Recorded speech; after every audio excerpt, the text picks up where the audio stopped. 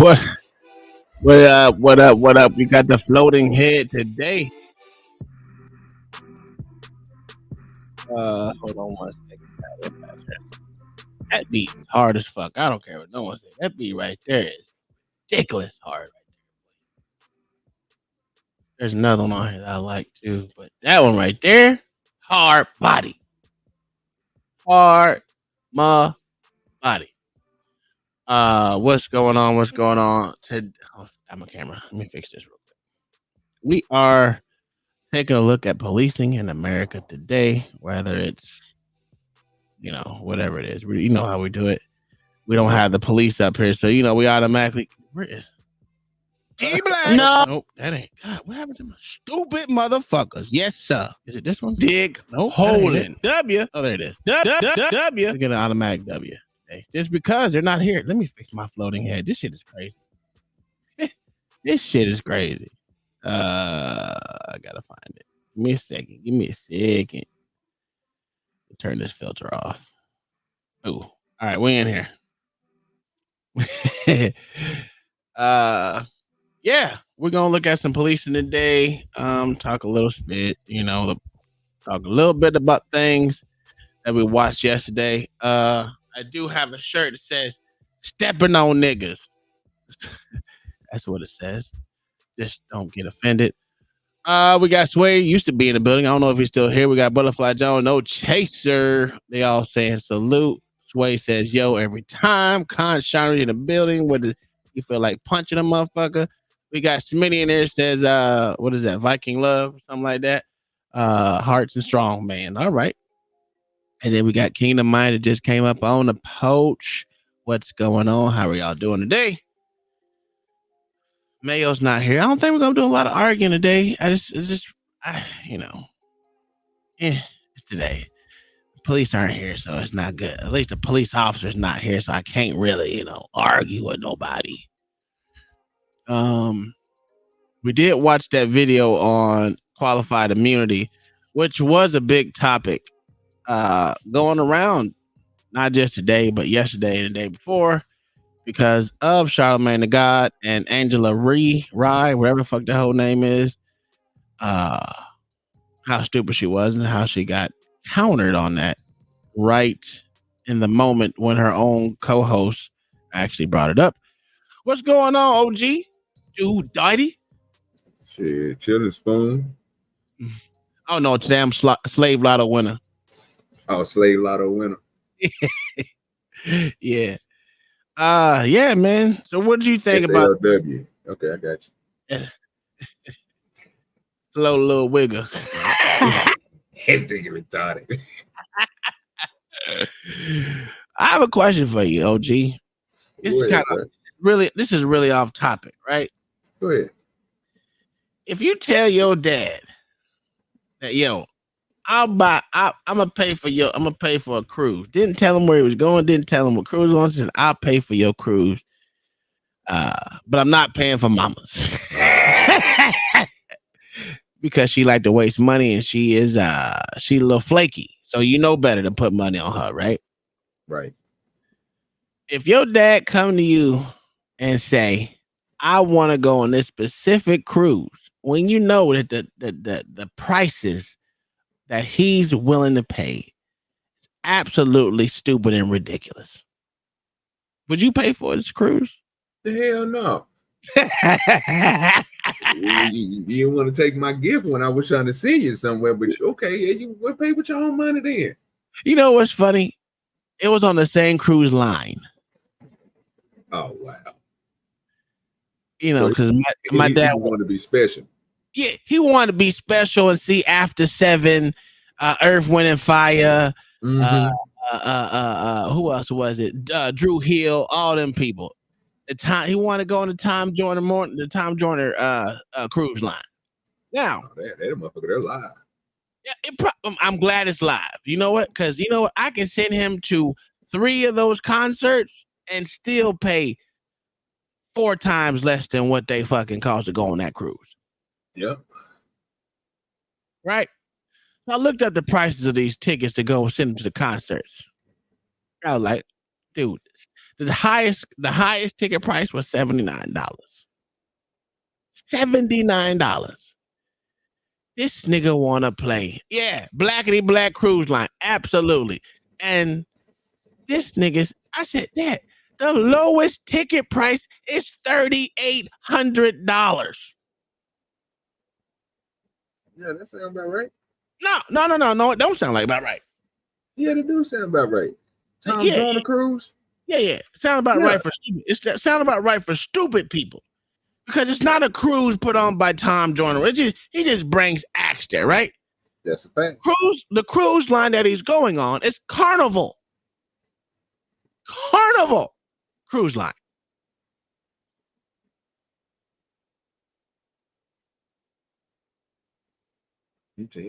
Hey, you know, he trying to win, dog. He want that 38. Nigga, go look at that nigga, that 38. Yeah, in his dead sleep, man. Yeah, me, I ain't paying no goddamn $3,800 for no nigga cruise. Are you crazy? So I said, Dad, I can sing you to the Cozumel. Now, no, mind you, it's a pretty decent. It's a 7-day cruise. Cool. I'm glad they making three stops. 3 stops on the whole cruise. Majority of the cruise is on water, right? Which is fine. I don't care.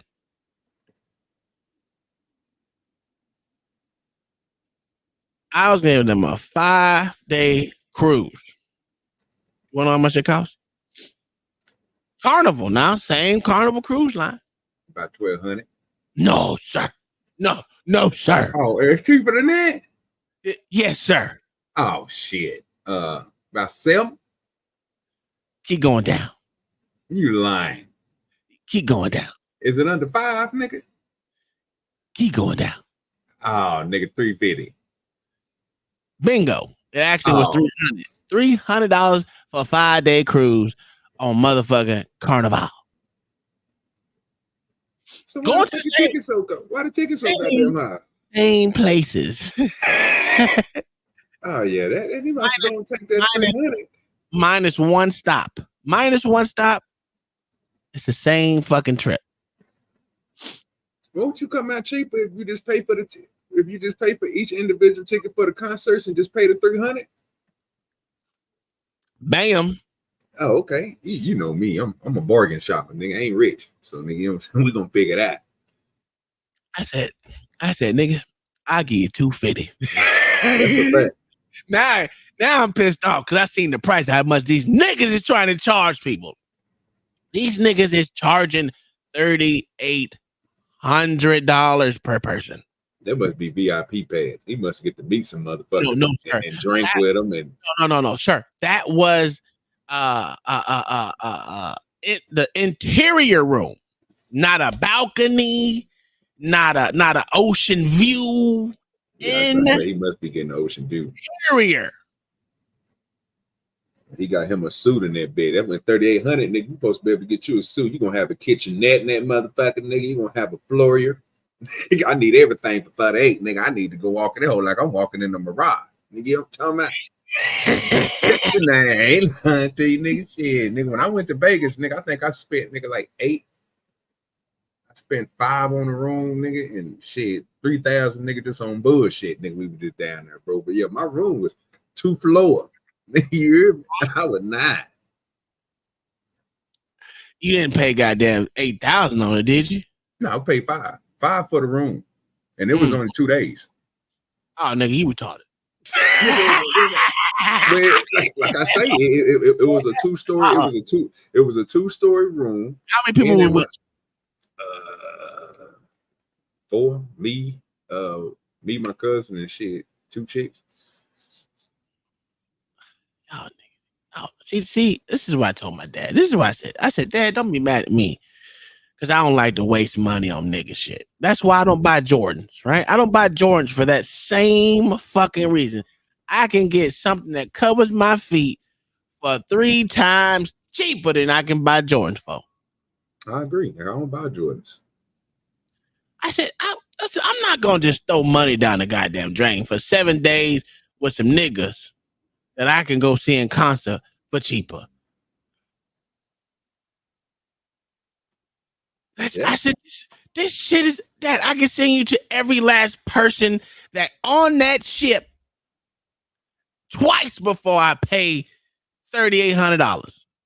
No, 3 times. I can pay for every concert person ticket for each person out there because Ja Rule was like $27. But it was just a whole bunch of just small acts that they used to be big acts, but now they're small acts now because they old. Mm-hmm.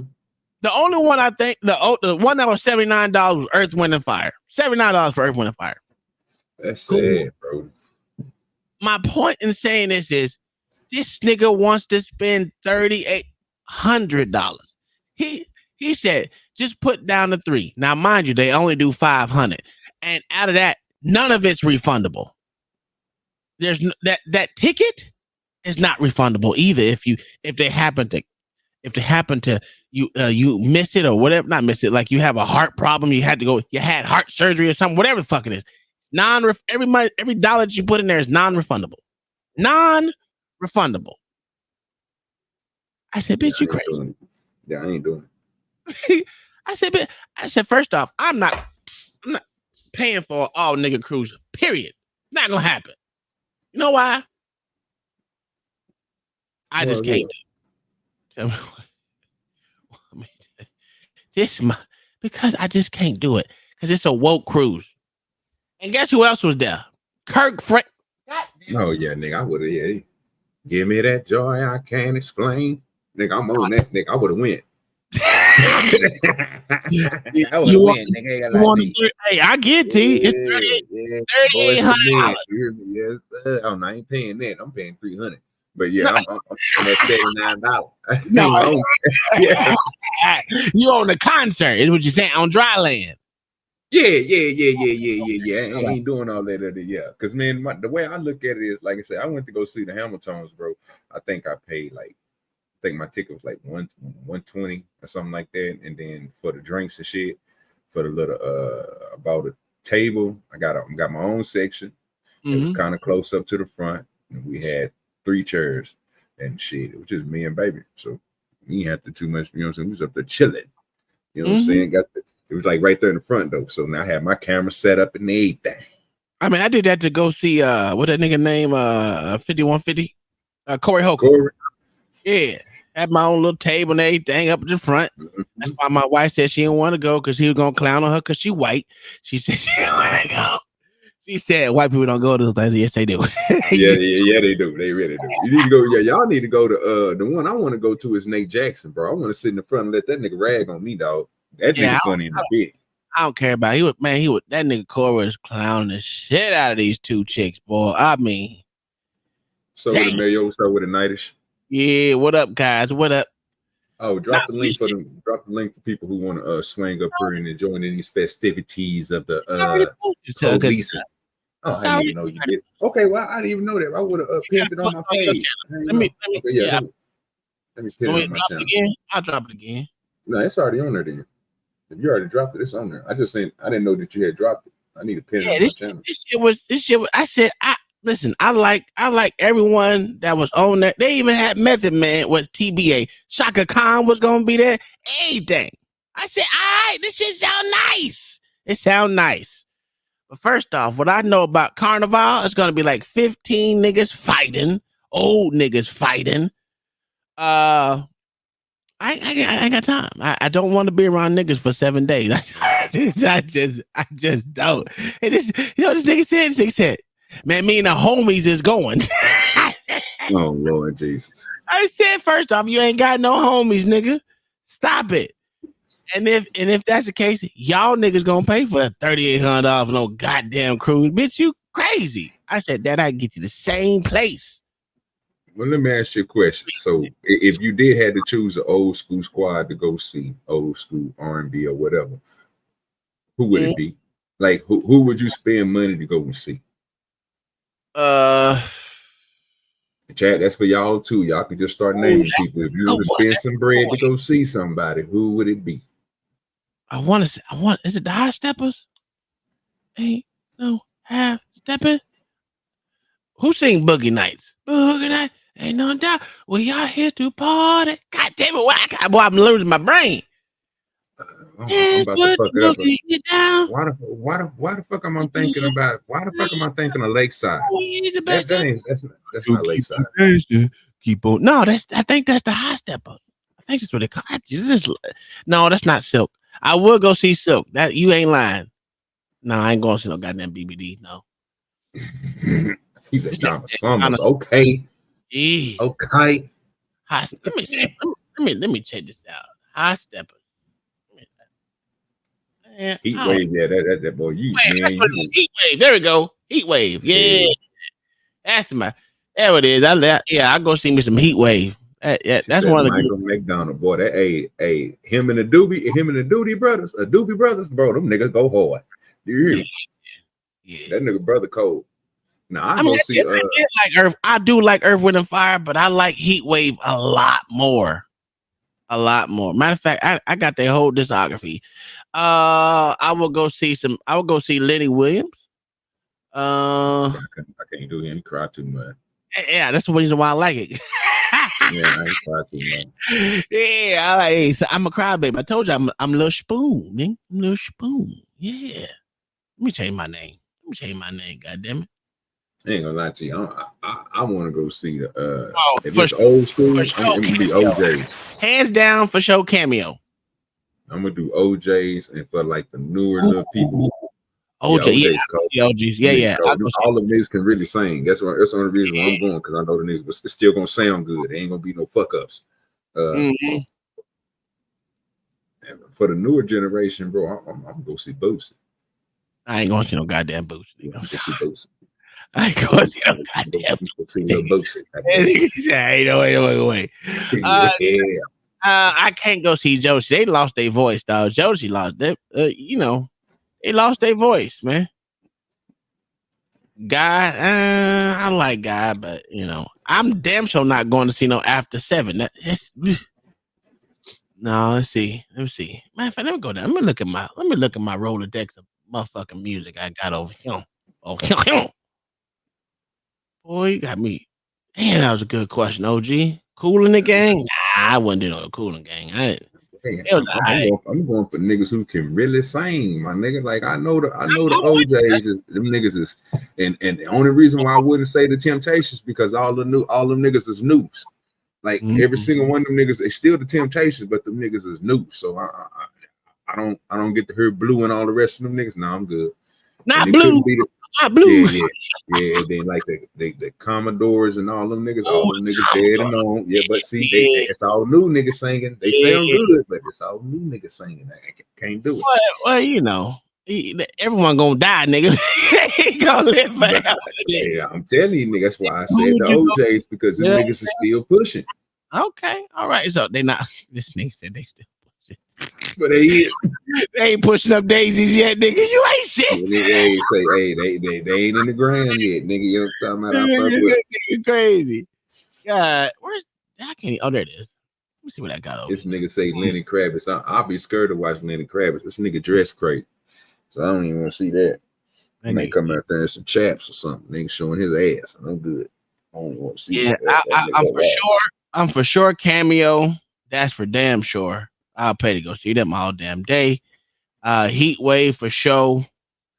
Commodores for show. OJ's. Yeah. Even a white boy. What is that motherfucker? What is his name? The white boy that sing God dang it. That's McDonald. Yeah, that's McDonald. Okay, yeah. Him for show. I keep forgetting. Not in love anymore. Yeah, that nigga right there, boy. Yeah. You trying to get it. Yeah, I'll go see Sugar Free. I ain't gonna lie to you. I'll go see that nigga right now. Old school, nigga. He's still alive. Yeah, that's what I'm saying. That's why I go see the nigga. The only reason why I want to go see the nigga, bro, so I can drip down and drip. Okay, well, if we go kind of old new school, I will go see Mint Condition and Silk. Then my two jams. I will go see Red Hot Chili Peppers, even though that nigga lost his voice too. Damn, man, this is good. This is a good fucking question. I'll go. To be honest with you, R. Kelly wasn't in jail. I'll go see R. Kelly, nigga. Yeah, nigga, that happy people is my jam, bro. I don't give a fuck what nobody say. I still jam that to this day. I don't know why niggas act like R. Kelly wasn't that motherfucking dude, dog. That's crazy. That nigga was cold. Then what y'all say? Insane motherfuckers act just be spitting on his name because he just don't know how to keep his dick in his pants. I get it. If you can find a nigga, if you can find a better song than Happy People, nigga, that hoe make your ass move, nigga. You give a damn what you're saying. No nobody like this nigga, but that motherfucker still jam. Yeah, man. Yeah. Yeah, that's about. I gotta go down. This one ain't got none of my motherfucking old music on it. This is crazy. Bro, that nigga, listen, even his new shit was cold, nigga. Hold on, let me show you. Y'all know, what song is that? Where the talking about that last CD came out with a woman's love and all that shit on there? That hoe was jamming though. No. His last one that he did before they took his ass to jail was Black Panties, nigga. What? I wasn't on that. Oh, you wasn't on that? Let me show you. Let me get it. By that time, when that nigga was going to jail, dog, I was listening to Raheem Devant, Place Called Love, nigga. I was listening, you know what I'm saying? I was on them niggas. Yeah. You gotta have some Avant in there though. Oh yeah, no. Raheem Devant, nigga. Oh, Raheem too. Yeah, I don't fuck with Avant now. I don't fuck with that nigga. That nigga there. Yeah, do it again. That nigga, was he gay or something? No, my mama jammed that nigga, dog. My mama jammed you, my nigga. I didn't fuck with you, dog. Oh, even Rome. Hey, Rome had that motherfucking hit. Boy, that Rome out his only album. My mama used to jam that Rome, nigga. I'm good. Now this nigga, I'm gonna show you right now. This song right here don't make you want to dance. I wasn't listening to that at the time. Yeah, I didn't even know that was. I didn't even know he even made a song with them niggas. I don't know. Yeah. Some of this stuff, bro. Look, so I was a nigga, bro, that was late on Amigos because I was still on Texas rap, bro. I never did get it. I never did get all this shit until this nigga Takeoff basically got shot. Then I really start. You know what I'm saying? Listen, I'm gonna say this. This nigga had almost every song on Black Panties was hard. Wow, man, let me show you this one right here, boy. I'm gonna stop. Yeah, that hoe be jamming. The end of that hoe be hitting. Boy, let me stop, boy. I don't know why they be acting like R. Kelly couldn't do his thing. Boy, R. Kelly was the GOAT, nigga. In my eye, when it comes to that R&B shit by yourself, solo without a group, it's R. Kelly. R. Kelly number one. I don't know. Who the number one at it? I don't give a fuck about him. Oh, you said he can have a prison concert and you'll go? I'll tell you, that motherfucker, he is. Hey, for sure. R. Kelly is hot. Doggy doo-doo. You crazy Conshonery. Conshonery smoking crack right now. And the name of that song, I think, is ain't it Sweat? No, that one was Leg Shaking. Okay. Yeah, that one was Leg Shaking, boy. That boy. What? Yeah, well, let me show you another one. You want to hear another one? I don't even know different, bro. You need to hear get a bag on the pussy like I'm throwing up the crib. That boy, Conshonery, you better stop. This nigga there hating, boy. You gotta stop. You gotta stop, boy. Okay, let's get this. There wasn't no motherfucking auto tune. Just because your ears don't work, don't mean that with auto tune. Now, come on, now you smoking mad crack right now, Con. I be fucking with you, but to say R. Kelly, Kels, Piper, ain't the king of R&B. You crazy as hell. You crazy. Listen, I ain't agreeing with what he did, but I'm gonna tell you this one thing: these chicks know what the hell they're doing, and them parents of them motherfuckers knew what they was doing. That's one thing you gotta realize about King of Art, about the King of Art. You can't out-sing the nigga, bro. That's the problem. Even when they thought he lost his voice, that nigga came back hard. That nigga. You cannot out-sing this nigga. Or that Chocolate City album? Oh man, stop. I didn't even want to go there, but you know what I'm saying? Yeah, we don't gotta go there. What are we doing? Y'all remember the TikTok challenge to leg shaking? No, I don't. I do. What happened? What was the challenge? It's a little dance move that they do. with the little spin. They throw their head and they back and their shoulder throw the poke the ass, and I'm gonna make it shake. You ain't never seen that shit on that TikTok challenge.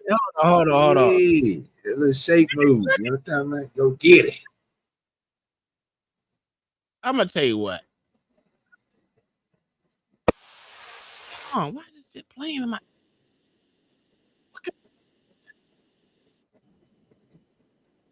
It's gonna be all the new kids who can't dance. That shit was playing. I had to tell my nieces and my nephew about that. You can do a TikTok dance. They just let me know that you can't dance. Well, okay, I remember this down. Okay. Mm-hmm. Yeah. I know it now. That shit is old though. That shit real old. I don't. It's a song old. Yeah. Khan going off on Kelly. Yeah, because he's a hater. Khan is being a fucking hater today. Goddamn Canadians, man. This haters today. There was a lesbian looked like a dude. It took me 3 seconds to catch on. I felt dirty. Hey, that's I don't know. You talking about this one right here? It's a horrible challenge.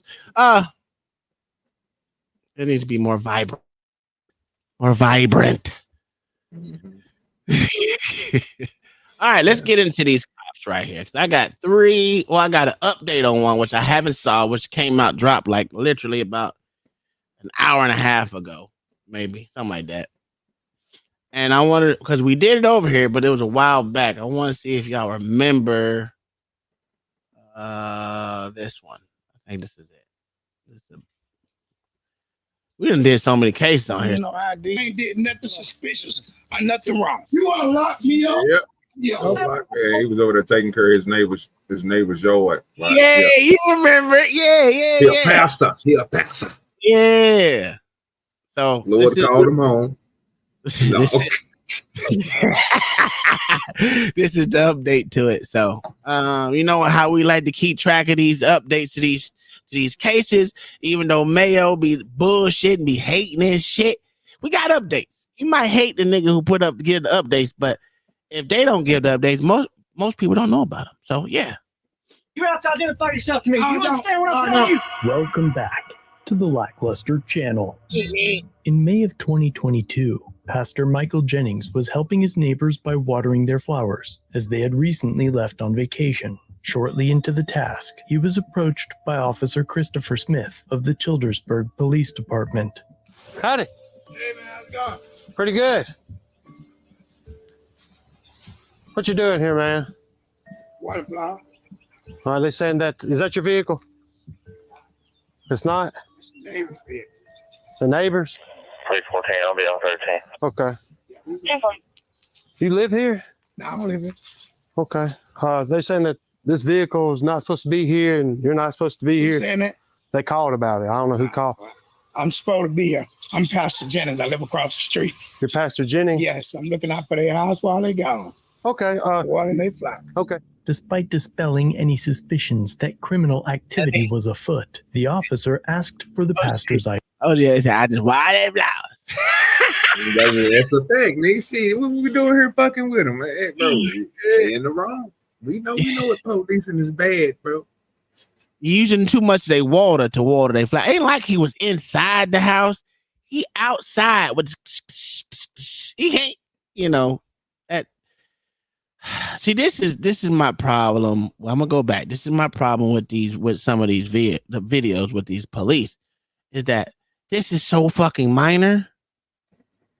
Cause he said that ain't my car. Look off the street. I'm just here to water their flowers. Right then, it just said, "Hey, go talk to them." He said it was next door. That means it ain't theirs. It ain't his. Go talk to them about that car. But they gotta make it. But again, it's something else to this, bro. Because if you use that logic that you're saying, just think about it. If you use the logic that you're talking about, why didn't he go do that? That's what I don't understand. I don't know why he didn't. That's my point. Oh, okay. That's my point. Why didn't you do that? Listen, if you got called over here about a car, and this nigga out here, you asked him, was this his car? He said, I ain't here to roll that flower. I'm Pastor Jennings. First off, nigga said I'm Pastor Jennings. That means, you know what that means? He ain't a violent motherfucker. He ain't out here doing nigga shit. He a good old boy. Let's treat him like one. Good with you, big. Well, that's going on. Do you have like ID and all? No, man. I'm not gonna give you no ID. Why not? Hit the link, Nothing nigga. wrong. You look, listen. I'm not saying do nothing wrong. Doc, listen, There's a suspicious person. Look, I used to be a police officer in Good Water. Don't come here with that. Okay. Look, man, don't do this to me. There's a suspicious person in the yard, and if you're not one to identify yourself, I don't have to identify myself. It's not a. I stop and identify state. That guy know me. He came to my store that got broke in. I live right over there across the street. Who called y'all? that's what we got to figure out. But first, who called? he live here. He don't live here. You think I'm not saying nothing about. You have no right to approach me if I ain't did nothing suspicious or nothing wrong. Listen. Told him I'm a pastor. I pastor. I don't hear. Sir, You want to lock me up? Lock me up. nobody wants to lock you me. up. I'm not showing y'all anything. I'm gonna continue to roll these flowers. Call. I don't care who called y'all. None of the officers have told the pastor that he is being detained or that he is under arrest. As such, Pastor Jennings walks to the other side of the house to continue watering. The pastor's disregard for the officers upsets them, and they place him in handcuffs. Hey, man, just come here and talk to us. What? What these back flowers? What I'm finna do? All right, who called y'all? Well, if you would let us talk to you, we can figure stuff out. Well, why don't you go talk? See, this is my problem, OG. Why don't they just go talk to the person that called them? How you doing an investigation? You don't even know what the hell the thing is about. They could have told you, hey, it's someone else. I don't know what, because they said a whole bunch of things. If they went to the person that called them out there. You see what I'm saying? Yeah, but then it would have been pointless for them to do that. Oh, okay. Okay. Because if they that means that they're going to take his word and they go against the other person's word. That ain't the problem. The problem is something. It's some way we skipping over it. But nigga, you know what it is. You think you trying to say it. I ain't gonna say it. I'm gonna let this gonna come out. Why you gonna tell me? Why you it's so dear to my heart. You know what I'm talking about? It's very dear to my heart for what I'm seeing right now. And I don't understand this. After he done told you he a pastor. So you got everything basically that you needed besides the person's name. Right. Mm-hmm. So your suspicion of somebody breaking in somebody's house, because you got a call that said what was said. So you only know what was said. So if they said something, if it was somebody breaking in or something like that, you went over there, you seen that this person was watering their yard. Not that nobody broke in, nothing is open and anything like that. So that first one should have been out your mind. Like, okay, well, the second thing is I need to know what you're doing here. Well, obviously I don't need to know what you're doing here, so I can see what you're doing here with my own eyes. I can see that you're watering the plant, and then you tell me everything, and then so now you want to know who this person is. He told you who he is. He told you what he do, and he told you what his purpose is. Therefore, so by then you should have just walked away, went over to the other person, and told them I really can't do nothing about it. He's saying he's over here watering the yard. If you see him open up that door, or you see him break a window, then I can do something. But until then, he's just a person watering somebody else's yard. Absolutely. I'm with you on that. So my thing is, I know we've heard on these YouTube streets, right, OG? Right. That they can't take everything dispatch says as 100% fact. They got to get to the scene, assess the situation, do an investigation, and then make appropriate actions after such. Am I right or wrong? Have we heard that? That's correct. But let me ask you this question, since you're correct. It was everything that you just said. Did we see that? Absolutely, motherfucking not, sir. Okay, so what did we didn't see? We didn't see him go talk to the person and figure out what the fuck is going on. we know that. There's two cops there. One cop could have stayed with him. The other cop could have went to the motherfucker who made the fucking phone call. Because I know they said usually they call anonymous and they don't know who they. Okay, so at that same time, you got here, you see the motherfucker is, you know what? He's stealing water. That's what he's doing. He's stealing water, watering the grass for someone that lives at that house who's not there at the time. He stole water, sir. You know what? He got water on his hands, so they got to arrest him for the drops of water that he stole. I mean, because I don't see no other. Other than that, it's just I need the ID because I need the ID. That's all. That's all I got. Like his ID is going to tell him anything. I don't understand why they have this affliction. Gotta get that crack, nigga. God damn. This nigga crazy, dog. Is it not like What you think, Vic? What you think? Cause this nigga Tom going crazy, bro. I'm with Tom. I'm with Tom all the way, man. I saw that video and I was like, what's so important about having the ID? You see this person, you see the person. You can talk to the person, but they were coming off a little aggressive. It's like we gonna escalate them. Mm-hmm. Oop, shit. You cut that now. No, I think. You know, There you go. There you go. We can hear you. We can hear you. No, you good. Well, no, I was just saying, like it seems like cops always have to escalate, but that's the first initial thing that before they escalate. You can say anything out of line or not out of line. That they got to have your ID. They want to take something from you, so you be stuck in that situation, fight to get the ID back. I guess I don't know. There's something with those IDs because they do it a lot. You ain't got to have nothing to do with a situation. You be standing around and say, "Hey, don't do that, officer. Give me your ID." There you go. You're interfering. There you go. Yeah, that meth boy. That I'm gonna start. What? Listen, that goddamn ID is like meth. It ain't crack no more. It's the new drug. It's meth. It's like that meth, boy. Yeah. Let's continue. You can do whatever you want. Do it. You do it. We're just trying to talk to you, man. Come here. I want. 10-4. We got one that's not listening to it. Look, man, let me see your phone. Let me see your phone, dude. Just calm down. Okay? No. Stop. I like this. Okay. We're just trying to talk to you and see. I don't want to argue with you, okay? All right, go ahead and do what you I got to do, don't dog. ask you either. Do what you got to do. Go on and lock me up. Look, just have a seat. You're not locked up. You're just. Already a lawsuit, Yes, dog. sir. Yes, sir. Already a Okay. lawsuit. Just have a seat, okay? Okay, already a lawsuit. Good. Already a lawsuit. 313. Show us 1026. One black man. Sit down. Sit down, man. Just One black man. You're not calling nobody. His son just got racially profiled in Michigan.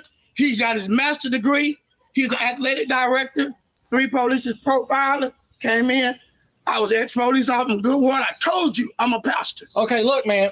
Who called y'all? I don't have to ID myself. You will not listen. I have a call on you. You have to identify yourself to me. You understand what I'm telling you? No, Okay. You understand what I'm telling you, boy?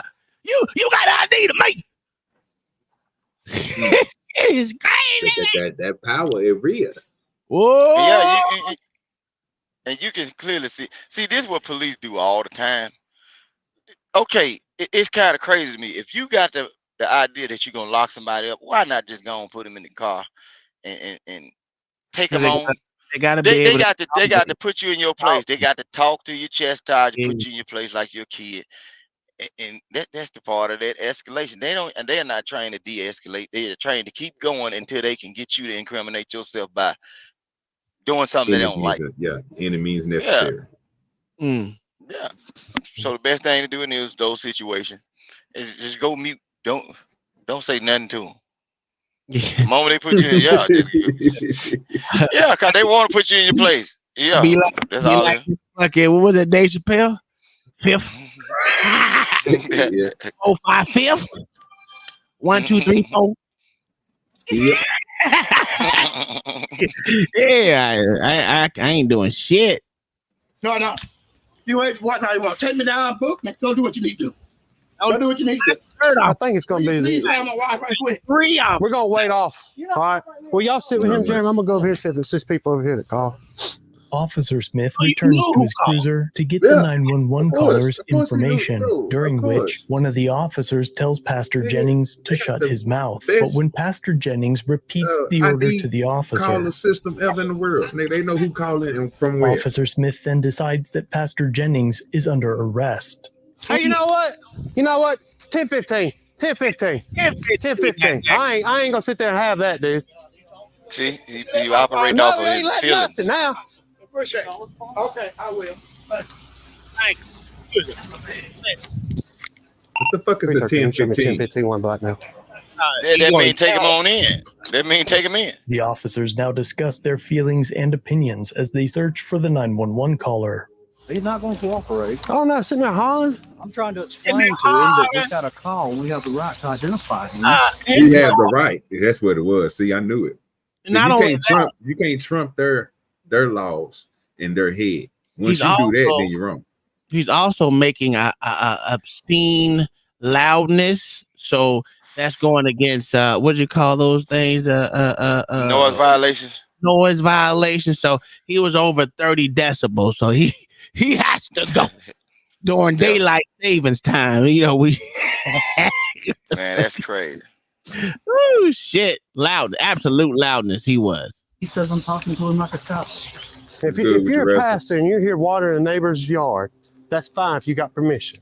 To be clear, a 911 call about a suspicious person from a third party is insufficient grounds for an officer to demand identification, especially when considering the facts of this case. When the officers approached, Pastor Jennings was not holding tools consistent with breaking and entering, nor was he hiding or being evasive. He was still in fact, water. The pastor had dispelled any suspicions the officers could have had when he explained who he was, I'm Pastor Jennings. where he lived, I live across the street. and why he was there. What you doing here, man?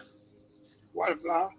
As such, no reasonable person would have determined that Pastor Jennings was involved in criminal activity, and eventually, even the 911 caller appeared to speak with the police and explained that she was mistaken. Mm-hmm. No, you know that gentleman? You do? Yeah. Does he have permission? Right there. Okay, does he have permission here to be watering flowers? He may because they are friends. Okay. They went out of town today. Right. He may be watering their flowers. Okay. Be completely normal. Okay, that's fine. If he would have said, "Hey, I got this," gave his identification, he's a suspicious person. He said that's not his vehicle. Did he not say that shit? I could have sworn he said that. Man. I could have sworn he said, "I'm here for that flower." Dog, you crazy. What did he say? I'm here for that flower. Hey, this shit. Because it's their vehicle. Okay. We have a call. We're here because we're called here. I don't know who called, but somebody did. Did you call us? Why didn't you go find the person that called you? It's crazy how officers would get together on body cam and it sounds like they are trying to convince themselves that they are right when they wrong. They run a story. Every video you see them convincing themselves that something happened that did not happen. It's like they got to train their mind to say, yeah, it didn't happen, but hey, Vic, they argued with me and Tom last week, 2 weeks ago about this shit, nigga. You know what I'm saying? Like, listen, so I've been on this thing where I've wanted to show that motherfuckers don't get there and they assess situation and they're based their feelings based off of what? Whatever someone else in the East has done told them. Because you can't say this dude was talking loud because he wasn't. You can't say that he was being belligerent because he wasn't. The dude wasn't even trying to make any inference to anything besides, I want a flower. That's all he was doing. All he was doing. It barely moved 25 steps. Shit crazy. Man. And then, like I said, it wasn't necessarily the first dude that encountered him.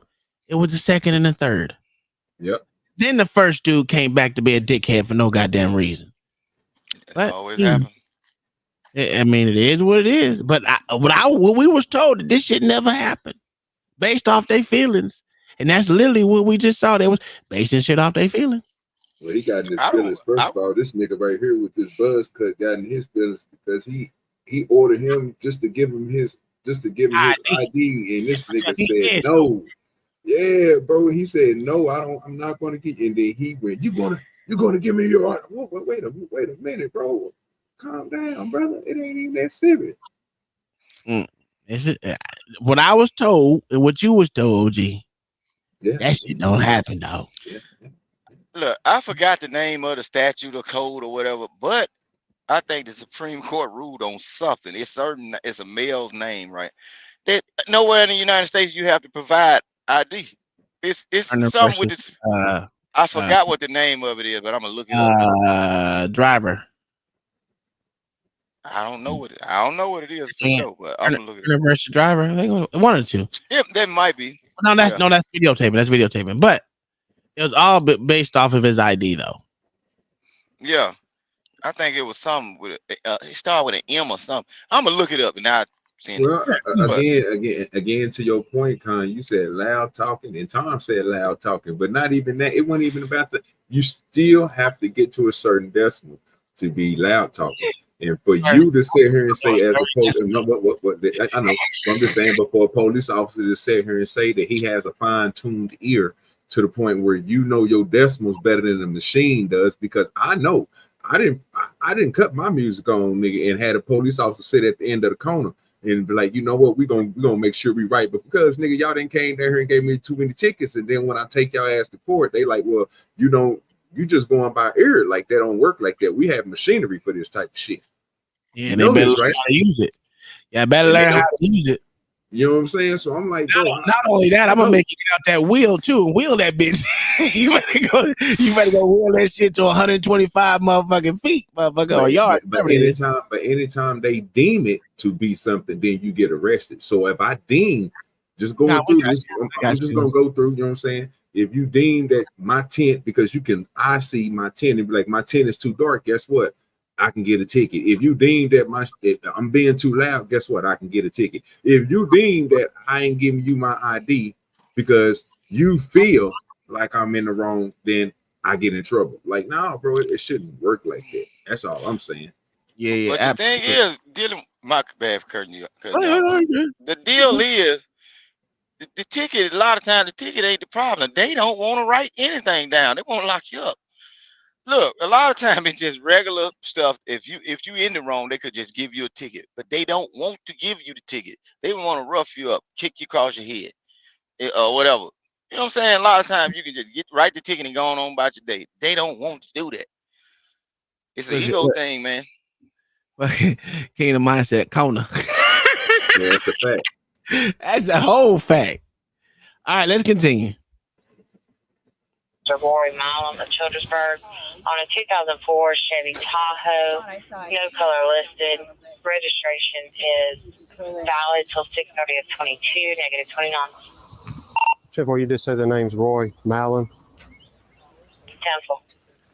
Chevrolet, thanks for my south. Yeah. I mean, you could have did that. You could have did that. He lives right there. You could have did that from the get-go. If that car goes back to that address, dumb motherfucker, you could have alleviated that question too. That's not even. Come on, Tom. Let's see. This is another thing that I know. But think about this. So no. You're not wrong what you're saying. I'm not telling you that you're wrong. So I'm pissed off at this stupid ass cop for even calling the goddamn. If you have two people saying these people just went out of town, why wouldn't you think a car is sitting in somebody's driveway who just went out of town? That might have been a family member of theirs, a friend of theirs who got in their vehicle and they left and went out of town in.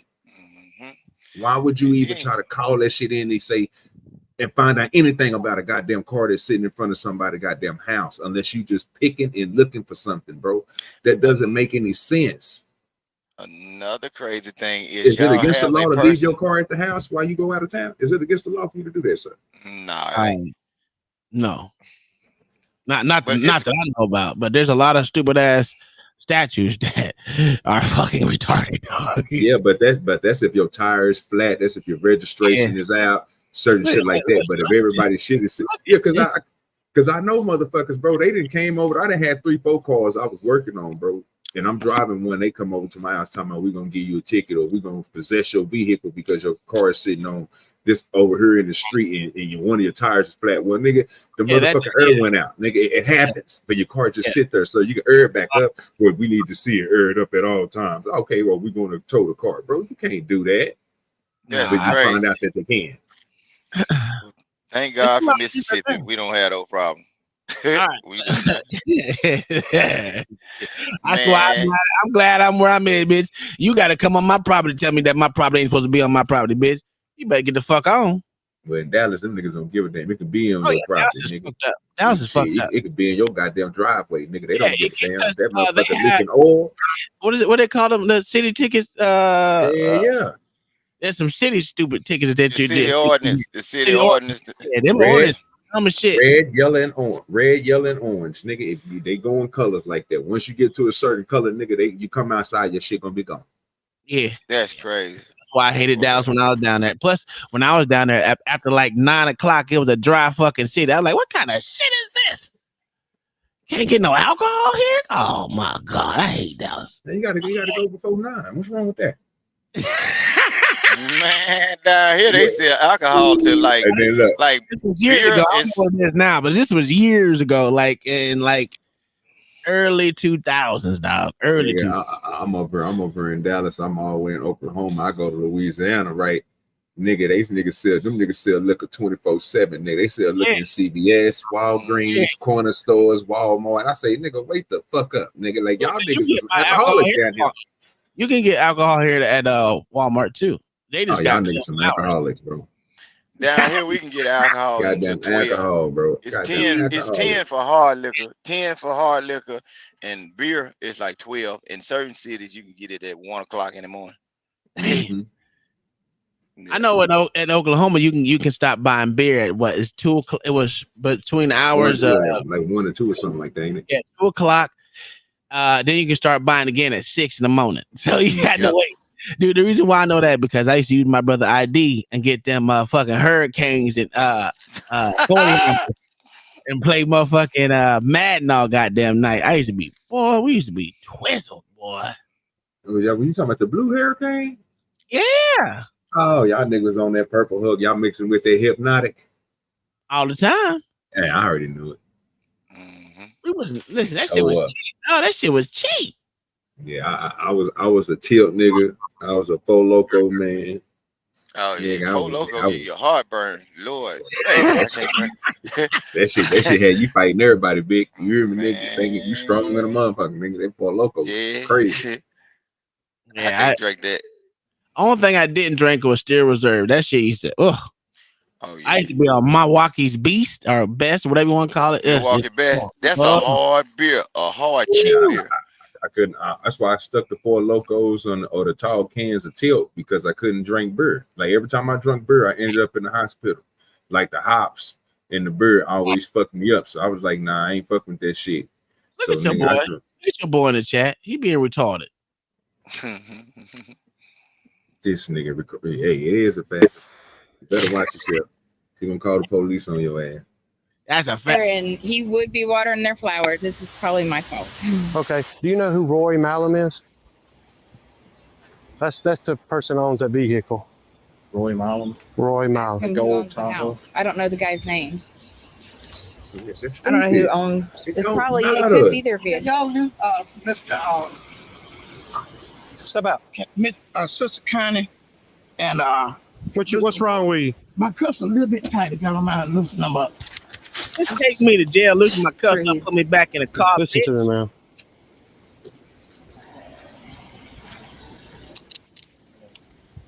Is that better? Listen, let me talk to you. Who is Roy Malum? That's you, ain't it? I'm Michael Jennings, sir. You're Michael Jennings. Who is Roy Malum? Okay, that's who that vehicle belongs to. Yeah, that's who I know. His name is Roy. That's who lives here? That's Roy. I call him Roy and I call his wife Connie, and I've been dealing with him for 7 years that I've been living here. They are friends. Okay. So you called not because of the car, but because you thought you saw someone besides him. Right. I didn't know it was him. Yeah. I got to keep their flowers watered. While they're gone. You okay? And by the way, I won't get to come to the graduation, but we're going to get your son something. No, don't. Listen to me, man. Listen to me. Anytime the police come out and they say we want to identify you, you have to identify yourself because there's a reasonable suspicion. There's a reasonable man. There's a vehicle. Sir, he told you what his name was when you first walked up. He said, "My name is Michael Jennings. I'm a pastor." That is literally identifying himself. I knew it was going left when he literally walked up to the nigga, asked the nigga what he was doing, and you was looking at the nigga spraying the goddamn flowers with water. That's the dumbest. What you doing here, nigga? Your eyes don't work. I was in water and fucking flowers, nigga. Bro. Man, It'd be crazy. Like, don't ask me no dumb question. I'd be like, I'm fixing your mama car right now, dumb bitch. What the fuck you look like? What you look like I'm doing? Ask me those dumb ass questions. God. There's a reasonable suspicion that you're here. There's not a crime. Yeah. If you would have said, yeah, here's my name, here's everything, we were like, okay. My name. You didn't tell me your name. I decided he asked me who I was. You didn't give it to me when I first Pastor asked. Jennings. Pastor Jennings. That's not a name. That's a pastor. Yeah. I need your name. Well, y'all handle this situation was totally wrong. Well, listen. You're racial profile. We're not racial profile. No, sir. No, sir. We're not about that. I told you I was here wanting the flower. How do I know that's the truth? I had the water hose in my hand. I was How do I know that's the truth? Nigga, because I had one hose in my hand. That's what he just told you. Man, that's crazy. That's crazy. Man. If that was in the court, if you was in the court of law and you had a video being played, like, Your Honor, did he or did he not have the hose in his hand spraying water when he asked him, "What are you doing?" Just saying. I didn't know what you were doing. Okay. Anybody can pick a hose pipe up. He is gonna be so pissed when I tell him I got arrested. One in his pipe. 7 years we've been free. We got that. Let's sit back in here. Okay. You can sit down. That's father trying to convince himself. Just think about it. The officer's father trying to convince himself that the pastor is in the wrong. That's all I'm gonna give you. You're not gonna run no 27 and 28 on me and get me in the system for no reason. All right, what's your The girl already told you who I am. Okay, yes. Michael Jennings. That's all you Michael Jennings. Michael Jennings. Spell your first name. After again obtaining Pastor Jennings' information, the officers display that not a single one of them on scene understands the laws they're responsible to enforce. What are we going to do with him? We'll see the charge of, I guess, disorderly conduct, failure to obey a police officer. He refused to give any information. He says he's not going to give me a... I told you, disorderly conduct. Disorderly conduct. And what else was the other one he said? Let me run it back fast. The failure to obey a police officer. Hell, you should obey. God damn, they go. Hey, ain't that what the blackity black wokety wokes the man is like? You gotta obey. Gotta obey me. I need you to submit. Respect my authority. Authority. This shit crazy. Refused to give any information. He said he's not going to give me his social, but he gave me his name and date of birth. Okay, and she's saying the same thing. She won't give her name. Her? Yeah, because he got arrested. I wouldn't give my name either. Okay, pause right there. I tried to explain. Pause right there. Why ain't they breast now? Yeah. See, if I'm saying something ain't right, chump, and I'm not even gonna put a thing on it, but hey, y'all gonna make me start feeling racist. You gonna make me start being racist. Don't do it. Don't do it, man. Because there's a lot of stuff that's going on right now that ain't happening. The key to it is to detain the witness. See, the witness to their wrongdoings, they always have to detain the witness so they can kind of bully them into saying, well, y'all was right for doing what y'all were doing. Or you better not say nothing at all about what you saw us doing. Remember what I was just saying? When you don't have nothing to do with a situation, you can say, well, officer, this is really what's going on. They always say, give me your ID then. And when you say, no, I don't have nothing to do with it, but I'm just telling you, don't do it. But by you being a witness, they put you in it. And they want, in order for them to not be in trouble, know what they'll do? They'll take you to the other room and say, hey, you better not say nothing about what you saw if we let you go. This is when we need one of them police officers up here, because I really want to know about this database system that they put people in. What does that do? Do they help them recognize who you are faster? when they put you inside this database that they got so-called got? Yeah, no, it just puts you on that they ran into you pretty much, but it's a way to identify you and keep tabs on you pretty much. A lot of times it don't come up on nobody. Don't nothing come up because a lot of people ain't criminals. Oh, You know, a lot of times don't nothing come up. I get that, but I'm saying like I wonder they ran into you on more than one occasion or whatever. Exactly. They're gonna put notes in the system about it. So if you run into a motherfucker three times in 1 week, right, and every time that they put your name in their system, they give you they give you a little tally, right? So by the time they get ready to pull your ass over the next time, they can be like, oh yeah, I'm gonna lock this nigga ass on up. He been fucking up anyway. Ain't gonna give him no more chances. He didn't got 3 tallies. We done stopped his ass at least 3 times this week. Go ahead. Is it something like that? Because I really want to know. Because nigga, he's not the only person that just told these police officers that shit. You're not gonna put my name in there so you can. I'm like, what the fuck are they doing? And it always be a police officer, an ex-police officer that say this shit, not a regular civilian. You don't never notice that, bro. Like, you don't never say that shit, but it always be the ex-police officers that be like, no, you ain't gonna be able to take my name because as soon as you put my name in the system, I'm like, what? Why is he saying? And then now I'm like, why we ain't got no cops up here to ask that? That's crazy. Because we get dubs. We get W. We get them W's, man. Tell me about y'all system. I want to learn. I'm talking to him like a boy. I said, you know, a lot of that being audio and video recorded. Go ahead.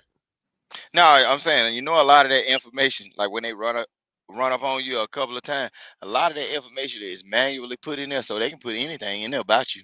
Yeah, that's what I'm saying. They always run notes on it. Especially if they didn't take you to jail, they gotta tell why they ran into you, what happened. Well, not all the details, but they're gonna put details in there what happened for sure. They can put in there without using the word he's an asshole, and the next officer know to lock you up. Absolutely. What we're trying to do is identify yourself and what's going on here. Yeah, they wouldn't even let me. You want to yell over me and say, well, racial profiling. I'm talking to him like he's a boy. Yeah. Nobody was doing that. All you had to do is identify yourself. That's exactly. Shouldn't be anyone at the residence. Just so y'all know. Okay. I mean, this could have been all avoided if he would have just. Well, I told her that. And every time they're convincing themselves they ain't wrong. Look at it. I it. appreciate it. Because you're right. Racial profiling, he's suing. That's all he would say. You couldn't talk to him. I wasn't going to detain him until he walked away, started coming to the front yard saying he's coming. He ain't got to talk to y'all. They justifying the bullshit. 4-5. That's bad. Yeah. What is that? That's a fact. They trying to convince themselves, bro. Just mentally convince themselves that they in the right. Look, they so unsure about themselves the way they got to talk to each other in order to convince each other that they right about what they did. Vic, knowing that they wrong. You know what's fucked up, Vic? You got a sergeant there. Yeah, that's what I'm saying. That's insane. To water these plants, and then he gets his phone out and he just keeps speeding walking away. And I said, "Okay, fine, come here." And at that point, I realized he's not going to do anything to help us out. What's the charge? So just obstruction? Disorderly or obstruction? Obstruction. I'll just do obstruction. Obstruction of governmental operations. Yeah. We're here to investigate a call, and he wouldn't give us his name or anything. Why are you trying to call the owner? But still, I need his name. You know, we got to have his name. Yeah. He seems like a reasonable, nice guy. I don't understand him. Yeah. He shouldn't. If he's a good one, he said this ain't an identifying state. Yes, it is. Sir, stop it. Stop it. That's crazy. Bullshit. I mean, it doesn't matter if pastor or if he's a pastor or not. Like the thing is, he's nice enough, reasonable guy. Yeah. Just talk to us, man. Like, we don't have to clear up. We'll start getting calls. Hey, spitting on the ground. Pastor Jennings. Spitting on the ground in Oklahoma is a criminal offense. I'm just saying. So you got arrested for you arresting him for not talking to you. That's crazy. And that's your Fifth Amendment right not to talk to the officer. Mm-hmm. And they clearly say you have the right to remain silent. Anything you say will be used against you, not to help you. So come on, man.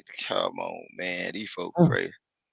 His daughter and wife eventually appear to figure out what's going on.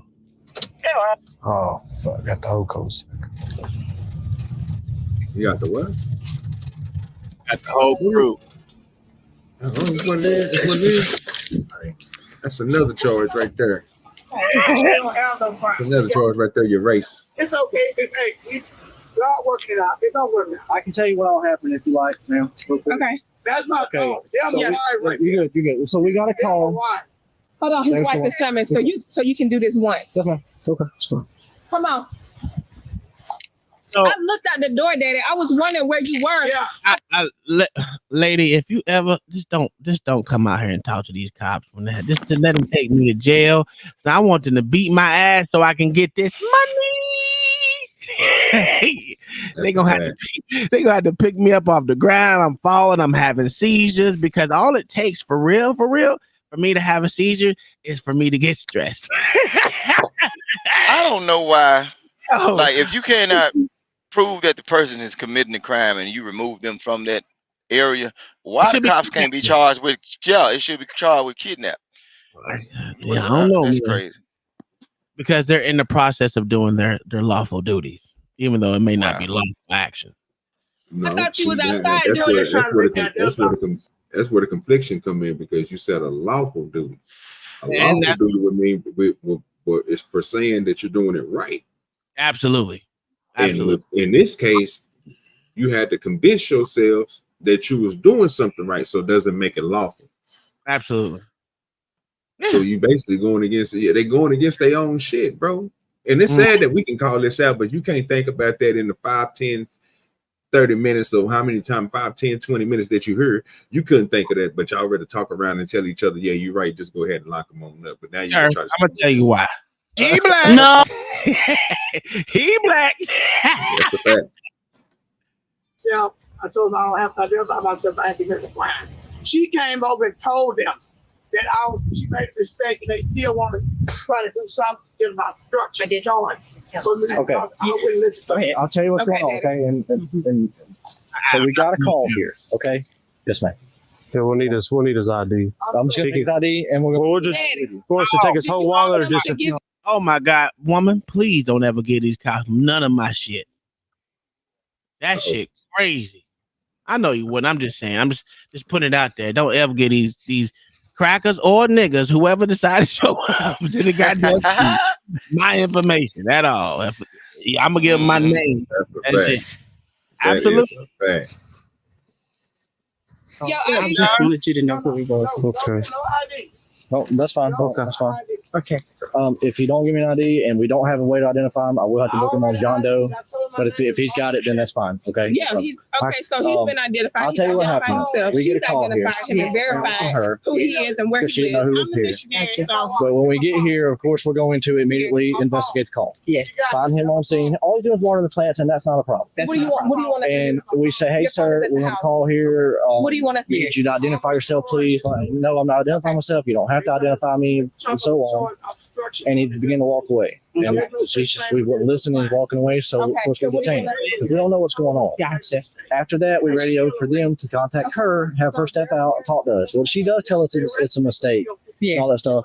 But at this point, he's already collected the charge. Once we place him on arrest, we can't unarrest him. Does that make sense?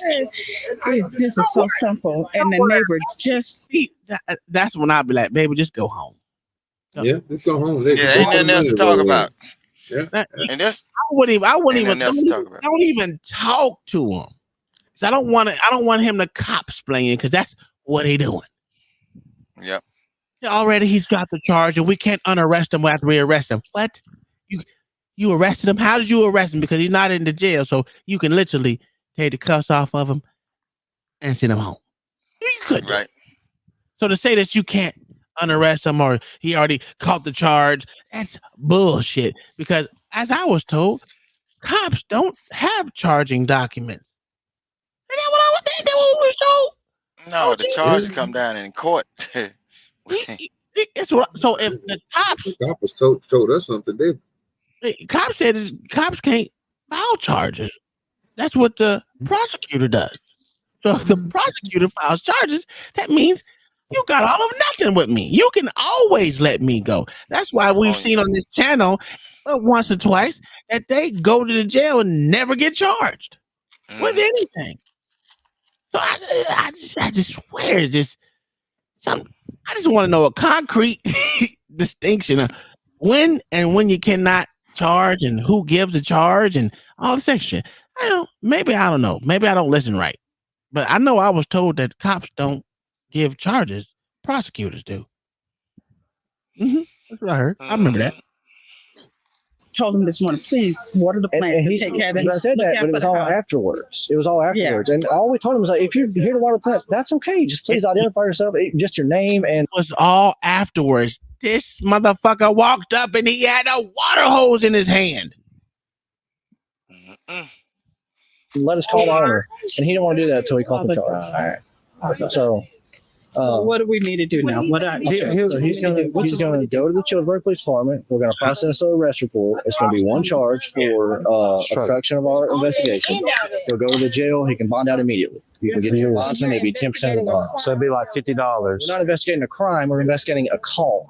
If there were any chance of redemption, that line, we're not investigating a crime. We're investigating a call, is the one that proves that without a doubt, these officers have no clue whatsoever. And we have a if it's not a crime, then why is he going to jail? He's walking away and yelling at us and telling us. This is why I would say don't talk to him, because they're going to try to cops playing it. We wasn't investigating the crime. We were investigating the call. Oh, okay. Again, when do I have the ID? So why is he going to jail then? When he suspect me of the commission of a crime, going to a crime, or acting on a crime at the time. So if you ain't seen none of those, I ain't got to identify myself either. So I don't have to help you in your investigation. That's not what we're here for. We know this. Because we have no right, and we have a call there. But if he wants to fight in court, that's fine. Is it okay if I talk to him? Yes, ma'am. No problem. Pastor Jennings was charged with obstructing governmental operations for failing to identify himself, despite the fact that he identified himself to the responding officer at the start of the interaction. I'm Pastor Jennings. I live across the street. Even when he was under no lawful obligation to do so, he was then taken to jail and had to bond out, and the charge was thrown out a week later. Then, in September of 2022, Michael filed a lawsuit against the town and the 3 responding officers. And to add insult to injury, instead of writing a check, the town wasted even more taxpayer money to fight the lawsuit. Notably, the lawsuit states that Pastor Jennings is entitled to punitive damages and assumes that the defendant's actions were willful, malicious, wanton, reckless, and fraudulent, rather than just plain ignorant and uneducated. But in December of 2023, the pastor's lawsuit was dismissed by U.S. District Judge R. David Proctor, granting the officers qualified immunity, which is when a judge assumes that the officers were ignorant and uneducated. But the defense of qualified immunity, otherwise known as the "we're too dense to understand the law" defense, only works if a federal law is not clearly established. And by now, thanks to YouTube, more Americans are beginning to understand identification requirements and the scope of the Fourth Amendment than ever before. So after qualified immunity was granted, Pastor Jennings appealed the case, and the 11th Circuit unanimously ruled that the officers lacked probable cause for the arrest and stripped them of their qualified immunity, and the case will now continue without the special ignorance of the law protections that are only afforded to government employees. My guess is that now the city will start offering numbers, and before a trial begins, a settlement will be reached. But it's always possible that the town is as ignorant as their officers and doesn't know when to fold. Either way, when the case is concluded, I will be sure to let you know. So until next time, let me know how you feel about these updates in the comments down below. And if you like this video, check out another episode linked on screen. And that is how the system works. You want to fight shit? Well, he said go ahead and sue. Like, what the fuck he did? He did everything right. I would have sued their ass too. All right. So there was that one, and then That's crazy. And then we have this one right here, which was actually on screen. I should have just clicked it. If you're going to sit there and say you're going to beat people, you are going to leave the scene. Are you going to run your mouth or are you going to shut up? Why are you there, supervisor? I just want to talk to him about you. I'm a free citizen on private property. To be honest with you, I don't like no foreigner that got an accent gonna tell me what the fuck to do. You got me fucked up. You got me fucked up. I'm sorry, I'm an asshole. Like, what the fuck you are, you goddamn illegal immigrant? You tell me what to do, bitch. I'm being He hopped told up off that Creel team. Yeah, what the fuck are we doing now? Yeah, I hope we get paid too. But no, this is another one where someone did nothing and they tried to just had to fuck with people. Like it's in their doctrine that they gotta fuck with people. But it's okay. Have a right to free speech. Welcome back to the Lackluster channel. Every once in a while, the cops mess with the wrong one, like Chris. Could you get your ID for me? Why? Because we're trespassing you guys from their property and we're trespassing them from your property. I'm not going to get you my ID. Well, if you fail to ID or identify yourself, we're just going to take you to jail. You're threatening me that you're going to arrest me if I don't give you my ID. If you don't identify yourself, yeah. You're on my property, sir. Get off my property. I'm not identifying myself when I did nothing wrong. The officer's misconduct lit a fire under him, and in Chris's case, he saw to it that the officer that arrested him was fired, which is similar to how this channel got its start. Get inside. I'm good. Get inside. So, LA, if you were in a chat, this is how this channel started. This was the original video, how Lackluster started. A lot of people ain't seen this before. I seen it a long time ago. I'm good. Get inside. Oh, that boy living good now. He probably moved out that house. He probably rented that out as Airbnb. For what? The guy comes running out here with a gun. What do you think? Then I'll get inside. Okay, I'm going to be back to rescue if you don't get inside. You're going to arrest me on my own property for standing up. Okay. You're going to get arrested. For standing on my porch? Okay, thank you. I give you a lawful order. I'm trying to. For standing on my porch. I'll be back with the summons. You can explain it. You got it. You'll talk to my lawyer. What's your name and badge number then? Buddy. Hey, name and badge number. Welfare recipient. But today's story is about Billy. I first featured Billy over 2 years ago after his encounter with a Richmond County Sheriff's deputy in Georgia. You're the photographer? Yes, sir. You got the good eye? Kind of. You saw the 5 signs that say no trespassing? Where? 5. Oh, shit. 5 signs. You don't have an ID on you? You don't need my ID. We're good. Where's mom work? I'll answer any question you have with me, present. Dad decided he wanted a lawyer before he talks to me anymore. Your son is told me he doesn't need to answer any more of my questions, so you're gonna have to go to court. Actually, I've never had a juvenile as snarky as he is. He doesn't want to take responsibility for his actions. And dad is not any better, but you know, son's being snarky. I'm gonna do a 5J unruly on him. Where you decide you wanted a lawyer, you're making a spontaneous utterance to me that you're making money off of your channels. I don't know. I didn't utter anything to you. I'm just saying. Am I free to leave? Spontaneous. Oh yeah, you're free to leave. Spontaneous utterance. That's what you want the lawyer for the record. The experiences he endured created a monster. Since then, Billy started the channel Shields of Shame and has become my go-to guy when I have difficulties with records requests. But recently, in September of 2024, Billy woke up to a commotion outside his home. And when he went outside to check out what was happening, there were multiple Lakeland police officers and his son was on the sidewalk being patted down. I don't know why you guys are here though. Yeah, please, because I don't understand. Billy's son can be heard disagreeing with the neighbor about a noise complaint, but the tone of the conversation appears calm and somewhat respectful. I hear y'all banging every day. I don't say nothing about that. This is Officer Garibaldi. For some reason, Jacob's chat with the neighbor causes the officer to grab Jacob from behind and detain him in handcuffs. Bro, you waiting at 6 a.m. every day. Jacob, shut up. Shut your mouth. Aggressive. What the hell is wrong with you? Yes, sir. I apologize. Don't you see all these police around you, son? Yes, sir. I'm sorry about that. They can't wait to beat you, Jacob. How do I deserve this? Go Stone Cold. I work hard, bro. This is Officer Vanderpool, I knew and it. Billy's Yeah, warning he to his better come son has caught this officer's attention. Hey, tell that guy to You got anything to do with any of this?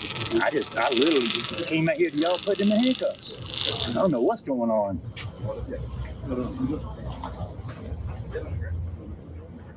They will beat you, boy. Billy's second warning is either misheard or twisted by Vanderpool, who now tells Billy to go inside.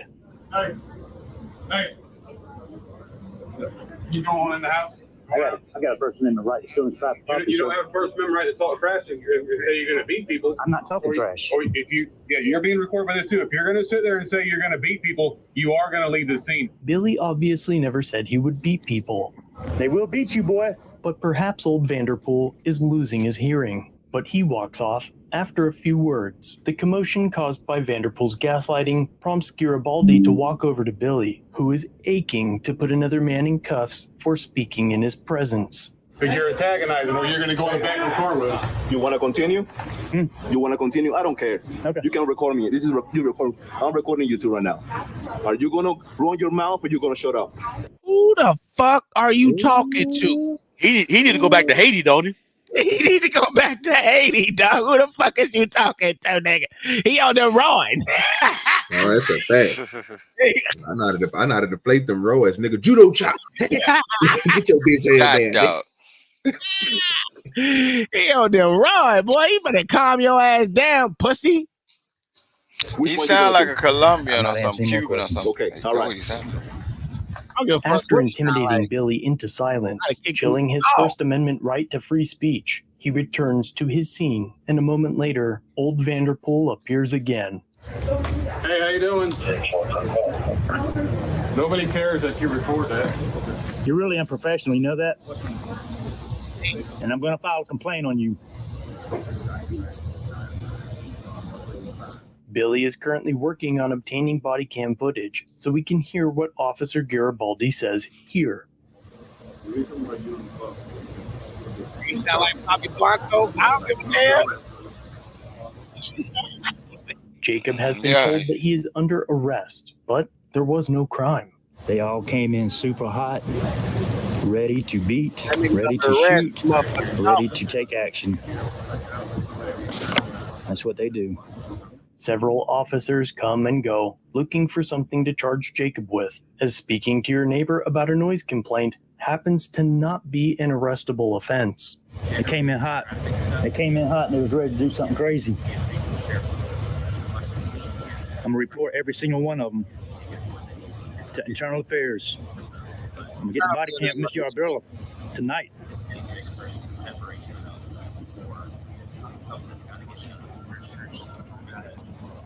Hey, sir, what's your name? What's your name, sir? Smith. Smith. What's your name, sir? Clarkson. Y'all got your body cams on? Yeah. All right, great. No, they're just for decoration. Yeah, very professional, man.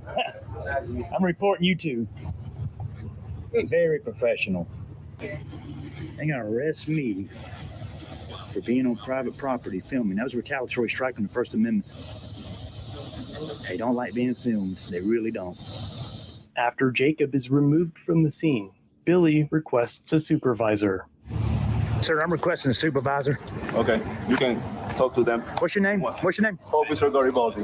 What's your badge number? 164. You have any? Why you need a supervisor? I can call him right now. For what? I just want to talk to him about you. For me? Okay. Yeah, you're unprofessional. Yeah. Very unprofessional. And you for being, For recording you? Yeah, I don't care. It's a First Amendment violation to retaliate on me for filming you. And you? No. Hey, it's fine. And you for being an adult? You are like a child. That's very unprofessional. You saying that. Just let you know. Where's your supervisor?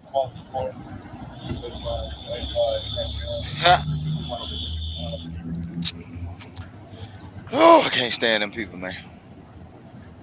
I bet you got a lot of public complaints on you. I'm gonna find out. Sergeant Hall responds to the scene to take Billy's complaint. Hey, how are you, sir? Supervisor? Yes, sir, I did. I'm a supervisor. Can you come over and talk to me? Yeah. You got your body reporting too. You got your body cam on? Absolutely. Thank you. I just want to report that officer right there for being unprofessional. In what way? That he came up to me in my face. I got it all on video. Okay. And he got in my face and told me to shut up or he's going to take action. Okay. He threatened me. What was going on at the time? Whatever y'all had going on, my son, has nothing to do with me. Okay. I was sitting right here on this bench, minding my own business, watching, telling my son to shut up, stop arguing with him or they'll beat him. That triggered him. He got mad about that. Well, he came over and told me to keep my mouth shut. I'm a free citizen on private property. I have a right to free speech. That's a retaliatory strike on the First Amendment, what he just did. Okay. Okay. So I just want to let you know, what's your name? Sergeant Hall, H-A-L-L. Sergeant Hall. Number is 85. Thank you, sir. I appreciate your professionalism, but he was very unprofessional. And the other officer too, I'm gonna watch the video. Okay. I'm gonna send it to IA tonight. That's fine. Because I gotta identify him because of what he said to me. All right. Well, do what you gotta do. You don't like being filmed, do you? I'm filming you. You keep trying to walk off. No, I never said we were done. You said that you were going to file a complaint. Yeah. Okay. I'll file it with you right now, verbally. You want a brochure? I do. Yeah, please. Let me go get and your business card if you have one. I don't have a card, but my badge number is 85. Okay. Last name Hall, H-A-L-L. That's sir. Thank you. Your professionalism is way better than his and that other cops. I tell you that.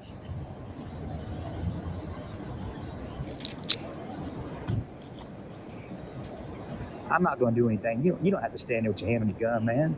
That's ridiculous what you're doing. It's just the way I stand. No, that's what you're doing. You got your hand on your gun. You're ready to got your hand on your taser and your gun. Like I'm an old man. I'm 54. I'm standing here being comfortable. I'm unarmed. You want to search me? You want to do a cherry pat? I don't. All right.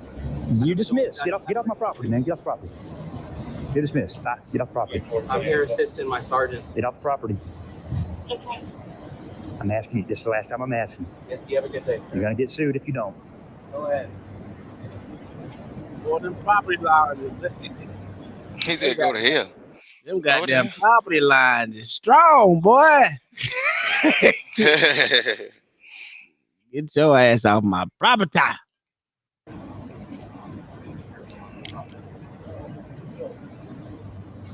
Yeah, I'm unarmed. He don't need to have his hand on his gun and taser. I'm unarmed, sir. I mean no harm. Well, I will say that as a habit, sometimes it kind of gets kind of awkward. Keep your hands down here. If you have something up here on your waistband, it kind of gives you a place to rest your hands. So it's not all necessary about somebody getting ready to pull a gun or anything. He was ready. He was ready. And everything that you need to do to file a complaint is inside of that brochure. Right, I understand. It's currently believed that the officers were unable to find a valid reason to arrest Billy's son, as he wasn't actually arrested or charged. Instead, he was taken into custody under the Baker Act, which allows healthcare professionals, courts. That's big in here in Florida. That's big here in Florida. If they ain't got a good reason to take you in, they gonna Baker Act your ass. I heard about that. They do that in Texas too. They ask you, do you feel, is something wrong with you? You feel like you want to harm yourself? They basically call you crazy because they don't have nothing to lock you up for. Yes, and then if they really want you, they're gonna take your weapons and every damn thing else you got around you, on you, in your house, all that shit when they get you Baker Act. For sure. And law enforcement to force a person into a 72-hour hold in a mental health facility for evaluation. It's often named something different in other states and is sometimes referred to as a 5150. But in Florida alone, nearly 200,000 people per year are detained for involuntary examinations, more than any other state, and nearly a quarter of those are children. But the Baker Act is supposed to only be used in rare circumstances when necessary to prevent someone from harming themselves or others. But it appears that it is used in lieu of an arrest when probable cause cannot be determined or in retaliation. A jury recently awarded the woman more than $500,000 in damages, and now she's hoping others learn from her ordeal. I need that money. Police officer took her to the ground into custody and Baker acted her as she recorded video on a street near her home. Now, a jury finding Williams did not have probable cause to commit Corey to a mental institution or reason to believe she would harm others or herself. The jury rejected Williams' claim to qualified immunity, awarding Corey $520,000 payday in right damages there. for physical and mental harm. Once the I'm finna move to Florida then. I'll be sure to show it. But to follow this case more closely, and all the others that Billy is investigating, be sure to check out his channel link in the comments down below. I'm also known as Shields of Shame. Shields of Shame? Yeah. Is that an organization? I run a journalist. Oh, okay. I'm a journalist. I'm an activist. Here locally? I'm a constitutional activist. That's fine. Here Yeah. locally or statewide, region-wide? Maybe. I don't answer questions, but maybe. Okay. Yeah. Have a nice day, Bill. Yeah, you too. Let me know what you think of this interaction. I will say the sergeant wasn't that bad.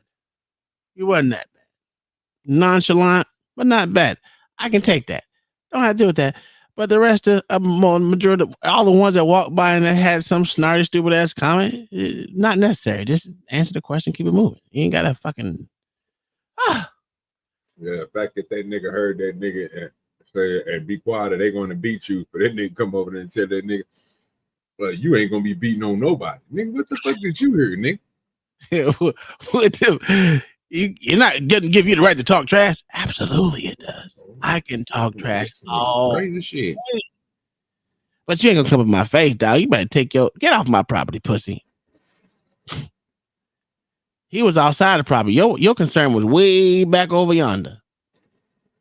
If you liked it, check out another episode. All right, I think we got one more, and then y'all can free willy-nilly talk about these jigaboos.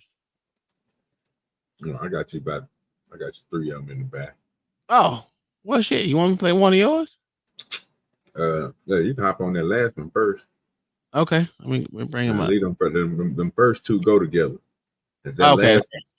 That last one, it's gonna say you got to be over 18 to watch it, but yeah. Yeah, I ain't worried about that. Okay, cool. I just gotta change it. I gotta switch it back to my main account. Yeah, because I don't want no commercials. I don't want no commercials, baby. Rock with them. That's YouTube privilege. You know what I'm talking about? Yeah, I pay not to have them hoes. Yeah, there we go, right there. All right, here we go. Of mistaken identity ends with a 14-year-old in the middle of a mental health crisis arrested. This video has never been seen until right now. First Alert 4 investigates. Susan L. Corey uncovers footage police tried to keep from the public, while the teen's family claims it needs to be seen as they question how police responded. As Interstate 270 curves through St. Louis County, leaving SSM Health DePaul Hospital in its shadow, this road brings reminders it only takes a moment to change everything. He needed me and I wasn't there. Nobody was there to protect him. Get on your knees. She tried tackling him. He then pushed her off. He had no support and he needed that. And the police should have been the first ones to offer that. This man hasn't come here until now. Walking this way, squinting in the light to find the spot. Bit lying. Yo. That nigga had a whole full beard. What do we? Damn. Did you have a full beard at 14, OG? Am I muted? Sir, I did. You did at 14? You had a whole beard at 14. I think I was able to get on the door in Dallas, go straight downtown, go straight inside the liquor store while I was supposed to be in school, buy me any type of liquor I want and walk right out because I didn't get ID. I was already 6'1". I was taller than most people daddy. Let me tell you. I told you this nigga was mixed, dog. He a light, bright nigga, dog. Don't fool. Listen, OG said he had a full beard. This nigga, no chaser. He ain't lying to you. You had a full beard too. Oh, y'all mixed with white people. That's what it is. Y'all got that good blood. You got the high bright yellows, nigga. Listen. I told you was lighter than my kids, nigga. Lying like a mother. Shit, me. I seen this. I seen your pictures, nigga. You seen him? Go look at the shorts. They on there. You bright as shit, nigga. They lying like Her a motherfucker. 14-year-old son ended up in handcuffs on a day he was fighting his own darkness. One of the top times that he's been in crisis, this was one of them. We're not naming the family to protect her son, who was a patient at SSM DePaul, getting help after suicide attempts. He struggles with elopement and anxiety and impulsiveness. On April 9th, she says her son was supposed to be transported by ambulance to a children's psychiatric hospital a few miles away.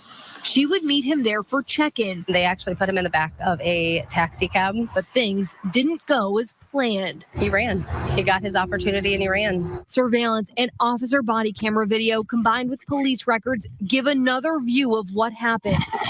The mom got this footage from police and shared it with First Alert 4 Investigates. The department wouldn't give us any video, claiming it involves a minor, so it's closed to the public. But his mom believes this is something you should see. I think they violated so many of his rights. A Bridgeton police report shows officers were sent to a hospital parking lot for an assault involving a nurse and an undescribed suspect. At the same time, Officer Tamani Swope was at another part of the hospital helping with a food drive.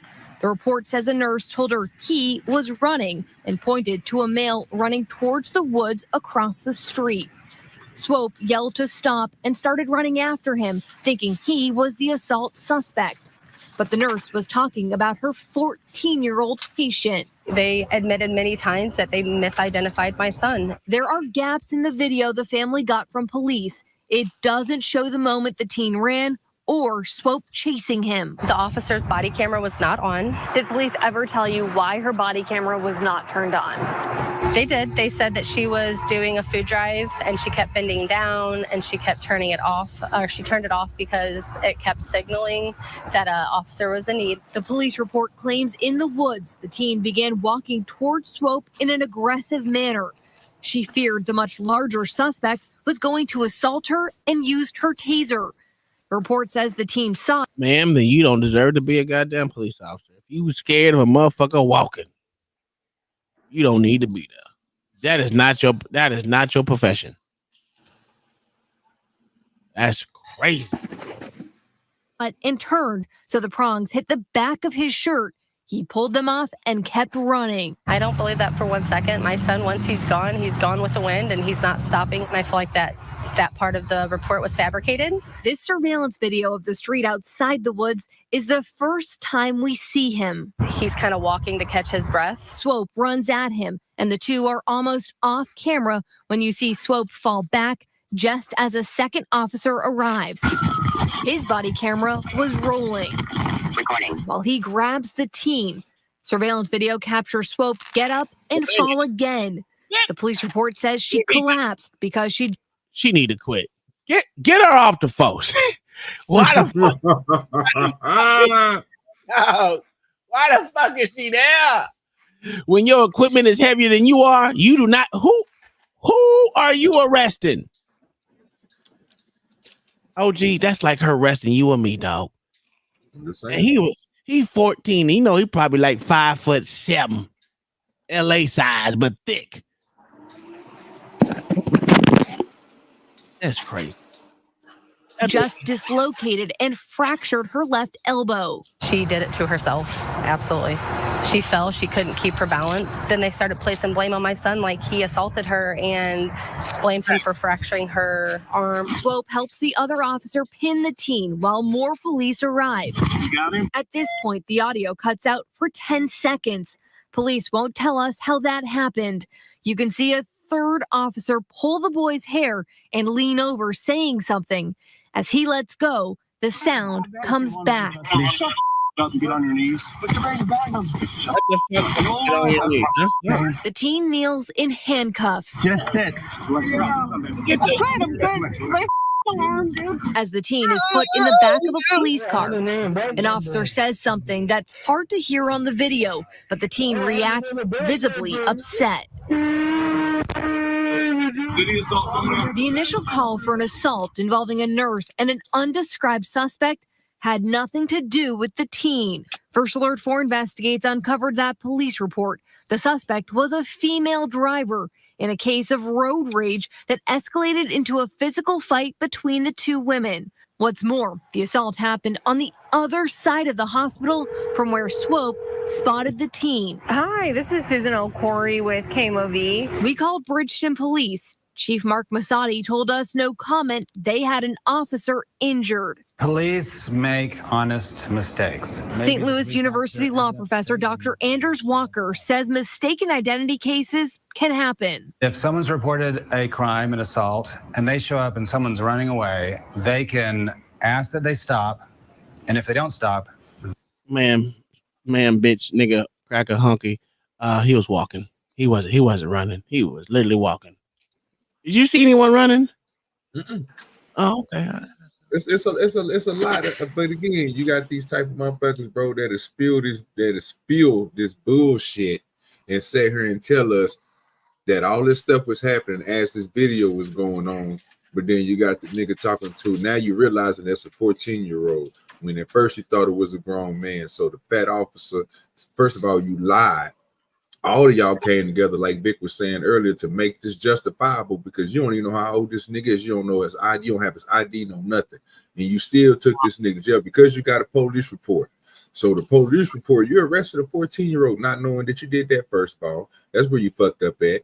Another thing is you did the most stupidest thing ever. You put this shit on paper. And then here's the next thing. They didn't even investigate at all. You claimed that you was injured from a 14-year-old, and clearly on the video, you did it to yourself. How the hell you miss a big ass little boy like that? And when did he hurt you? When you fell?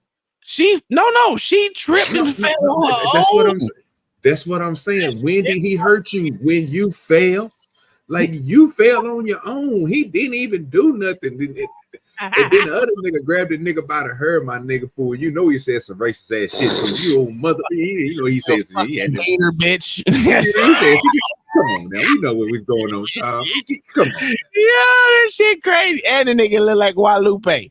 Hey, Guadalupe, get your What the meat stretching y'all two doing it with each other tonight is crazy. You mean to tell me that this little boy who was 14-year-old, the man wasn't strong enough. Obviously, that's why he got mad and grabbed Guadalupe her like that. And then the woman fell and broke her own shit and fucked up her own self. And they all came together and wrote a report and said, this motherfucker did it. How the 14-year-old yes. And on camera he ran. He body slammed her. Y'all didn't see him body slam her? Yeah. So he ran as fast as you, John. Little legs. Hold on, Tom. Don't get in this.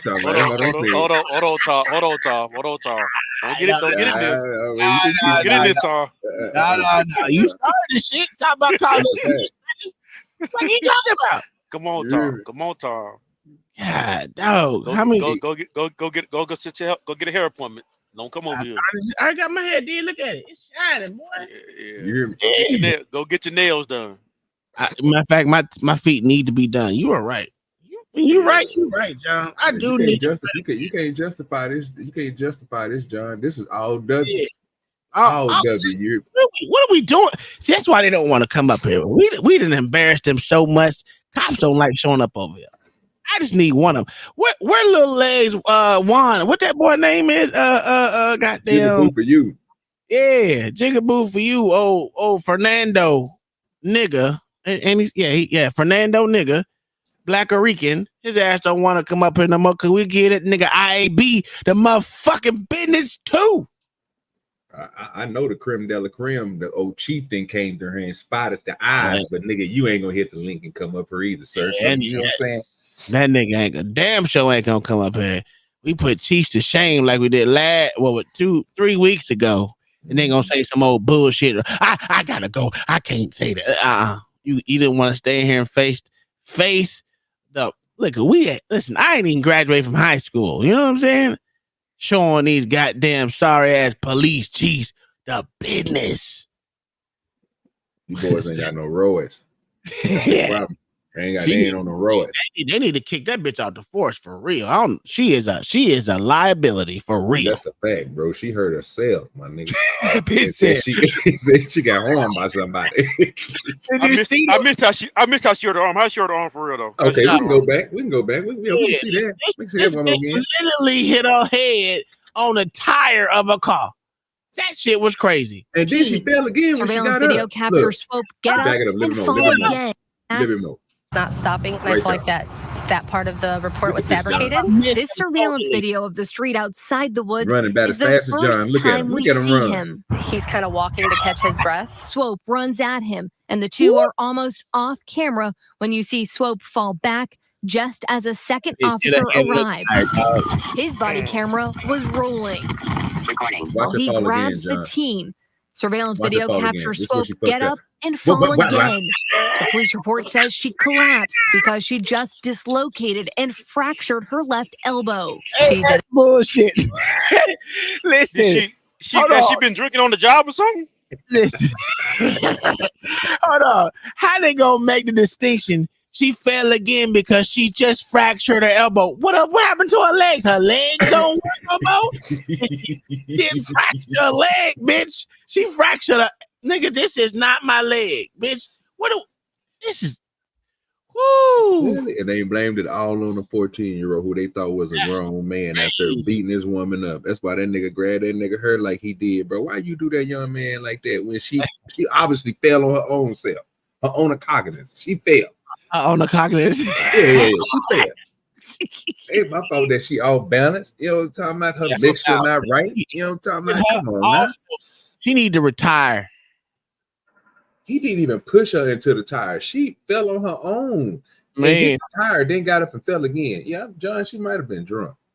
She might look her whole head almost. She had some of that 211. She had some of that 211. 211 and 4 donuts. You see her head almost go inside the whole part of that tire wheel with the tire on it. Bro, her leg buckled. Her leg went noodle when she got it. Yeah, shit he was going back to the facility that he did not want to go back to. Field, you get hit too hard. He needs stadium for himself at that point. Yeah, that's laughing up. Albridge police did for what you want to call it? No. Why they do that little boy like that? Because they ain't had no strength. That little boy, that 14 had more strength than him. He had more body. Request criminal charges. The teen's family tells us prosecutors decided not to file any. A big gap here is the fact that there's no body camera video from the officer who started the chase, all because she never turned her camera on. That violates department policy, and she could be disciplined for that. But in Missouri, those records are not open to the public, meaning we don't know what came from this unless the department tells us. The chief made it clear, though, they have no comment. Susan L. Corey, First Alert 4 investigates. The teen's mom said she filed a complaint with about the police department with the Missouri Department of Public Safety. The police chief told us he wasn't aware of any complaints about this. Oh, it's because it wasn't straight. I bet you. Went straight to the trash can. What are we doing here? That's a fact. All right. Let me play this one because I don't even know how long this one is. This is the old hook nose. Uh-oh. No, that's a daddy. Boy, we turn. I don't know what's going on today, boy. We on point today, boy. Yo, we ain't even playing this, y'all. I'm just letting y'all know this. This body cam footage just released shows a 26-year-old man who suffered a seizure at his home. His grandmother called 911. The police showed up. Instead of medical treatment, he ended up in handcuffs on the ground. They began injecting him with sedatives. Oh. Guys, please! Guys, I'm everything. Do you want the ketamine? Yes. Okay. Watch out, everybody. Hold on. Why are you giving this nigga ketamine? Wait a minute. What the fuck are they giving this nigga? Take it. Oh, yeah. Oh, this nigga super strong. You're gonna feel so much better here. They gotta put that nigga to sleep. You guys actually have him hooked up. Oh, they gonna kill him, ain't they? To vitals? Yeah. He's got a pulse. Pulse is definitely up there. He's still breathing. Wow. Yeah, I'm thinking more ketamine. More ketamine? I would take more meds. Yeah. Did you give him medication or something? Oh, yeah. He's got a lot of medication.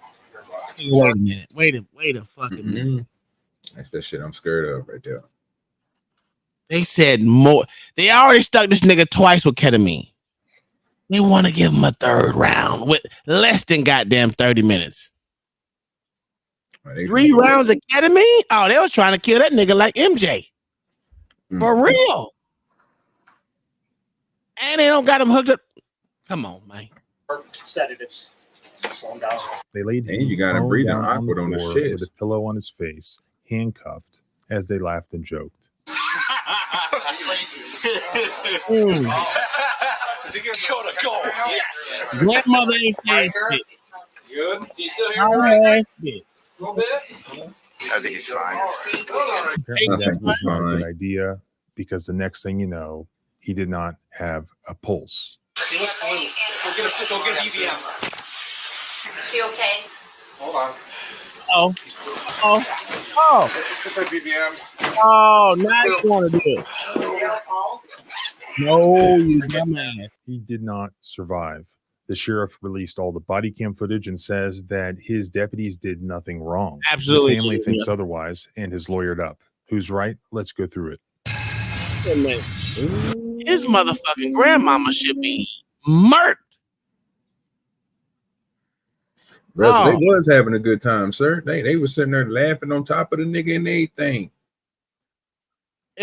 So you gonna put a nigga face down in a pillow, give him 3 rounds of fucking ketamine? What the fuck did you expect? What the fuck did you expect? This shit crazy. All because y'all weren't strong enough. Body cam footage was just released this past Friday showing officers in Jasper County, Indiana, handcuffing and restraining this man who later died after he was having a seizure. This is in Northwest Indiana. The man's name was Riker Earl. He was only 26 years old, and he suffered a seizure on the night of Sunday, September 8th at his home in DeMott, Indiana, which is about an hour and 15 minutes south and east of Chicago. After Earl's family and civil rights attorneys had been asking to see the video, the Jasper County Sheriff's Office released it. This is what happened on the evening of September 8th. Mr. Earl's grandmother called 911 for help, and Jasper County Sheriff's officers arrived at the home. After they enter the house, Earl's grandmother can be heard telling the deputies that her grandson had been suffering from seizures.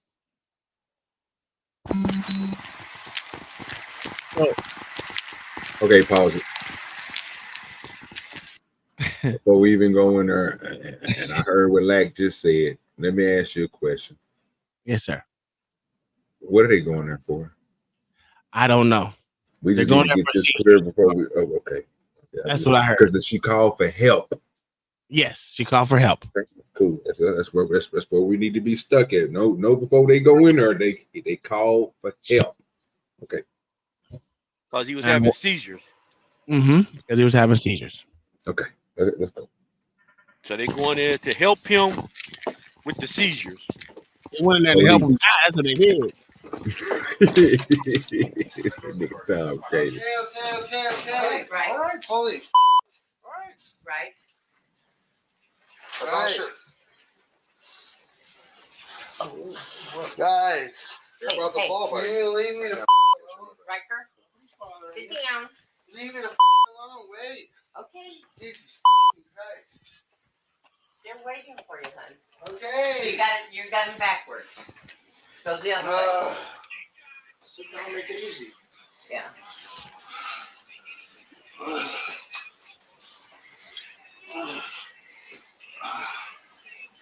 That looks about right.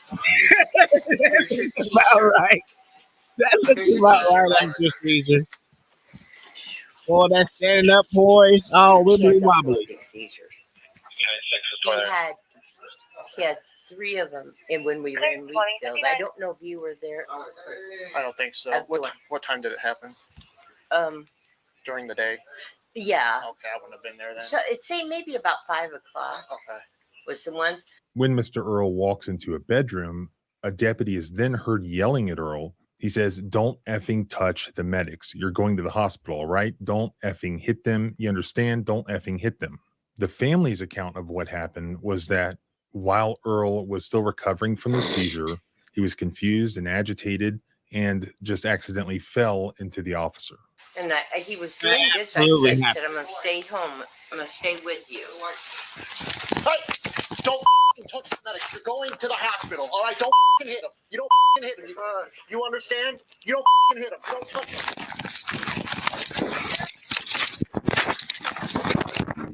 Oh, yeah. Stay on the ground. Hands behind your back. Hands behind your back now. Now. No, what no Put your hands behind your back. You don't touch the medics like that. You don't touch me like that. Later in the video, Earl can be seen in handcuffs. Let me pause that right there. So I can only tell you from what happens with me. And I never seen this video. This is my first time seeing it too. You do get combative. You don't want motherfuckers to touch you. You don't want motherfuckers to tell you what to do. Everything is a blur. Your eyes be crossing sometimes. You can't see straight. Everything is, your sensitivity is heightened to like anything and everything that touches you. It irritates the fuck because you're already irritated. I mean, you don't know. You know what just happened, but you're trying to get the sense about yourself. So it takes probably about 30 to 45 minutes before you get full awareness is what I would say, because I know it takes me a while. Even it takes me probably about 35 to 45 minutes to just be like, okay, I'm good. You know, I'm like really, really good and feel comfortable with walking and shit like that. Of course, I'm going to be the one that wants to stand up within like 3-4 minutes after I'm having a seizure, after I'm done. So I will. It's like you're a fucking freshborn deer sometimes because you're that loose. But I mean, all that would just happen is normal. Yeah, you might hit a motherfucker. You know, it's not necessarily you want to or that you're in your right mind to do so. It's just that everything's a blur. And what you think is right in front of you is not in front of you.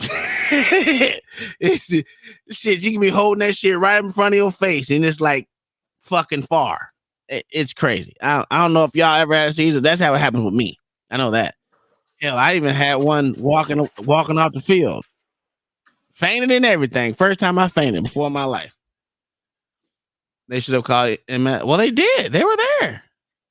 The medical service is right there. That shit right there, yeah. That shit was weird. Yeah, so what should have happened is the medics should have stopped that aggressive cop. He was overly aggressive for no reason, you know. Only thing I'm saying is this: the cop took the position of controlling because you know what I'm saying that's what they do. But what I seen, I never heard the man in there tell that dude to stop hitting him or anything. The medic is the person that's in control right now. When you're there to help, sir. You know what I'm saying? So I know once you get in there, and his head is his decisions to do everything. You know what I'm saying? But from what I just seen, even the little pushing and the shit that was in the room, you could have literally stepped at that door and controlled everything in there to make sure he didn't go too far. Because if the medic would have been like, hey man, you better stop hitting on me, then you hop in and be like, hey man. But he just went in there, like you said, over aggressive, bro, and it just made it get worse. Let's be honest, that fat ass medic wasn't hurt by none of that shit that happened. Oh yeah. He probably bounced up off his ass. You know what I'm talking about? That shit is stupid. Listen, that nigga had the bigger belly than the motherfucker that was falling. Stop it. Cuffs face down on the kitchen floor, being pinned into place by multiple deputies and medics. Mr. Earl shrieks repeatedly, guys, please, and also says more than once, I'm going to die. One of the first responders is also seen injecting Earl with some substance twice.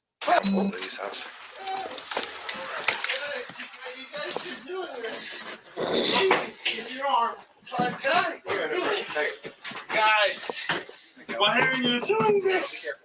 Why are you doing this? This the part that's pissing me off. I want to see how the fuck they got all the way in that kitchen. What's he doing? Guys, fuck Deputy 2. Go back to Deputy 1. I want to see how did he drag that nigga in the kitchen, dog? Because they was in the room. You want to call for another dose though? Well, I give him some more. You know what I'm saying? I already gave him a whole vial of guys, please. Get the Benadryl and he wasn't strong enough time. More of a half hour. What it was, I can always see that. Hold on. Let him grab. Guys, please. We got this on. Guys, please. Guys, you gotta get behind his back. Hold on. Stop. Resist. So this is what I say when I say cops act off what other cops are fucking emotions. Medics acting just off another medic's emotions. The dude, one, like my wife said, one of the medics just said, "I just gave him a whole vial. I don't think you should give him any more." Guess what they're gonna do? We gonna give him some more. Give him some more. And then give him some more. Give him some more.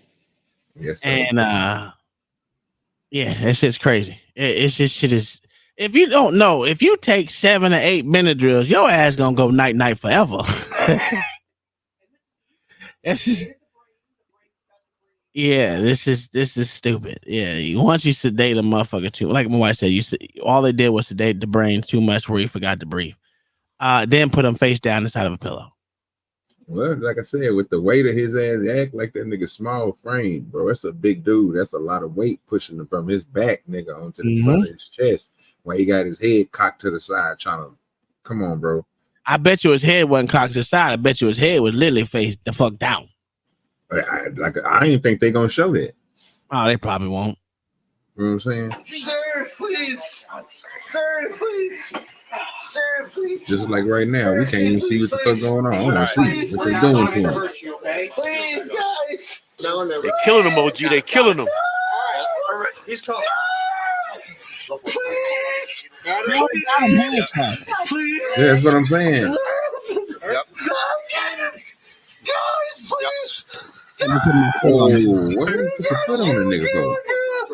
Guys, I'm gonna die. No. Because you got a bunch of untrained people. Guys. How long, man? Guys. I have a question. Do you think they're gonna be riots in the street? Nah. Oh, okay. All right. All right. Because what I was told in these YouTube streets is this shit only happen to niggas. Nah. No, just happened to them. It's the circumstance. This is, bro. It ain't being pushed like that. Oh, of course. They never pushed it because they got too much power in this to say this wasn't a mistake. And from what we looking at right now, nigga, this look like murder. This ain't no goddamn mistake. This is medically murder. Medical murder and goddamn police murder. Shit. Give him some more. Yeah. That's exactly. Give him some more. That's exactly what they did. The fucked up thing is his grandmother sat there and watched this shit happen. Is this a true grandmother or this a young grandmother? No, this is a true grandmother. I can't see this. I'm asking, like, how old does she look? She ain't got to say nothing to them, bro. They authoritized. They authority, nigga. You know, she believe in authority. Old folk believe in authority, dog. It was her husband was there too. Yeah, that's what I'm saying. Them niggas, old folks believe in authority, dog. They believe that. See, back then it was a code, bro. See, all this other shit didn't happen, bro, until later on, I guess, when they seemed like they wasn't in time. But when they was little and they was growing up, police officers used to be the creme de la creme. I love saying that word. And they used to be, you know what I'm saying, something that you aspire to be. And then a little bit later on in time, them niggas became corrupt as hell. Mm-hmm. And they don't really still see police officers as good because they older. Now they kids and they grandbabies look at police way differently than what they look at police. Because I noticed that about old folks, old people back, you know what I'm saying, the 60s and 50s and shit. Nigga, they love the police. They will call the police on your ass. Oh yeah, my mama love calling police on me. It was like at least twice a week, goddamn it. All the power, nigga, I was gone. Oh, you was a criminal, man? Oh man, my mama was an asshole, man. Like every time, every time me and my brother got into a motherfucking fight, man, she want to call the cops on me. Yeah.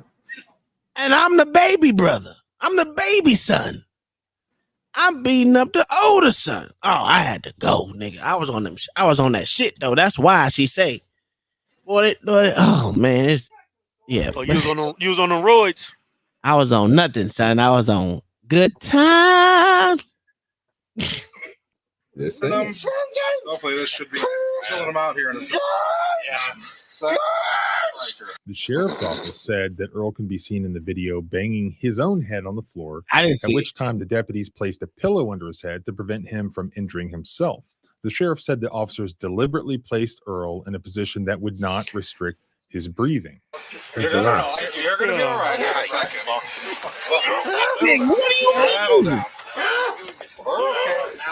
It's going to restrict his breathing because nigga, he don't do push-ups. Yeah, because He ain't used to that position. His chest area is nothing but fat. Where the hell did these niggas get their paramedic license? I don't know. That's Give him some more. crazy. Oh, they about to shoot that nigga up some more here in just a minute. They already gave him one. They about to hit that nigga again. No, that was the second one that they gave him. Oh, here come the third one. Then. They showed hit him 3 times. the whole. All right, Riker. Settle down. He's going to sleep now. Yeah, he's gonna sleep all right. Just stay still. Look at that. Stay still. You want the ketamine? I told you, look at her. Yeah. They love the police, dog. Please. We don't know what's going on. Ain't nobody in the house being professional right now. OG, to be honest with you, I'm gonna be 100% honest with you. This is why we don't call the police or call for ambulance when I have seizures.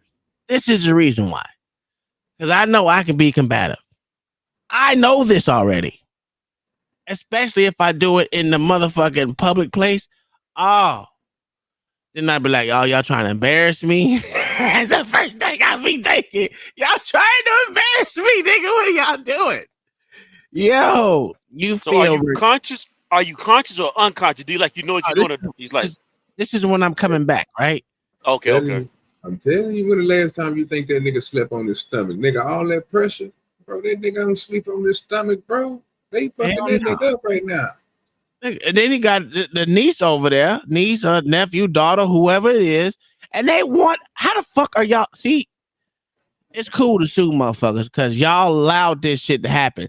Ain't no, if you ain't grab no frying pan and bust one of them niggas upside their motherfucking head, said, you don't see this motherfucker ain't breathing right, and you want to give him mo, you don't have to call these motherfuckers for seizures. You don't. You literally don't. They're useless. What are they going to do? All they do is shoot you up with drugs. Every time someone calls for these motherfuckers, yeah, and then, exactly. Then you got a 48-hour hold in a fucking hospital for having a seizure. It'll be different if you busted your head, hit the corner of the table, some shit like that. That's different. I kind of understand that because they're worried about traumatic brain injury, especially hitting your head, falling, all that shit together, plus having a seizure. I understand that.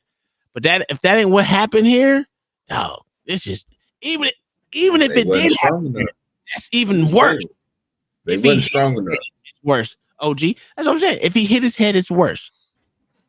And they didn't say none of that. We don't know. So this shit is like I said, it's a lot of things showing us. It's a lot of things showing us. We want to see that whole grappling match that they had inside their room. Absolutely. They ain't gonna show that. And how y'all got that nigga out here on his stomach again, thinking he can breathe when he got a big ass stomach. He ain't got no upper chest area. Everything is pushing down on him. His hands behind his back. He ain't been in that position in probably not time of his life. That shit crazy. Oh, gee, did you say they weren't strong enough? No, they weren't strong enough, bro. Did you just, bro? You see how big that nigga was? Oh, did you see how big that dude was? So you saying police officers need weight training? Yeah, absolutely. You need to get in the gym. Bro, from what we've been hearing, bro, all this training that they've been getting, that's why I said they need more training, sir, because their jiu-jitsu is off. It ain't working for him, bro. Because that dude, he just ran in that room and like Tom said, over aggressively jumped on that man and try to subdue him. And I guarantee you he couldn't do it because that dude's strong as shit. Like I said, like Tom said, the nigga ain't even seeing right, eyes crossed and everything. Oh, nigga, he got the strength to lift up a whole car engine. Nigga, you can't stop him. What they should have did if he's on his stomach is make his bring one of his legs to his chest. That creates a space where he can feel his stomach can actually breathe. But they ain't want to do that shit. So, or put him to his fucking side. How about that? How about put him on his side? think about this, John. They were still holding him down after Tom pointed out the niggas in handcuffs. Yeah, that's insane. They were still holding that nigga down, bro. Like he was just going Superman up, nigga, float up in the air and start beating everybody up, bro. Nigga, he in handcuffs, sir, on his stomach. That nigga is not in shape, dog.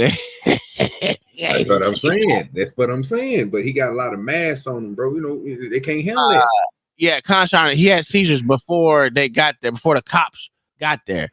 The medics were the first ones there. The medics were. Yes. And they were trying to get him to get his clothes on so he can go to the hospital or whatever, but he didn't want no one to touch him or whatever. It just normal combativeness once you're in a seizure. I mean, if I run down a list of fucking traits of a person having seizures, you're going to see combativeness in there.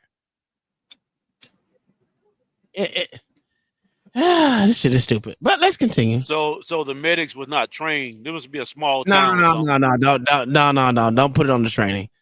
That's a. Well, I mean, if you don't know the signs of what a seizure look like, I'll tell you something. They know he had a seizure. That's the first thing you're taught. So one of the first things you're taught. So what's going? So some had to be wrong with their training, or somebody be wrong with them. How training about they them go through? It's just stupid. And they're going off someone else's emotions. Okay, wait a minute. How you gonna put that on the medics when the medics was the one who didn't even do nothing? It was the goddamn cop that started all this shit. They the one filling them up with goddamn.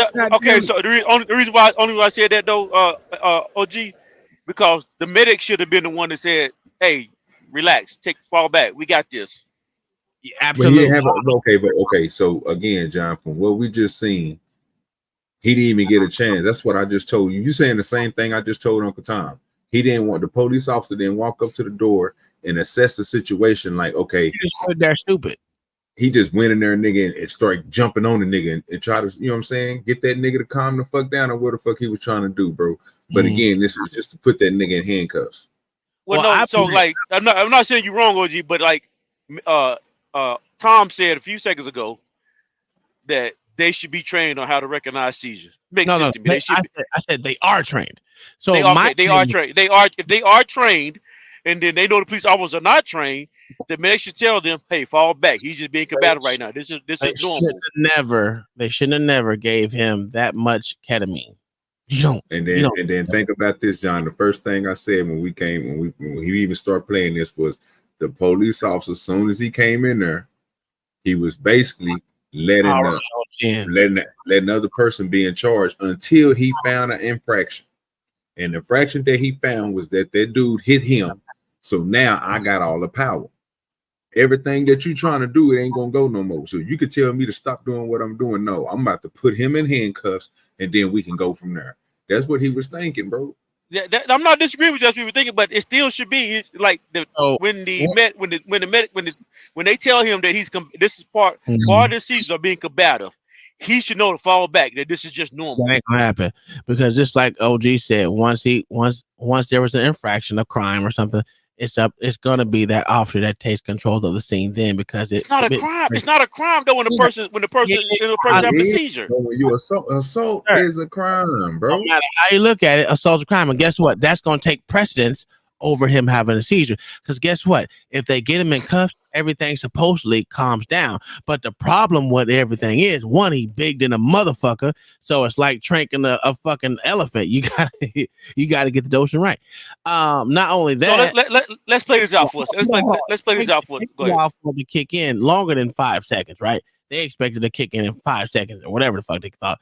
But they should have got him on the stretcher and got him out of there. But what these cops are trained is to leave these motherfuckers on their side or on their stomach or whatever until these motherfuckers don't move. Because this is not the only time this happened. The same shit happened the same day motherfucking George Floyd had his shit with the same goddamn thing in Vegas. Same day. So it's the training. The training is horrible all the way through. From the cops to the medics to everyone.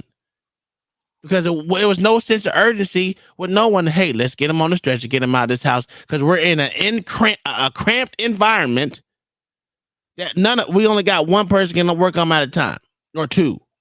They're in a small ass, what is that? What's that called? A galley kitchen. Small as shit. Oh, I'm frozen. Yeah, I'm frozen. It's all right. Thank you, Con. But that shit, it's just annoying to me, dog. But go ahead. Let me hear what you got to say, John the Baptist. So let's play. I'm not saying either. I don't think I'm arguing with either one of y'all. No, you good. I think I'm agreeing with each one of what y'all are saying. But I'm saying let's play this out. Let's say he doesn't die. I'm saying I know. Let's say he didn't though. Let's say he didn't die. Okay. He hits that medic. Mm-hmm. The cop jumps in, Mm-hmm. puts him in handcuffs. He now throws an assault charge on him, right? Mm-hmm. He goes to court. Now, the assault charge is due because he's having a seizure, which is part of seizure. You become combative. If that charge gonna hold up in court, they're gonna dismiss that charge. No, it's not gonna hold him in court at all.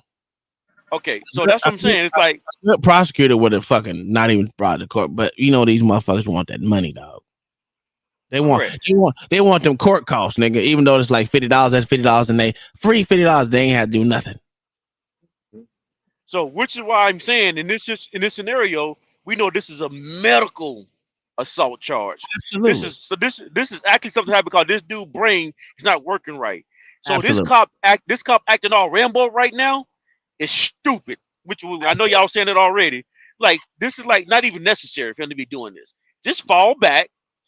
Let the medics handle this situation until he calms down. Because he don't need to go to the hospital anyway. Because my niece have seizures. We don't never take her to the hospital when she stay with us. Yeah, because it's after you have 1, 2, 3, maybe 10. Like I ain't gonna lie. In Hawaii, would have had probably about 6, 7 seizures a week. It was crazy how many seizures I was having in fucking Hawaii, dog. It was crazy. And you think about it, John, you're not saying nothing wrong. Only thing we're saying is this dude, once that strike was seen by that officer, again, that's why I asked, what is he gonna do when he going? Is he going there to help? Or is he going there to, you know what I'm saying, to do what officers do? Because he going there to do what officers do, no matter what. The help part is going to be in there, but he's going to go do what officers in there do. You know what I'm saying? So yeah, bro, it's just fucked up all around, bro. He could have, like I said, we could sit here and say he could have did something different, but like Kai said, that nigga didn't have to die. This is a preventable circumstance that happened. Very, very preventable. Yeah. But this is the reason why my wife doesn't call the police when I have seizures or the ambulance or anyone else to come out here. I like, man, don't. First off, if you call them and they come out here, I take that as you didn't give a fuck about me. You want to embarrass me. So now it's on. especially when I see more people that I'm normally seeing. Oh, dog. And I don't like crowds, right? When you have more than one. Hey, just stop moving. Like I even get frustrated when she tells me to sit down. Sometimes I just want to get up and move. Sometimes I just need to get out of the situation where I'm at, where I felt. Yeah, okay, I follow. I get that, but you to me, I think you get out of the area that the shit happened. Move, dog. Get out of the way. Get out of the way. Get. And that's why most people that have seizures want to move because that's where something happened, and you don't want to be at the scene of the crime. That's what I feel like. Yeah, your leg, your brain and your legs. It's a short circuit in that bitch, and that shit is misfiring like a fucking old Buick, nigga. So are you saying when you moving around, it's like your brain is connecting back to your body again? Is that what you're trying to say? Yeah. It's just backfiring, so it take a while. So you're trying to reboot. You're trying to reboot yourself back up. That shit got to reboot. That's a fact. That's a better analogy. You gotta brain reboot because that shit be like it's like an old shut down. You done shut down. Now you got to reboot back. Yeah, okay, I got you. Yeah. I did this last night. Really? Yep. How we feel. If you did this last night, you should know how to. All right. I don't get how the medics can handle this themselves. Yeah, I love the cop side. He was raging out in his room, so I was gonna close the door on him, strap him in there till he gets some hands. Oh, he is not knocking. Listen, relax. I'm right here. They're trying to help you, not hurt you. Yeah. Okay? Yeah. Oh, she's an old lady. She really don't know no Just better. breathe. What is she about 70, 80? Something else out. Yeah, we could probably deal with a few less firefighters if you need to go. We got 3 of us here. Yeah. Yeah, they in their 70s. They in their 70s. They almost 80. Yeah. I have a fire extinguisher. Oh, that white man old as shit. Go. Yes. He's looking at that nigga hard too. Grandpa's here.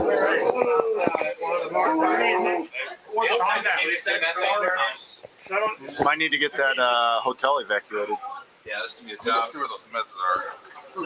Why you want to give him more meds? Just get him out of there. Yeah, they should have had him up already. Why they didn't pick him up?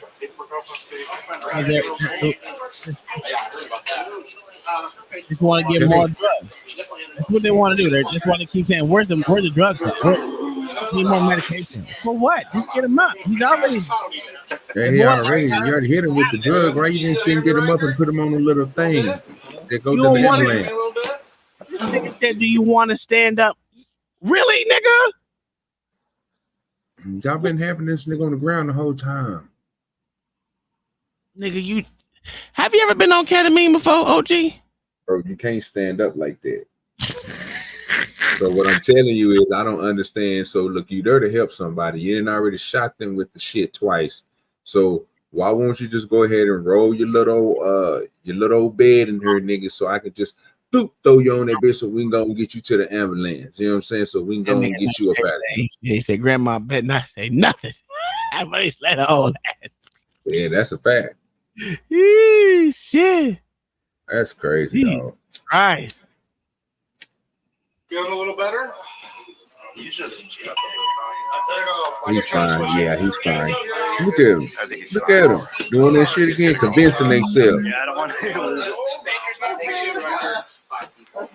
Just settle down. Where is the fucking journey? Yeah. Yeah, down the counter. Here. Y'all expect this motherfucker to walk? If he's still like that. Yeah, What a goddamn journey. Sure, you got that other 100? Well, right now, I'm going to tell you what's happening. He's fighting his brain. He's fighting his body. And he's fighting these niggas. And he's fighting to breathe. That's why you hear the, you literally fighting your brain. I'm telling you, dog, this shit is crazy. Woo-wee. You know, not one time they treat like a patient, they treat like a criminal the whole time. Oh, yeah. Take it out. You got to do it. 200. This a lot. Everything else on board? Yeah, let's get some more stuff. So I didn't have to wrestle people no more. Yeah, I know, right? Oh my God, are you Hold on right there, all right? There it is, John. What they gonna do, John? Oh, that's the third dose. You guys actually have them hooked up? That's 3. Give him some more. That's a fact. Give him some more. Give him some more. Yes, sir. Oh, I was gonna say, I'm like, I'd be shocked. No one got vitals on them. We tried. Nothing. We tried. But he was You can like, probably get some now. They were talking the whole time. How was you taking vitals, nigga, while you was talking the whole time? He's still fighting. No, I was just surprised that you had it. I was like, I'm gonna blood pressure. We do know. What the fuck did you just do? He's got a pulse. He's still breathing. Yeah, I'm thinking more ketamine. I think y'all are stupid. You're trying to unload the whole heart box on this guy. I'm gonna unload the whole heart box on him. Don't hit your head. We are trying to help. Riker. You're not here to help. Your grandpa's right here. He's trying to talk to you. Can you talk to your grandpa? Hey. I'm with you. Can you get off of me, please? Just relax, Ryder. The more you relax, Oh my God, John. it's like a 200. Nah, that was the second one, bro. This is the third one right here. No, they already did too. You're trying to be fair. We want to get Okay, off this is of you, four. but we can't. You keep fair. Oh shit. I would get more meds. How much med do you need to do? This is not a goddamn elephant. Y'all are stupid. What it is? No, that's you didn't count it 4. I thought I counted 3. I don't know. What city and state is this? When he first went down, I don't know. When he first went down, he said, I already gave him a shot. a vial of ketamine. I already gave him a vial when he first got him down. Then it came back for a second. Then it came back for third. And that one right there was the fourth. Yeah, but what, you're right. They tried to kill him. Well, they did kill him. This is crazy. They didn't try. They didn't try. They succeeded. Oh, that happened. You're on his back. He's better than a motherfucker. Tom, you're right. His head is not turned to the side. Go back to that real quick. Look, his head is straight up and down into that pillow. And he's on his back. Now, it would be different if you were straddling him. He's on his stomach. He's still on his stomach. He on the stomach. I know that. I said it would be different if he was on his butt and straddling him. Not even on his butt, but straddling his legs and shit instead of being on him. Right now, he's sitting on his lower back to his fucking ass while he fatted in the motherfucker. This is crazy. I don't see how he breathing with his face straight in that pillow though. What's going on? Oh, he ain't breathing. That nigga dead. And my nigga died. Give him some breath. Sedatives. They did not turn his head to the side. That was a lie. They're getting to it. We're getting to what?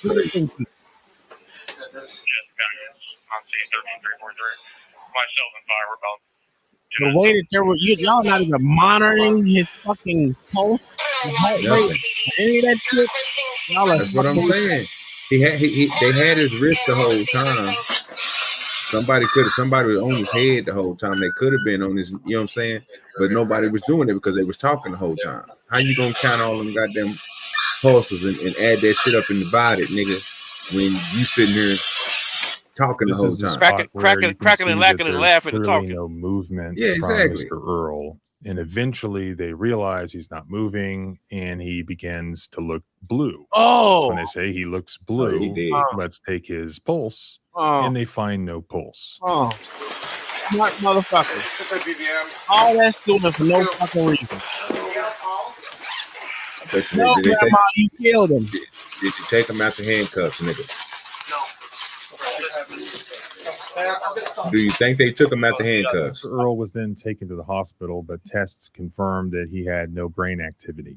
He was eventually removed from life support on September 10th. The sheriff's office statement 2 days later made no mention of Mr. Earl's death.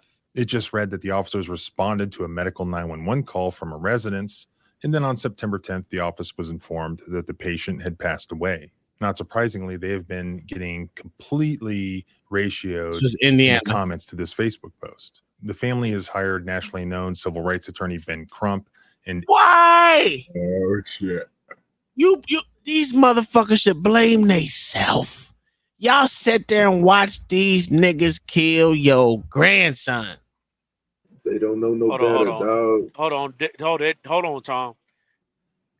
These folks don't know what's going on. They don't know what they're doing. Nah, they do know what's going on. They just oblivious to the fact, dog. They don't want to believe that these people is gonna do that. I'm telling you, they got them in a.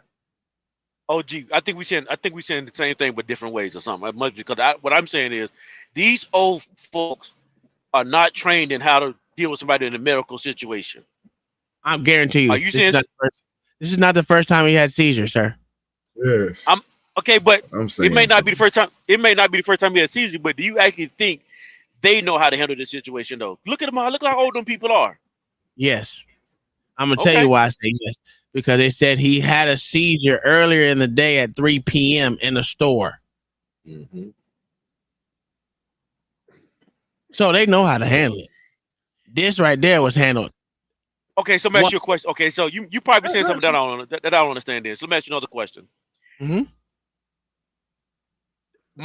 From dealing with my niece from having these medical seizures, these seizures, my wife is a nurse. So I kind of let her, but I know that she don't panic when they happen. So I don't panic. Because I know she know what's going on. Mm-hmm. So now my question is, if the medical people come and they're doing something, do you think they know enough to override them? That's what I'm trying to get to. Yeah. It just depends, right?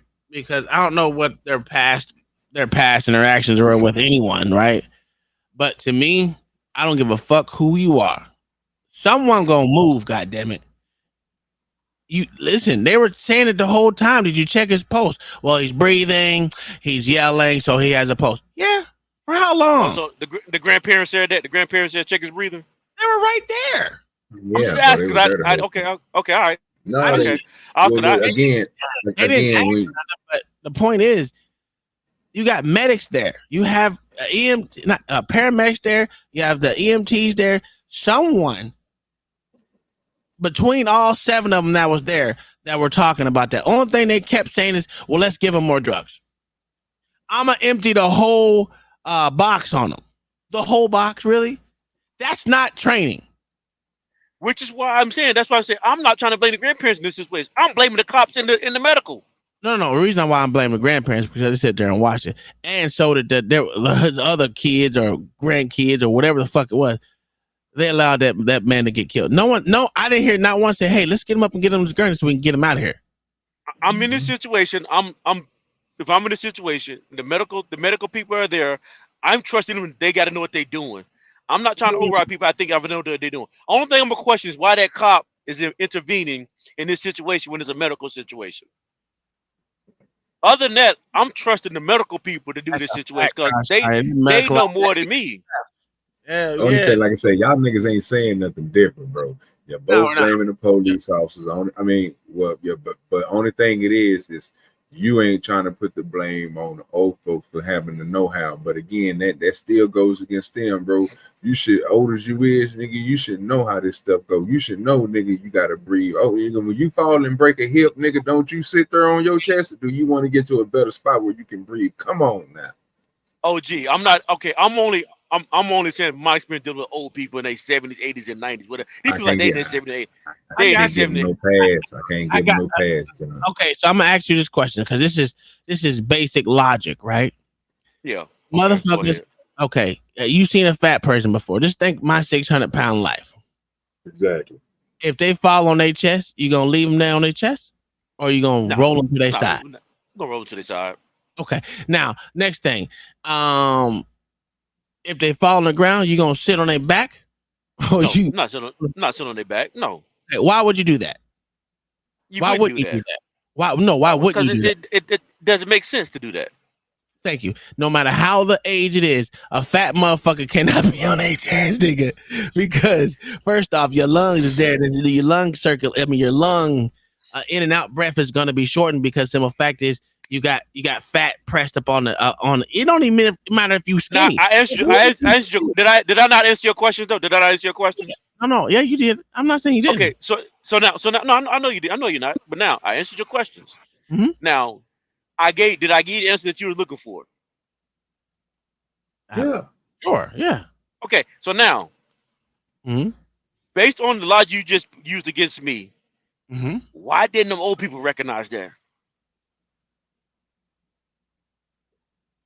Because it's like OG said, they just don't want to realize that these motherfuckers. So they don't. Yeah. I like. Don't say it, dog. They ain't shit. They need more training. Yeah, they just don't realize these motherfuckers is doing stupid shit. I like the words that you use. They don't realize what's happening.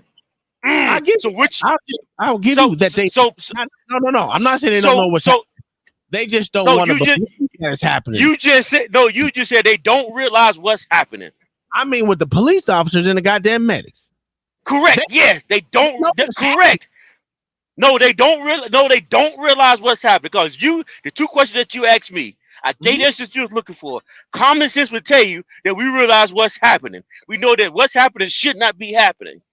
They are not processing this the same way we're processing it. You're probably right. So hold on. If you go by my definition, nigga, they in delusion. That's what I'm going to say.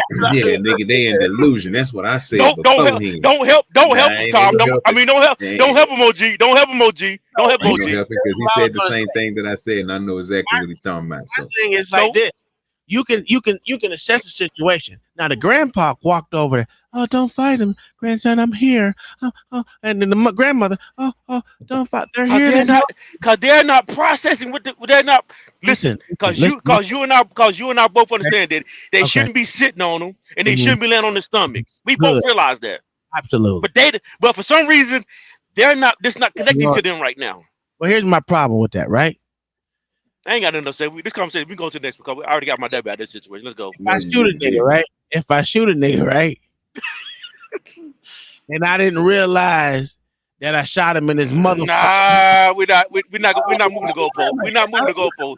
We're not moving the goalpost. We done. We done with this conversation. We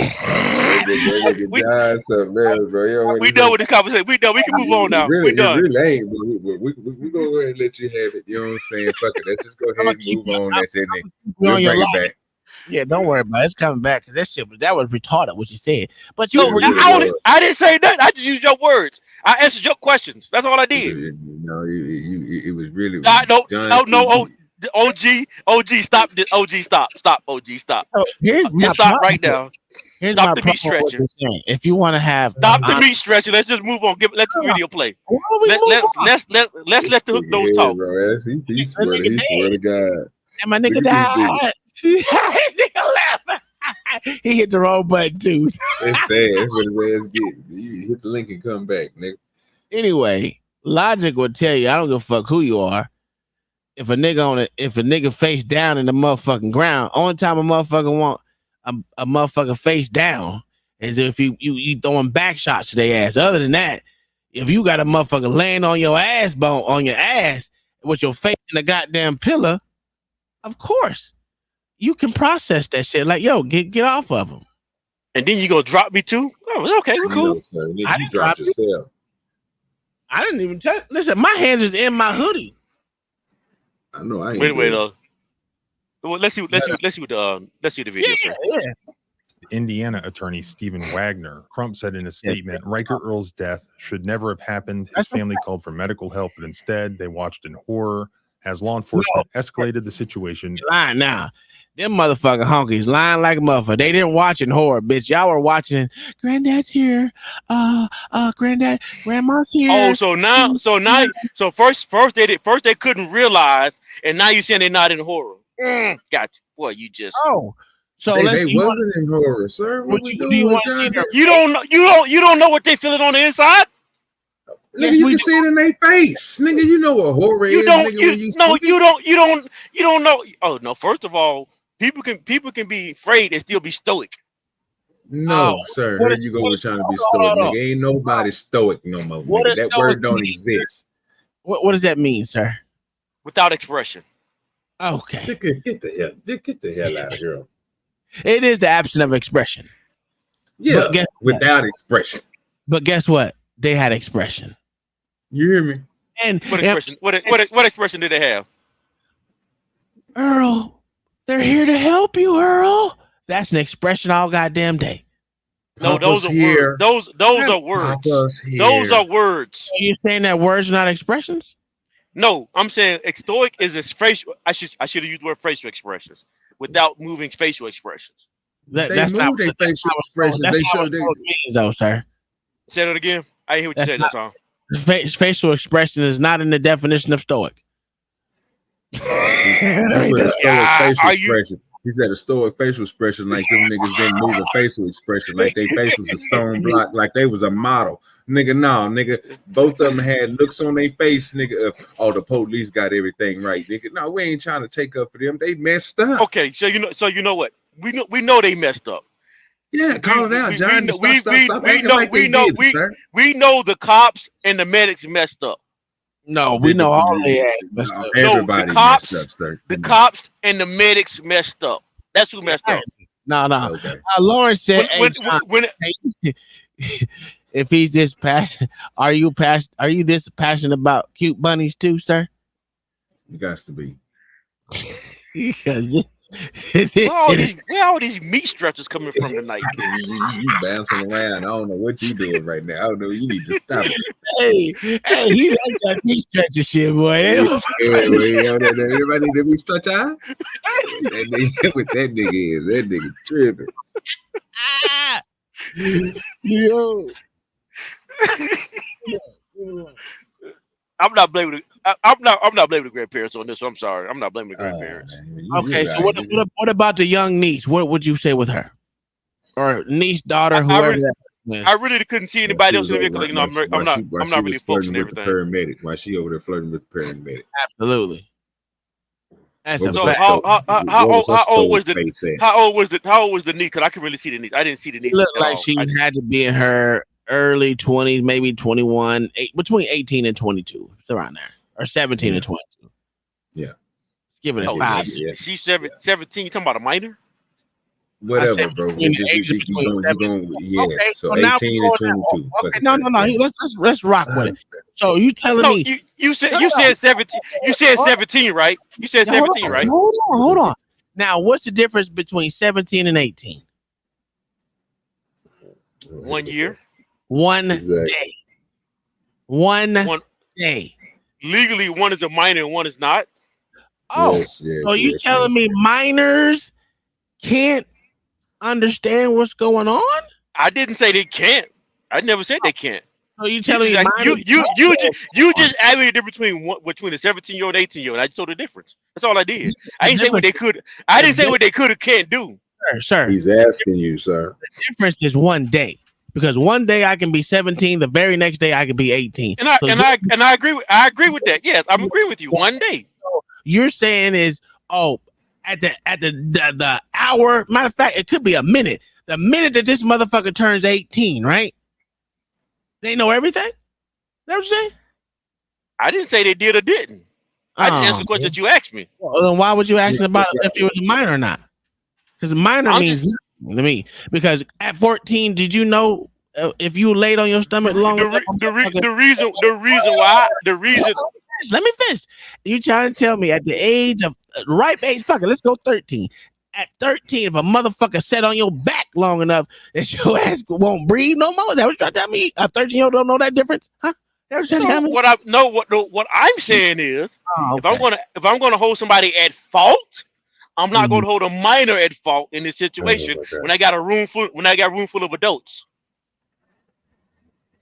Oh, okay. So you saying that minors don't know how to kill people? Is that what you're saying? That's not what I said. That's not what I said at all.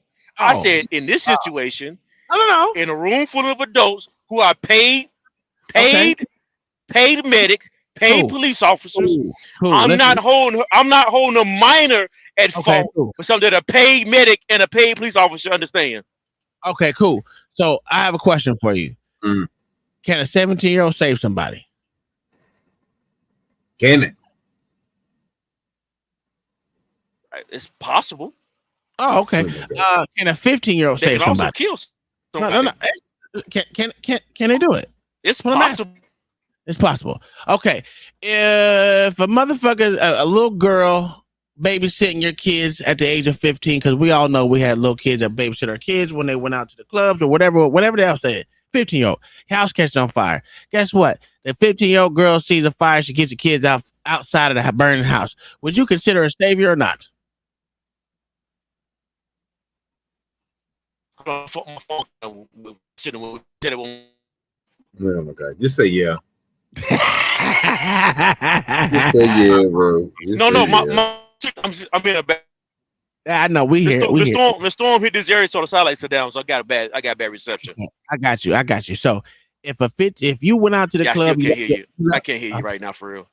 Okay, all right. Well, we're gonna move on. Nigga. Can you hear that?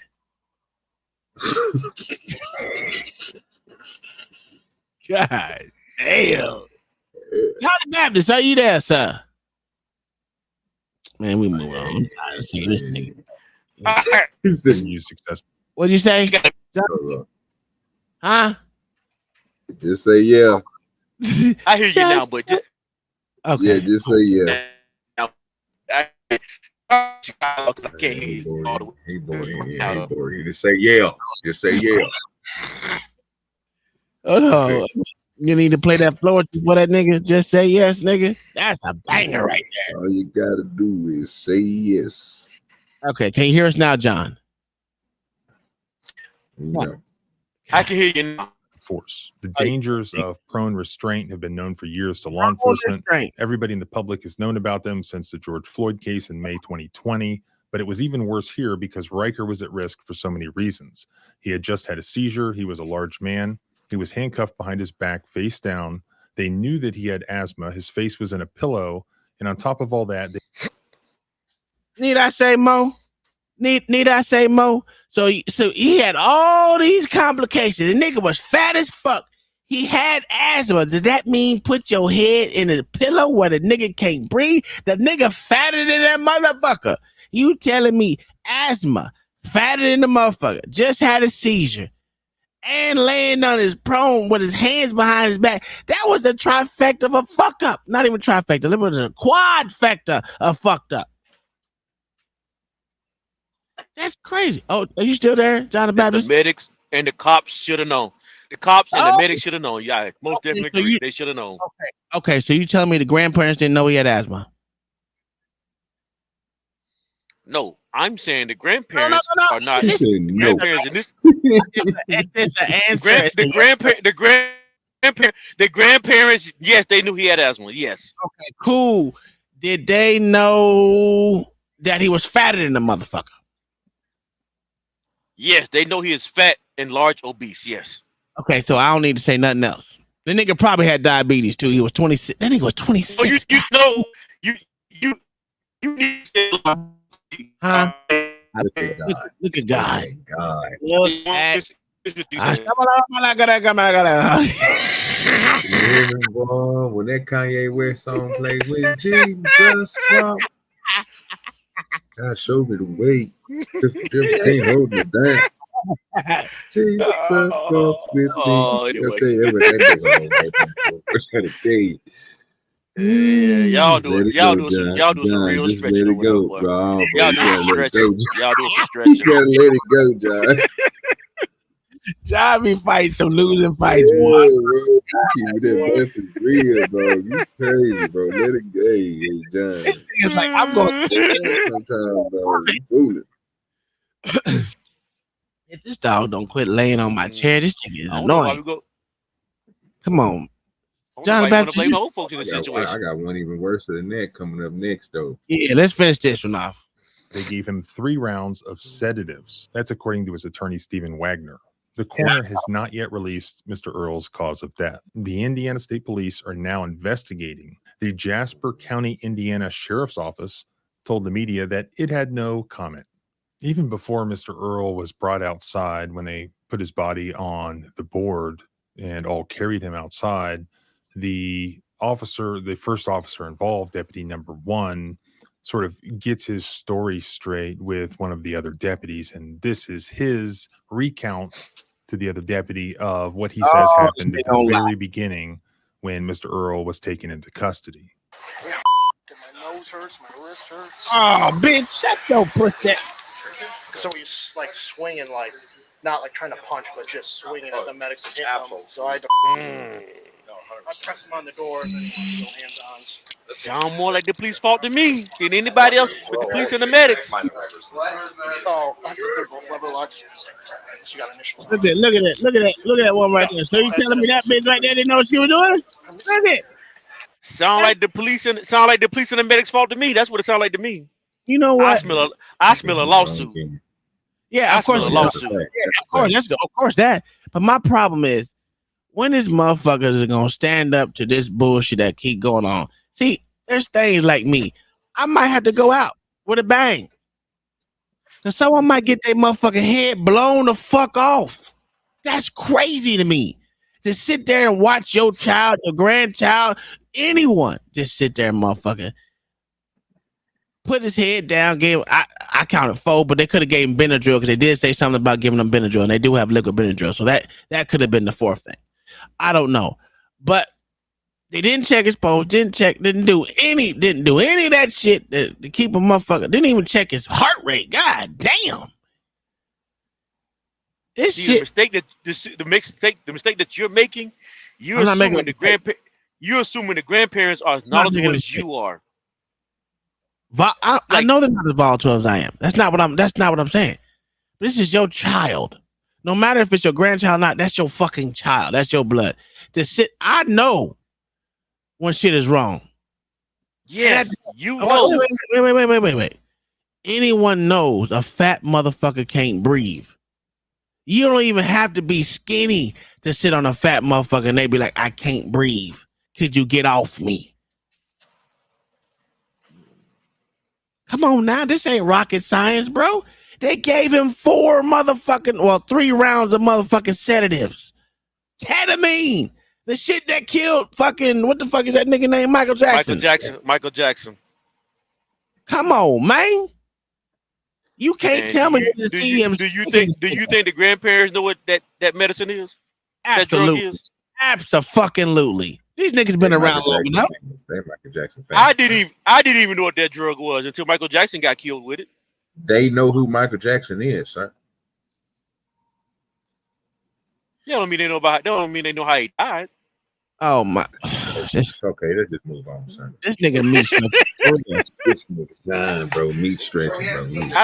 In this situation, I'm not blaming the grandparents at all. In this situation, Is that actually what happened with all of the body cam footage that was released? I can only find this one sliver from Deputy Number 1's body cam that shows what happened. Does it show a punch, or does it show him swinging? Does it show him attacking anybody? Really, the only thing I can say for sure is that it shows Mr. Earl attempting to turn off the light, and then boom, he's taken down, and we really can't see anything. And he was doing good, so I said, I'm going to stay home. Come on, I'm man. going to stay with you. Hey, don't touch the medic. You're going to the hospital. All right, don't hit him. You don't hit him. You understand? First off, dumb motherfucker. You ain't got to go to the hospital if you don't want to. You can't force a motherfucker to go to a goddamn hospital. Dumb pussy. But that's just me. OG, I got a question for you, OG. Very much sounds. Oh things shit! to take. Go ahead, nigga. Pause one. At the beginning of the video, what comment did you make at the beginning of the video? I can't remember exactly what you said. Did he come? Are they coming there to help, or are they coming there to police? Okay. How'd you make that distinction? Riker, the fat motherfucker, cut the light off. I'm talking OG right now. I don't care. I was talking to No Chaser right then. What the fuck are you talking about? No Chaser. Oh, my bad. I thought you. My bad. Yeah, I thought you trying to. I thought you get on. I know you spotted. I know you spotted to the chat. It's crazy. No. Riker, the fat motherfucker, cut the light off. It wasn't a cop. Taking a turn from trying to get him medical help or medical treatment to now treating him like a criminal. Obviously, this one is going to come down to facts that we don't know yet. What was the cause of death according to the autopsy that's taking place? What exactly was Mr. Earl injected with, and at what dosages? Absolutely. Did that play a part in the cause of death? Or was it just that he was restricted from being able to breathe? Or a combination of the both? All we can do right now is speculate on that. But the video does show things to me that are troubling. One is it does not look like they're taking his medical condition seriously. Nope. Despite having plenty of people there, they're not obtaining information from the family about his medical condition or what sort of medications he's on until after all of this already goes down. And they're very nonchalant about it. They're laughing, they're joking, and they seem very quick to just inject him with these sedatives. One of which we do here on the video was ketamine, which is obviously a very, very powerful sedative if it's called that. At one point, one of the EMS guys is joking that he's going to run out of narcotics because they're giving it all to this one individual. Medic's fault. They should know too much medicine. Medic's fault. I will put a link to all of the raw footage, and there's a lot of it. Most of it I could not show, nor would I have time to. It's very sad, like I'll warn you. But when you watch, you can see that one officer, has his boot on Mr. Earl's back. Others have their knees on him. Others are pushing down with their hands The whole time he's handcuffed. Police And fault. then we have the pillow. We'll just have to see what the medical Police experts fault. say about Medic's the fault. cause of death. But it does not No matter how look many like times they you say handled it. that properly. Having represented somebody before who was an epileptic, I had a very, very similar scenario in a case. You know, my conclusion of the whole thing was that don't call the cops if you have a family member who is having an epileptic seizure, because this is how it's going to go down. And what is even the point of bringing in the emergency medical personnel if they're just going to bring the cops into the equation? What could possibly have happened to him if they just provided no medical treatment here, as opposed to what they actually did do? Once government police officers, and it could be EMS personnel, depending on the way that they're employed, once they're aware of some serious medical needs such as this, then there is an obligation under the Constitution to provide medical treatment, adequate medical treatment. So this is probably one of those types of cases, and also could be a component of excessive force involved, just based on what happened in the very beginning, as well as the officer's statements. You can follow me at the blog, thecivilrightslawyer.com. Also, all right, we got you. Good job, John. I see it's hard, right? No chaser. I hear what you're saying, but okay. So I'm gonna do this. I'm gonna put it overall on everyone that was in that house. I don't give a fuck if you were even if the dog. What no chaser saying? He said, I disagree. I put all the responsibility on the authority, in this case, the police. If the medics were to interfere with the police procedures, they might have been arrested. I will agree with you on that. I know. I would agree with you in that instant, but that's why I'm putting responsibility on everyone that is in that room, because everyone put hands on him, but no one took his shit serious, to include grandma, grandpa, and the motherfuckers, all the other motherfuckers that was in this house, because it was not just a small group. That was a gathering of a clusterfuck of people. It was at least 8 personnel there, minus the fucking mother and the grandfather, the grandmother and grandfather. And there it looked like a wife was there too, because she had on like this fucking short ass shorts and fucking over huge fucking goddamn shirt. And then you had the little daughter or the niece or whoever the fuck that was there. I don't know. It could have been the sister. I don't fucking know. He was only 26, so that's crazy in itself. But I put blame on everyone in that motherfucking house, because that shit shouldn't have to happen. Fact. That's a fact. And they had the gurney in there. It was on about a fireplace. They could have threw that nigga on that plastic gurney and got that nigga right up out of there. But again, that's it all falls back on them. Did somebody call for the medic, right? The grandmother did. The grandmother did. She called for the medic because she needed help. Yeah. Which means she's saying he needed help. He just had a seizure. That's what they called. So, and she couldn't handle the situation, so she called the medics. No, they called the medics because it has nothing to do with whether she can actually handle the situation. They called because maybe he hit his head or whatever the fuck. There's multiple reasons why. Correct. Which means she does not mean you cannot handle the situation. Some people just like to know, because so within a time frame, there are certain instances where you want to know why this person is having a seizure, especially if they don't know why he's having a seizure. This will be the opportune time to get him to the hospital. That way they can run CT scans on his head to get a clear view of why he's having seizures. There's multiple reasons why you do that. That's just one. Okay. So she called the medics. Yes, because she needed something to happen. Absolutely. So when you bring the medic, when you get the medics involved, they're now going to take in charge of the situation. Absolutely. Should have. Yes. Okay. Absolutely. Well, they did take charge of the situation. The police came. Sure. And they saw something that they didn't want to see, or something where they saw something, and the police officer took charge of the situation. Absolutely. So at this point, the medic has been in charge and the police officer has been in charge. Can only be one person in charge at a time. Which means, since the last time the grandmother was in charge, the family was in charge, the medic has took over and the police officers taken over. So Mhm. therefore, when anything happens after the medic arrives, I don't know how we keep involving the family anymore. Because the family is saying we need you to take charge of the situation. I have a question for you. I'm glad you put it that way. Would you let someone come in your house and kill your wife? No, I would not somebody come and kill my wife. No. There you go. I'm done. I rest my case. But I would if I called the medic to come take care of a situation that I could not take control of. I'm expecting the medics to do a better job than I can do. So which means I'm going to surrender because I'm not medical. I'm not in the medical field. I'm not in the medical field.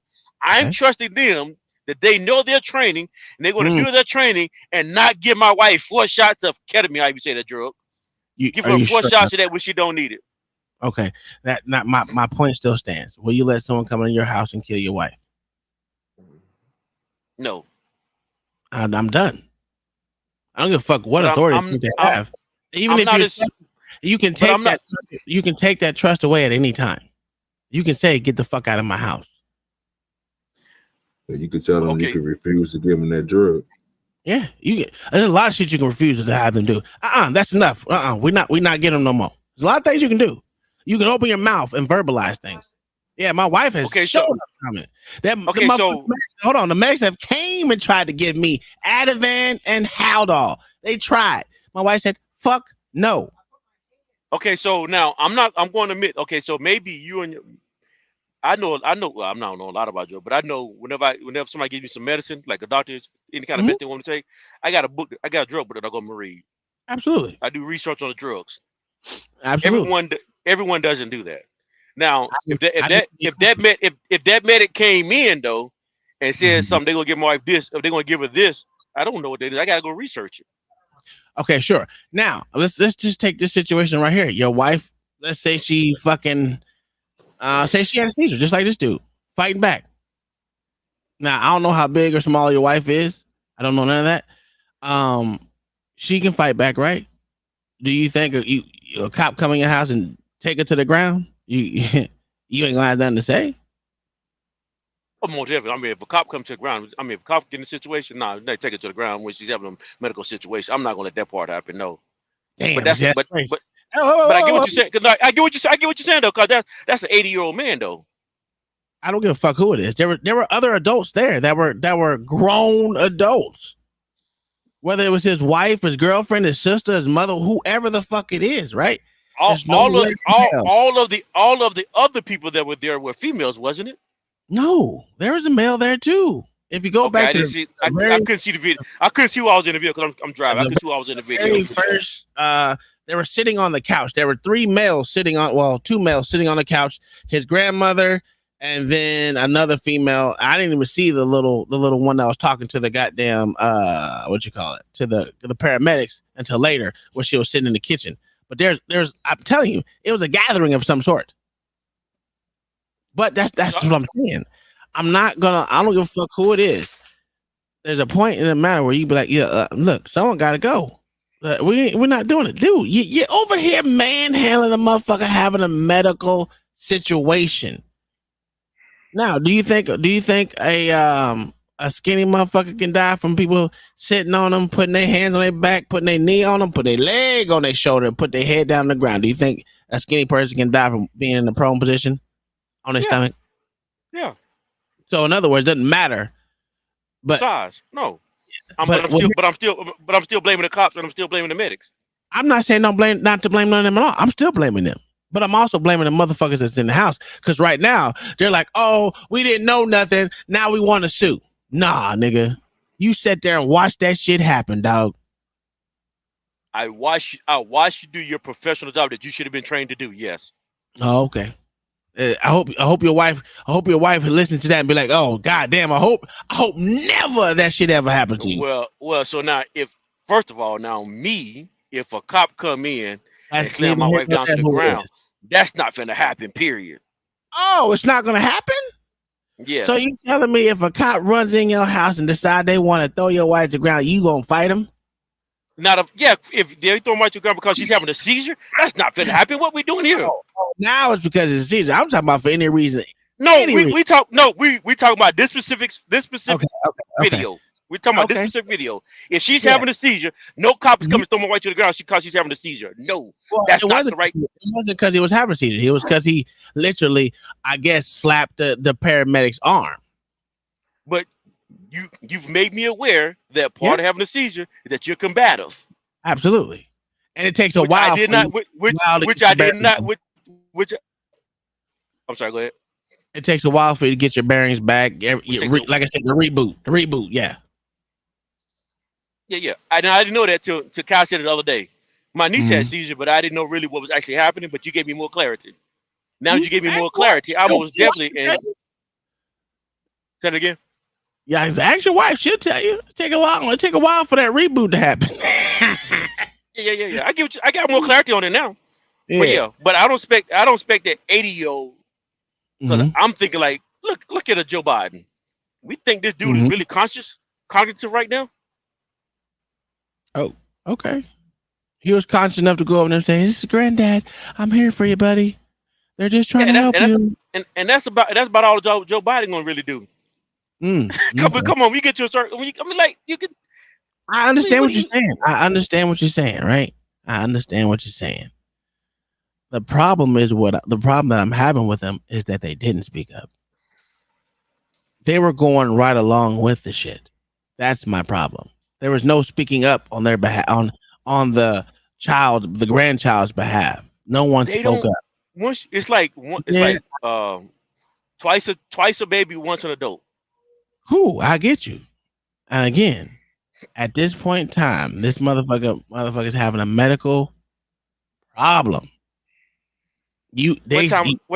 What time of the day was it? It was nighttime. Oh yeah, so they brain shutting down again. Oh my God, stop it! I'm not playing with you. I'm not playing with you.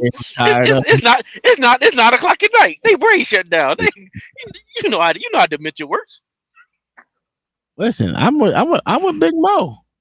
I would have told him not to give him a shot at all. That's a fact. Just because there's no reason to give a person a shot because they're having a episode. So now it'd be different if the motherfucker's in a mental institution fighting you and some shit. Yes, I'm gonna knock that motherfucker up like a zombie. I promise you, with no hesitation, dog. But let's get on to this next video that OG put in the bank. I don't know what this is. Look like a little kid on a treadmill. Yeah, it is. It'll go together. You'll see.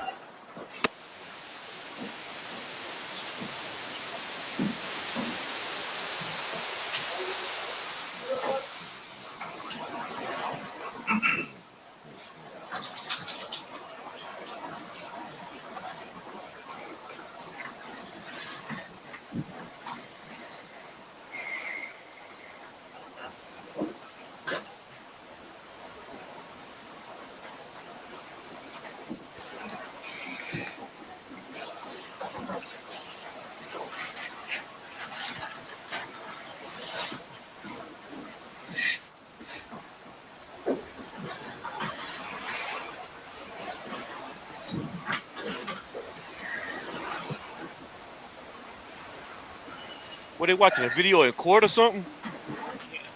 Yes, sir.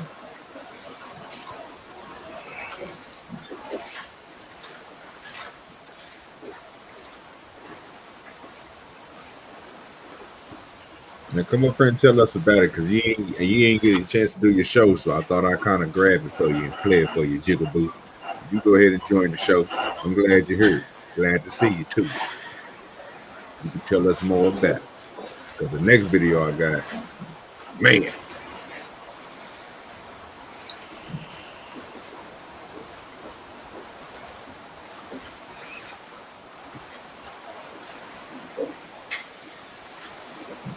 The sun.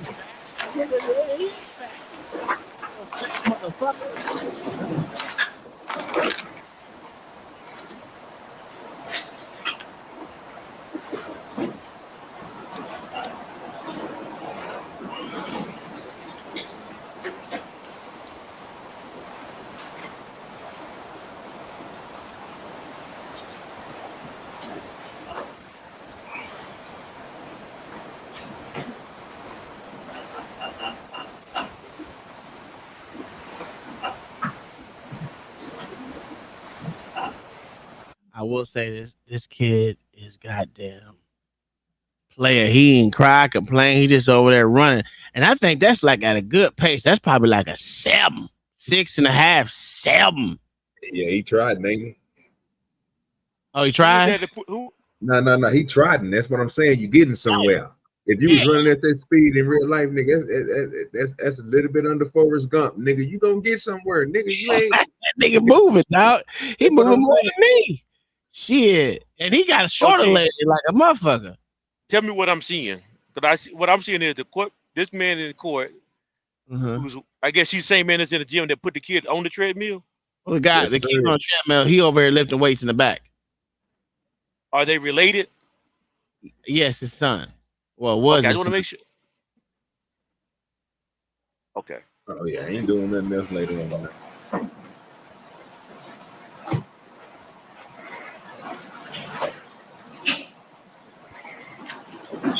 I'm gonna put on this something.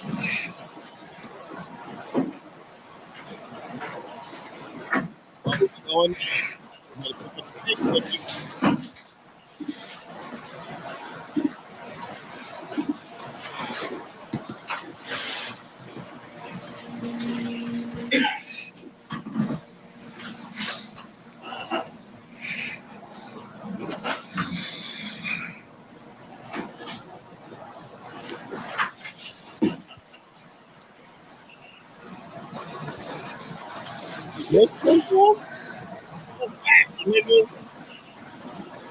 Boy, that boy on that boy top. Hear me?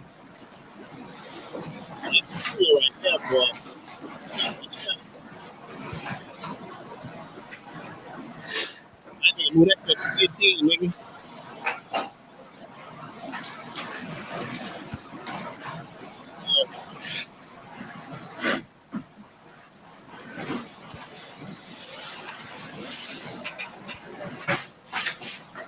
He turned up slow. Oh, this nigga was that.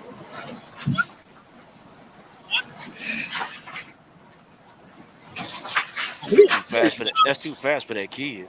Look like that's too fast. He said it looked like that's too fast for that kid. What? Try it, boy. Get down, nigga. Oh, you. Too fast for him, John. Oh, hell yeah. Yeah, that's too fast and too long. That's too fast and too long.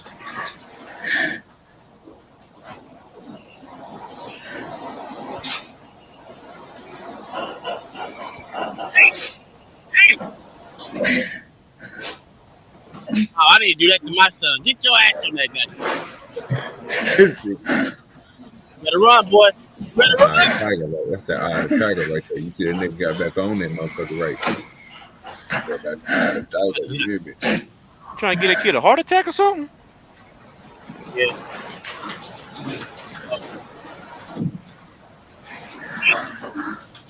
Ooh, boy, that right there, boy, fucked up.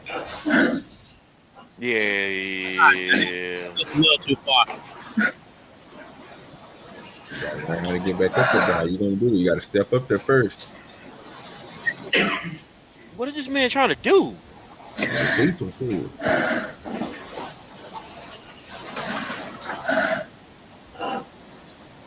don't know. He said, what is this man trying to do? This nigga John. He's doing too much over there, huh, John? Yeah.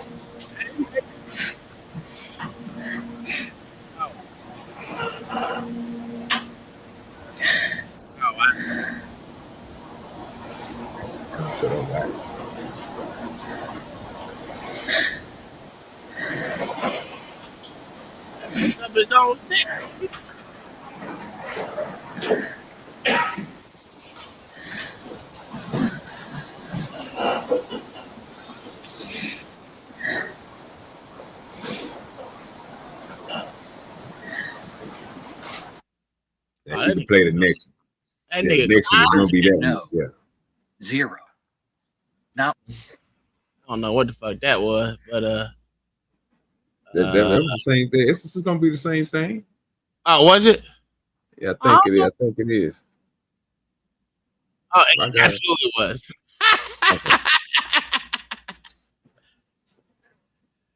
Yo, that shit crazy. Look at your algorithm.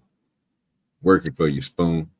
Not one scintilla of evidence of sepsis or any other infectious process in Corey's autopsy. The second week of testimony in Christopher Greger's murder trial ends with a bang, a forensic pathologist ruling out a defense claim that Corey Michelot died from sepsis. What were your immediate observations of Corey's condition in room 6 at the emergency room? Corey was very lethargic, pale. He was very sick. I'm laying out what happened in week 2 of Christopher Greger's trial. Thanks for joining me for Crime Fix. I'm Anjanette Levy. Corey Michelot was an adorable 6-year-old boy. He died on April 2nd of 2021 after his father, Christopher Greger, showed up at the emergency room at Southern Orange County Medical Center. Surveillance video showed Christopher Greger carrying Corey into the ER. Lindsay Carnival was one of the nurses on duty that day, and she was assigned to take care of Corey. Who brought Corey into the emergency room that day? His father. When Corey was admitted into the emergency room, what room was he taken to? In room 6. What nurse brought Corey to room 6? Bill Doyle. Were you Corey's assigned nurse on April 2nd, 2021? I was. Where did you first observe Corey in the emergency room? In room 6. Was Corey's father inside room 6 when you first saw Corey? Yes. Did you speak to Corey's father? Yes. Did you learn his name? Yes. What was Corey's father's name? Chris Greger. What were your immediate observations of Corey's condition in room 6 at the emergency room? Corey was very lethargic, pale. He was very sick. Were vital signs taken? His temperature was 96.9, I believe. And what about blood? Was that drawn? Yes. Corey's body temperature was lower than you would expect at 96.9 degrees. Carnival answered questions about Chris Greger's demeanor that day and the condition of Corey's body. What was the defendant's demeanor? He showed lack of emotion, kind of emotionless. While you were in room 6, who else was present in the room? Dr. Pichotti and other nursing staff. And what about Nurse Doyle? Yes. And did he stay in the whole room or did he leave? He left. And when you observed Corey in room 6, did you see any bruising on his body? Yes, we did. Can you tell the jurors what bruising you observed? I observed a bruise on his chest, a bruise under his chin, and one on his temple, his left side temple.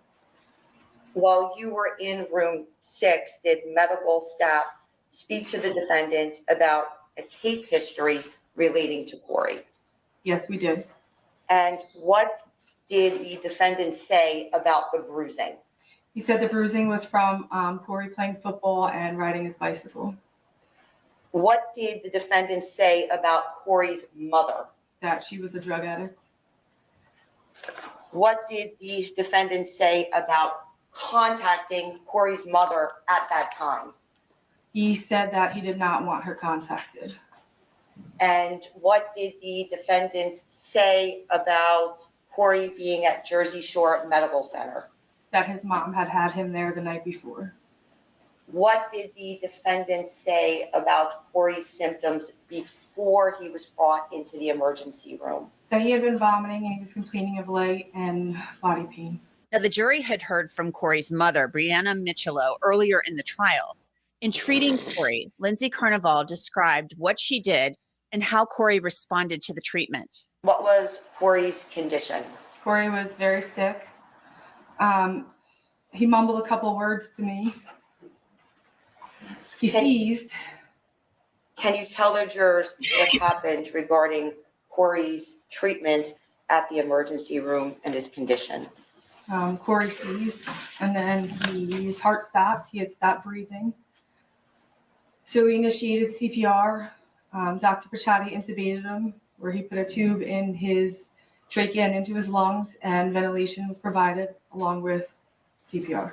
After that, Carnival said they attempted to take Corey for a CAT scan, but they lost his pulse. She described taking him back to the emergency room. Corey was not breathing. His heart was not beating. He was basically dead at that point. Did the defendant then re-enter the room at Soch? No, At approximately 4:51, did the defendant re-enter the room at Soch? he did at that point, yes. And were you present at that point inside of room 6 with Corey? Yes, it was. And what was Corey's condition at that time? His heart was not beating and he was not breathing. Did the defendant exit room 6? He did. And did the defendant then ever come back to room 6 again? No, he did not. And who stayed with Corey? We did. We were the only ones with him. What time was Corey pronounced? 5:03 p.m. And were you present in the room? I was. So you heard Lindsay Carnival say that Chris Gregor was not in the room when Corey died. He left the room. Only medical personnel were with him. The prosecutor played a clip of surveillance footage that showed a nurse and Chris Gregor leaving room 6 where Corey was being treated. Another video clip showed Gregor being led to a chair, looking upset and distraught, and then going back into the room. Gregor eventually leaves the room, and you can tell he's very upset. He leans over a chair, looking distraught. Carnival said Gregor never went back into the room where Corey was being treated, as nurses and doctors tried to save his life to no avail. The defense maintains that Corey died of sepsis, that's an infection in the blood. On cross-examination, Gregor's attorney questioned Carnival specifically about Corey's oxygen level when he arrived at the hospital. Yes, the initial one says 85%. What's normal? What's normal? That's crazy. 92 to 100. So he's 7 percentage points lower than what's normal, right?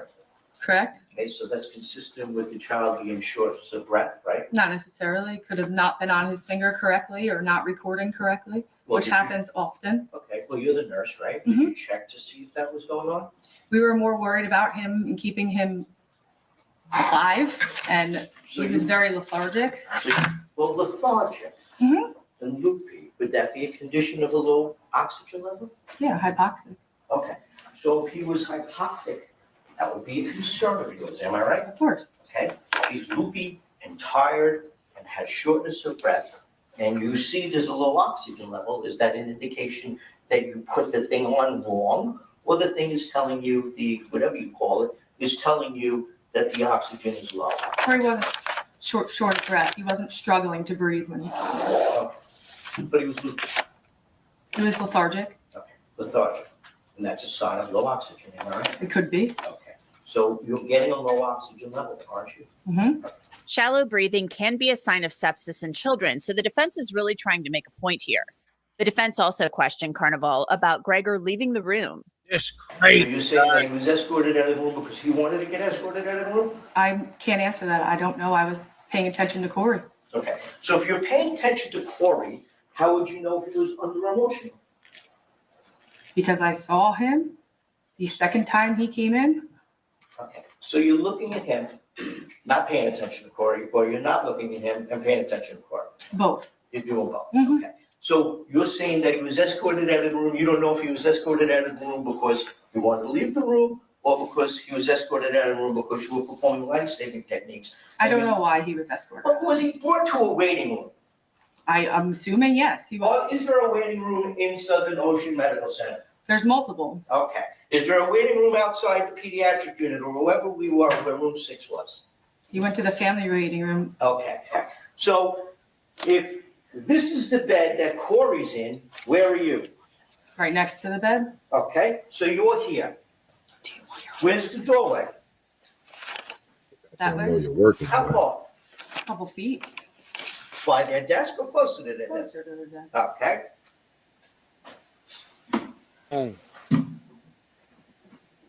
that right? I guess, yeah. Well, I wasn't there. Yes. Okay, so you're saying you're standing here and you don't see them bring a chair, you don't see him crying, you don't see any of that? I didn't see them bring a chair, no. Okay, did you see it just now? I did. Okay, did you see them have to bring screens to give him privacy? We do that with every. Did you do it in this one? I don't care about everybody else. Was it done? It's common Okay. practice, yes. Okay, but it was done, right? Yes. Okay. Was he having a breakdown? You don't know. Well, did you just watch the video? I did. I saw the video. Okay. When you saw the video, did you see him cry? I saw him cry. Did you see him show emotion? Yeah. Did you see him upset? I guess. The prosecution followed up on that line of questioning. Obviously, the defense is saying that Nurse Carnival couldn't see Christopher Greger becoming emotional.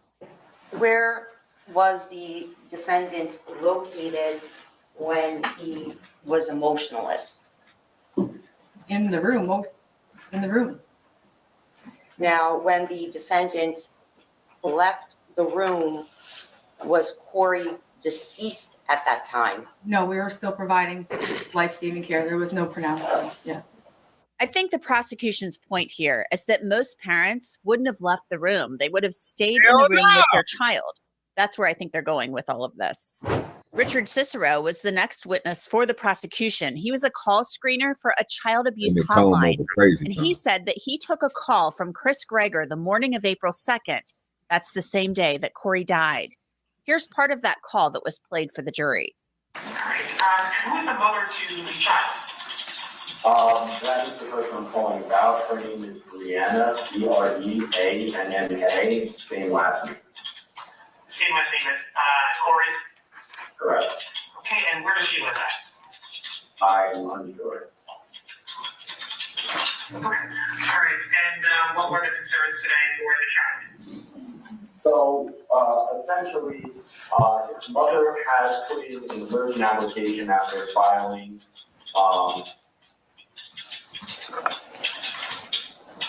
For custody of the child? yeah, furthermore, my son came back this morning, and he was stating to me that his mom said that he had to tell the doctors that I had hit him, and things of that nature, and coaching him. I tried to call our caseworker, but of course he's not answering. She said that the caseworker told her to disregard the visitation and to go to the hospital. So, which I imagine is not the case. Considering he had up to 7 days to do so, that it didn't have to be done the same day and against a court order. So in the call, Chris Greger said that Corey told him that his mom, Breanna Michelot, who testified earlier in the trial, was telling him to say that his dad hit him. Greger told Cicero that Corey's visitation with his mom was unsupervised, and he was concerned that she was coaching Corey. Breanna Michelot has been vocal that she made complaints believing that Greger had been abusing Corey, and she felt like her complaints were ignored. Honestly, he presented information that was concerning for him relating to, we all heard the call, relating to concerns that mom was coaching the child. He seemed concerned about that. Okay, wasn't aggressive, right? He was not aggressive. He seemed like a concerned father. Correct. Nothing further, Judge. Thank you. Can you read it? Did the defendant say on that phone call that he made at 10:02 that Corey was injured? No, he did not say anything about it. Did he say in that phone call that he made at 10:02 on April 2nd that Corey was sick? No. Thank you. Nothing further, Your Honor. Anything else? No, Judge. Sir, thanks so much for coming in.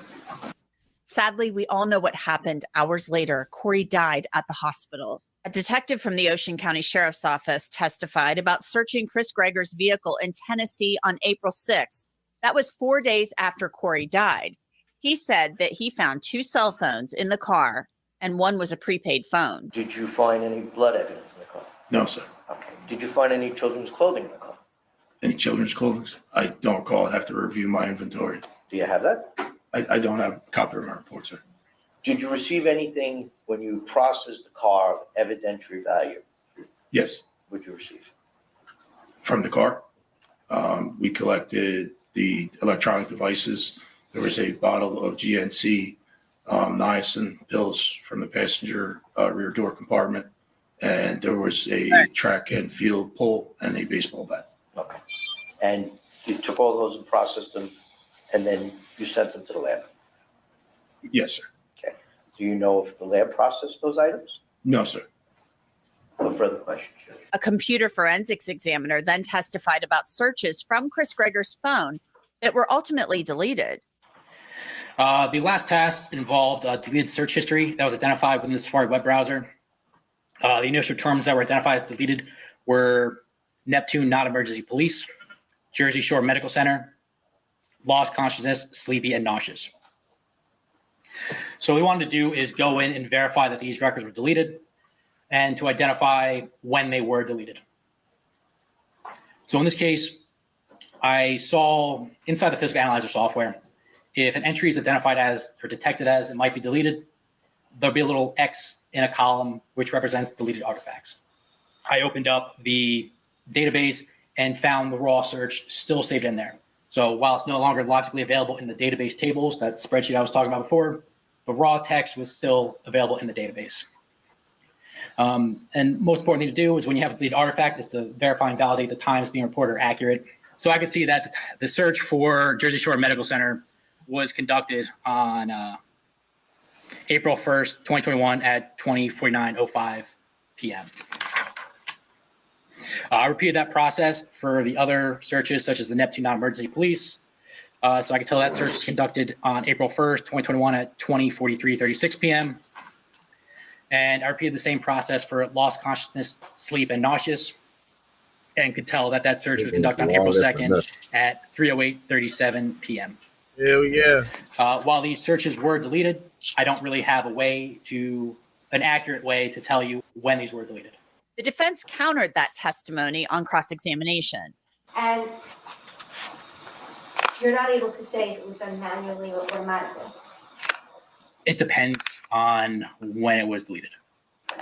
So again, if the system states messages are retained forever and they're missing, it would be indicative that it was deleted manually.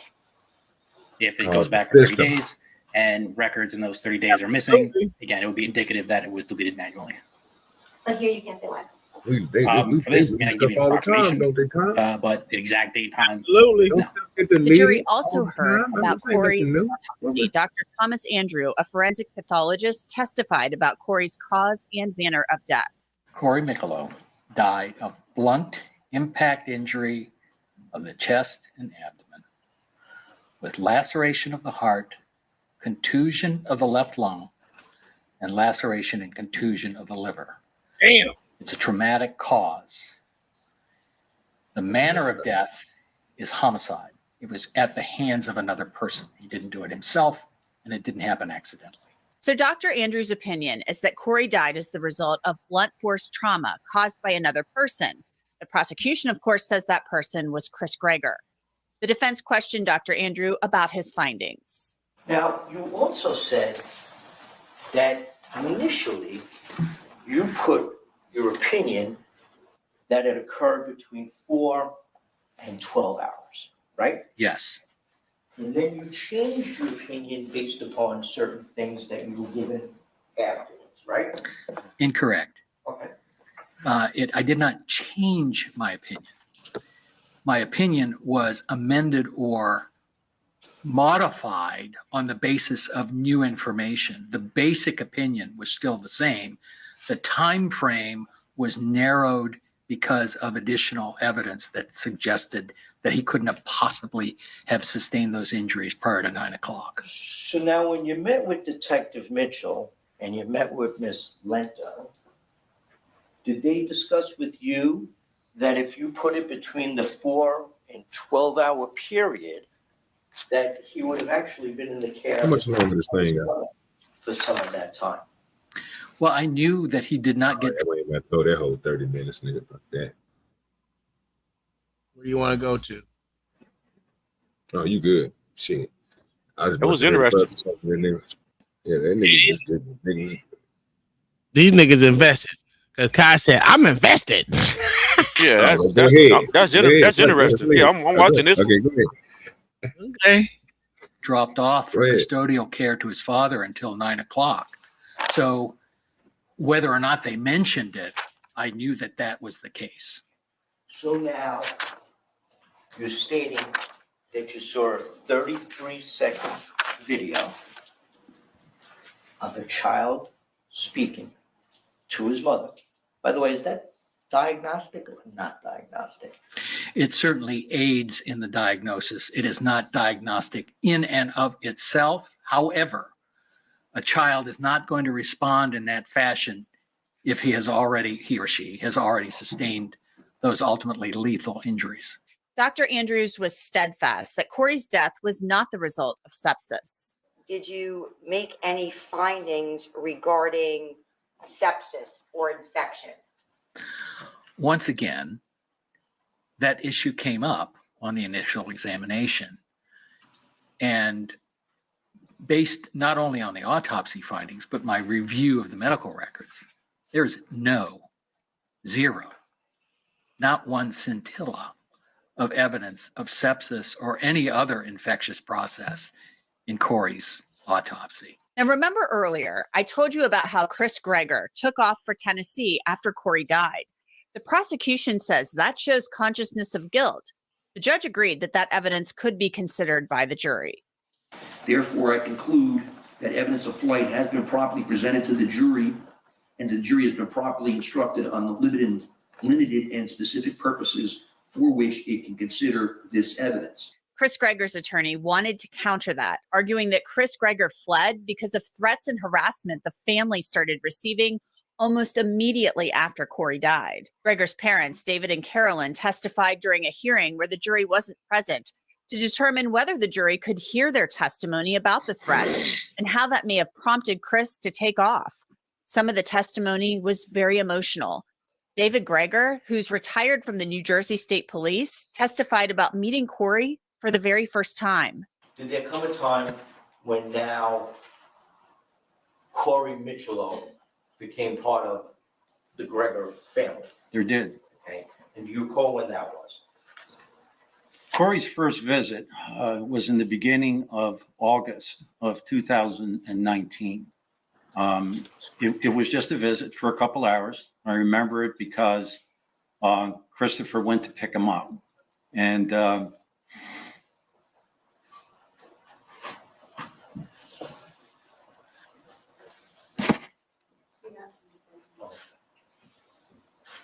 it was a big day for us. It was my only grandson.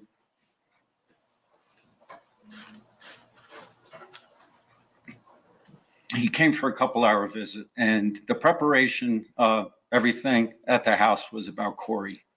I remember going through I had 4 children, they all played sports. So I was going through all the old equipment now that the children were older and pulling out all kinds of balls and baseballs and footballs. And so you met him at that time. no, You testified that he was your only grandchild at that time. yes. Now, as you heard, Corey was David Greger's only grandson. Chris Greger's lawyer asked David Greger if he'd ever watched the treadmill video. So now, from the moment you met Corey until the moment Christopher moved to Barnegat, did you ever see Christopher mistreat, abuse, or hit Corey? Never. Have you watched the treadmill video? No, Okay, why not? because I don't want to see.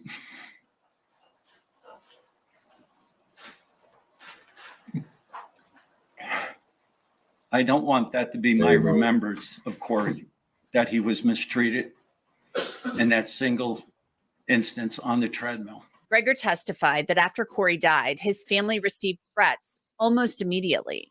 I was aware, people were sharing with me what was out there in terms of information being put out. Well, did you see any of the information being? I did. What did you see? You physically see? I saw numerous wanted posters, wanted for murder posters of my son. So when you say a wanted for murder poster, what was the poster of? It was a poster of Chris with wanted for murder. Was it a picture of him? It was. And can you describe for us what that picture looked like? The picture had the one that I saw had a jail bar superimposed in front of his face. And where were these pictures located? They were located on social media. Were they located anywhere in your neighborhood? There came a time where there was various postings put up in our neighborhood, on our neighbors' vehicles, and on the street lamps and poles surrounding my house. Now, prior to that, when you spoke to Danny, that's when these They events weren't were playing no beginning. games with them, boy. That was the beginning. Okay. And did you convey that to Chris? I did. And by the way, do you know where Chris was at that moment? I don't know exactly where he was. Did you tell him to come home? I did. Okay. I started with don't leave, because he was at the hospital at the time during a couple of the conversations. And I said, I'm getting there as fast as I can. I don't go. Chris's mother, Carolyn, offered similar testimony. She described what Chris told her and the threats the family started receiving after that. If you remember, did he tell you why he was taking Corey to the hospital? Because he was lethargic. Something's wrong with him. Something's wrong. Has to take him, Took him to the hospital. My husband was at the dentist at the time. I called him to let him know something was going on. Get another phone call from Chris that, something's really wrong with him. What time was that? I don't know. You were still home in I Monroe? was home. In Monroe. In Monroe. And the next phone call I receive, Chris is hysterical. What did she do to him? He's screaming on the phone. And I'm like, what's going on? And he tells me Corey passed. So I call my husband. I'm flipping out at the house. And my son Danny's home, my youngest. And I'm screaming. He just runs upstairs. What's going on? Thank God my husband came home very quickly after that. We got in the car and went down there. Gregor continued discussing the calls she received on the way to the hospital. So we're calling Chris. I was so worried because he just was so adamant that something happened when he was with his mother. Something happened to him. So I said, Chris, don't go there. Don't go to their house. Don't, just please wait for us. So we left. As we're driving, my son calls me. Which son? Yeah. Daniel, my youngest. He was home by himself. I don't know how long after this was. He calls me. He's getting phone calls at the house. Hold on. On our house phone. On the same day that the kid died? Yes. People are, your brother's a murderer. This was like, it was ridiculous how quickly. So when you Get talk the about fuck out of here. I'm trying to develop a time frame. Yeah. Yeah, she lying like a You motherfucker. and Mr. Gregor in the vehicle that you were driving to Southern Ocean Methodist when you see that call? Yeah, I What you believe think, so. John? You believe this bullshit? When she started crying, I stopped listening to her. I ain't gonna lie. All right. Well, I'm gonna tell you. Let me say because I can't listen to women cry. Yeah, this shit is crazy. So Yeah, she's it's just go ahead. My bad. she's saying as her son was in the hospital, she was getting death threats already, calling him a murderer instantly. That's what I'm saying. Instantly, get the fuck out of here. Stop with the bullshit. It was so quick. No, bitch, ain't no way. Listen, police officers don't even make that call that quick. The motherfucker be like, "Hey, we gonna look for him right away." Nah, nigga, get the fuck out of here. This shit is cap, dude. I swear to God. So her son is the one that's on trial. I'm assuming. Okay. Yeah. Her son's the one on trial. You believe this shit, OG? No, sir.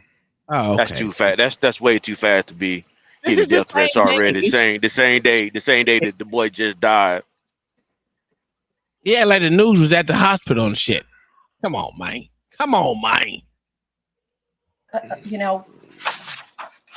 It's like the whole thing was such a bullshit. We were devastated. We're crying in the car. We're calling the police in the car because no one was there. There was no police, nobody. So we're calling the police. We're trying to find out what's going on. At some point, we get to the hospital and no. And Danny calls us again. That's not. This bitch just contradict her whole goddamn story. It's our favorite person. She literally, the fucking lawyer said, was Christopher dead? She said no. Then how the fuck did your other son at home get death threats calling him a murderer? Calling her other son a murderer? That makes no fucking sense and it's illogical. Oh my God. You should. Rebecca was at the house and she was making threats. I just said, go in the house. Just lock the doors, go in the house, just stay in the house. The judge then questioned Carolyn Greger about the threats and what they said Brianna Michelow had done. So, ma'am, I have a couple things to ask you to clarify. Danny's calling you while you and your husband are on the way to Southern Ocean County, all right? Yes. And then Danny later calls you again that same night to tell you that Rebecca Michelow showed up at the house. Yes. And you're saying that she's making threats. Yes. Except what you're really saying is she's saying Christopher's going to be charged with murder, right? And she was saying things along the line, and I'm paraphrasing, that you people are going to watch it, and just crazy stuff, saying crazy stuff like that. And was your threat to burn down your house? No. Or to assault you? No. Assault your husband? Not directly, no. And the wanted posters are that he's wanted for murder. Yes. The judge determined the only information about the threats that the jury could hear would be threats that Chris might be arrested and charged with murder. The state just has one last witness, but that witness will be called out of order on May 22nd and then rest. The defense will start calling witnesses next week. And the final defense witness will be renowned forensic pathologist Dr. Michael Bodden, who will offer his opinion about Corey's death, which will differ from the pathologist's opinion. And that's it for this episode of Crime Fix. I'm Anjanette Levy. We'll continue to follow the trial of Christopher Greger for you. You can watch it on Law and Crimes Trials. Hold on. We watched all that for not to find out what happened. Yeah, absolutely. Yes, sir. Again, you can use your initials, your full name. Oh, okay. You got this. Okay, I was about to say, you better have the second one. No, we ain't watching this shit. No, we ain't watching it. It's too late for that, sir. Hey, go to Crime Fix and it's all on there. Every last episode. Hold on. I watched all that to find out what was going to happen. I'm still not going to find out what happened. No, sir. He got charged with murder and he's convicted now. He's a convicted murderess. Is that what it is? Murder, convicted murder. Hold on, let me find it. All right. Where we got? Grandpa. I know y'all was gonna do this. I wouldn't have watched this crap. Shut your ass. Judge locked up. Boy, y'all off the chain. So he got locked up. Here you go. This was 2 months ago. When there are multiple crimes involving multiple victims, the law is that the total impact of singular offenses against different victims will generally exceed the total impact on a single victim. We don't have that here. We have a single victim. But first, not to impose a consecutive sentence for the endangering would be to make that endangering offense a free crime. And one need only view the circumstances of the offense and the video to know it shouldn't be a free crime. The crimes are somewhat interrelated. They're not completely independent of each other, but they are predominantly independent of each other. Corey was subjected to an awful time on the treadmill that I've described. It was brutal to watch that treadmill video because you rarely see a child essentially inflict harm on himself in the beginning until his father starts to put him back on it. So it doesn't take a vivid imagination to consider the fear Corey's in at that point. I'm taking it he didn't testify. The two incidents are approximately 12 or 13 days apart, although they both occur in Barnegat. They're at different times, and they are at separate places, although relatively close together, the gym at the complex and the defendant's apartment at the complex. But they're not so sufficiently close in time as to be a single episode of aberrant behavior. This is not someone that went and committed 4 car burglaries in a parking lot, one after another, which would be a single episode of aberrant behavior. They clearly involved separate acts of violence and or threats of violence and harm to Corey. The second act being the ultimate act, which was successful in ending his life. They don't involve multiple victims. So I conclude, for those reasons, that it would be to send a message to the public, to the defendant, and to those who abuse children, that you can get away with one offense if you get caught on the other. And that's simply inappropriate for deterrent reasons in general, or for specific deterrence in this case. And therefore, I conclude that count 1 and 2 should be consecutive. The law requires me to make a additional statement on the overall fairness of a consecutive sentence. This is a requirement imposed by our Supreme Court in State versus Torres, 246, New Jersey, at page 246, a 2021 case, where our court held that the trial judges to make an explicit statement of fairness that explains the overall fairness of the consecutive sentence. So first, I've imposed sentence on the second-degree crime at the bottom of the second-degree range. Second-degree range is 5 years to 10 years. I conclude that if I were to go greater than the bottom of the second-degree range, I would be subject to an abuse of discretion as that being excessive.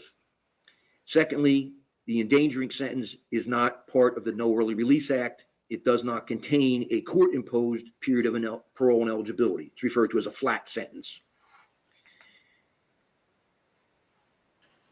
Additionally, I conclude that the consecutive sentence is fair because of the reasons I just articulated about no free crimes. Defendant is 32 years of age. Absent some unusual medical event for a young person, he will eventually be released to his own liberty. He will eventually be a free man to walk around. Corey, of course, will not. So this is not the functional equivalent of a life sentence, despite the imposition of a consecutive sentence. It's also fair and just, given some of the testimony by Dr. Andrew, who testified in great detail about this, got down off the witness stand, went to the large screen TV and pointed out the bruising all over Corey's body, and testified about the injuries and bruising of different ages in different levels of healing, demonstrating the doctor's concern about ongoing abuse. We had pretrial hearings about this. The state in count 1 endangering originally alleged abuse was occurring from December of 2020 through March of 2021 up through the date of Corey's death. I concluded that, really to protect the defendant's right to a fair trial, I concluded that many of the other incidents were attributed to normal childhood activities. Going hiking and getting a branch and it comes back from a shrub into the tree, playing sports. And because there was what I found to be insufficient medical documentation or medical testimony that those incidents were attributed to abuse, I did not allow them in. But Dr. Andrew, who did not testify in that pretrial hearing, but testified later, was very compelling about those levels of injury and their different states of healing. Kids get bumps and bruises. Corey had more than bumps and bruises that you would see on a 6-year-old. So for all the foregoing reasons, I conclude the imposition of a consecutive sentence is overall fair under the circumstances of this case. The state's taken an additional position that I should impose the least restrictive or flat prison sentence first, such that it precedes the more restrictive prison sentence, meaning that the defendant should serve the endangering sentence before the aggravated manslaughter sentence. There's a very difficult legal analysis associated with that. I rely upon State versus Ellis. It's an appellate division case from 2002, 346 New Jersey Super 583. And a Supreme Court opinion in State versus Pierce, P-I-E-R-C-E, 220 New Jersey 205, an appellate Supreme Court decision from 2014. It is legally possible. In fact, what the Ellis case says is, while it's not illegal, it's difficult to justify. And it typically runs afoul of certain sentencing guidelines, and it may interfere with the expertise of the parole board in determining when a defendant should be released on parole. And based upon both of those decisions, I conclude that I cannot impose the least restrictive sentence first without engaging in an abuse of discretion. So therefore, I direct that the No Early Release Act sentence on the aggravated manslaughter count run first, followed by the flat sentence on the endangering count, such that the aggregate sentence is 25 years and that the jail credit of 885 days comes off the aggregate sentence.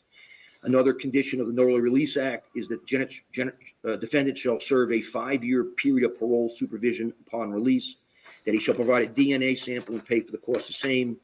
There are 2 $50 victim of crime compensation assessments, 2 $75 safe neighborhood assessments, 1 $30 law enforcement training and equipment fee. The superintendent of the institution where defendant is incarcerated will draw sufficient monies in an amount not to exceed 1/3 of the inmate's total income as may be required to pay these assessments.